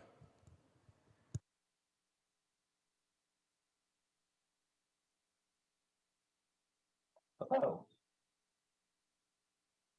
Hello, can I be heard? Yes, we can. Seems like my video isn't working. All right. Thank you for allowing me to speak today. I've been listening to the Zoom for a while now. It seems to me I don't hear Staten Island mentioned very much. I am a member of Transportation Alternatives living in Staten Island. And I feel that Staten Island needs transportation justice, just like the other boroughs. We need miles of protected bike lanes like the other boroughs. We need bike share like the other boroughs. And we need to see traffic calming on streets that our activists have long complained about. And greenways, just like the other boroughs. I don't see Staten Island mentioned very much when they speak about the city. Another thing that we've long been advocating for, and if MTA is listening, again, we need a bike pedestrian lane on the Verrazano Bridge. Why should we be the only borough that has bridges that aren't connected to the other boroughs? Now, I do support 501A to allow civilian enforcement of double parked vehicles in bike and bus lanes. I do support Bill 417 to allow quicker installation of bike projects by a reduction of community notice time. I think passage of these bills will make a better city for its residents. And also, I applaud the introduction of the Dutch Dutch Reach, that would mandate drivers reach over to the left side so they can look behind them to make sure they're not dooring someone approaching their door as they open it. Thank you very much. Thank you. Thank you so much. We'll next hear from Sarah Lind, followed by William Medina. Starting time. Hi, my name is Sarah Lind. I'm the co-executive director at Open Plans, and we're testifying today to enthusiastically support Intros 417 and 501A. Both are critical to make our streets safer for all users. 417 rightly rectifies a 2011 law that was passed explicitly to slow down bike lane installation, but biking in the city is increasing all the time and it's here to stay, so the city must adapt our streets to make them safe for biking, and that means protected bike lanes. 417 is a common sense solution to speed up notice while still giving time for engagement. This critical safety infrastructure is desperately needed, and any delay risks people's lives. Every New Yorker who spends any time walking around our streets knows that there is a culture of lawlessness when it comes to parking. Drivers will park almost anywhere because they know there's almost zero chance they'll get a ticket. It remains clear that NYPD is either unwilling or unable to enforce parking laws. And this is all the more true since NYPD vehicles are often the biggest offenders. But without enforcement, we know for sure that this chaos on our streets will continue indefinitely. Intro 501 is an effort to rectify the situation.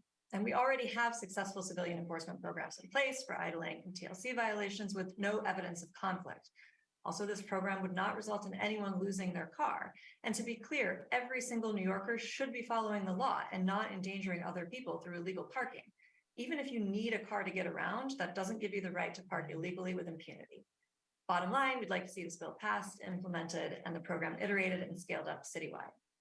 That said, automated enforcement is a more robust, objective, and effective method of enforcement, and this council should support two bills currently introduced at the state level. A bill to expand the automated bus lane program, which thank you all for your support on that, and a bill to pilot a bike lane enforcement program. The effectiveness of automated enforcement to change behavior shows that people will change their behavior when they know that there is consistent enforcement. But it will likely be years before automated enforcement is rolled out in a meaningful way citywide, which is why we need Intro 501A as well. Thank you. Thank you so much. We'll now hear from William Medina, followed by Paul Schreiber and Sean Garcia. Starting time. Good morning. My name is William Medina. I'm a leader of Los Deliberistas Unidos. I'm a member of the Worker Justice Project. Thank you to the chair of the Transportation and Infrastructure, Selena Brooks Powers, and all of the members of this committee for the opportunity to testify today in support of the package BizLink into 0927, which established a task force to explore the development of e-bike charging station in New York City, a new pathway to transform and improve e-micromobility infrastructure for New Yorkers. The crisis our city is facing is the lack of infrastructure, such as protect bike lanes, e-bike charging station, and a real plan that allows us to move towards a new future of safe micromobility. In recent years, I have witnessed how my fellow deliveristas have died due to the lack of safe bikes paths and lithium batteries. Now, we are more than 65,000 deliveristas who continue to face the same risk without having a safe place to charge our batteries, without the resource to invest in new certified e-bikes batteries that can cost between $500 to $1,000, and without a minimum pay that can allow us to transition to a future in which we can prioritize the well-being of our families at risk. Los Deliberistas Unidos, our e-bikes and lithium battery are essential to transport food, medicine, and essential goods to meet the basic needs of New Yorkers. During the pandemic, we have demonstrated how essential we are to our city infrastructure and economy. Electric bicycles are the most viable Time and efficient. expired. Sorry. Okay. I just want to say the last part. You finish your thought. Go ahead. Okay. Thanks to the councilman, Jennifer Gutierrez, Lincoln, Ressler, Amanda Farias, Carlina Rivera, Ibrahim, for making this package of legislation possible, and the chair of this committee for her support. Los Deliberistas Unidos are here to continue working together for a better future. Thank you. Thank you. Thank you. We'll now hear from Paul Schreiber, followed by Sean Garcia. Starting time. Hello, thank you very much. I have 4 things to talk about, so I'm going to be quick. Number 1 is the widespread problem of paper license plates throughout New York City.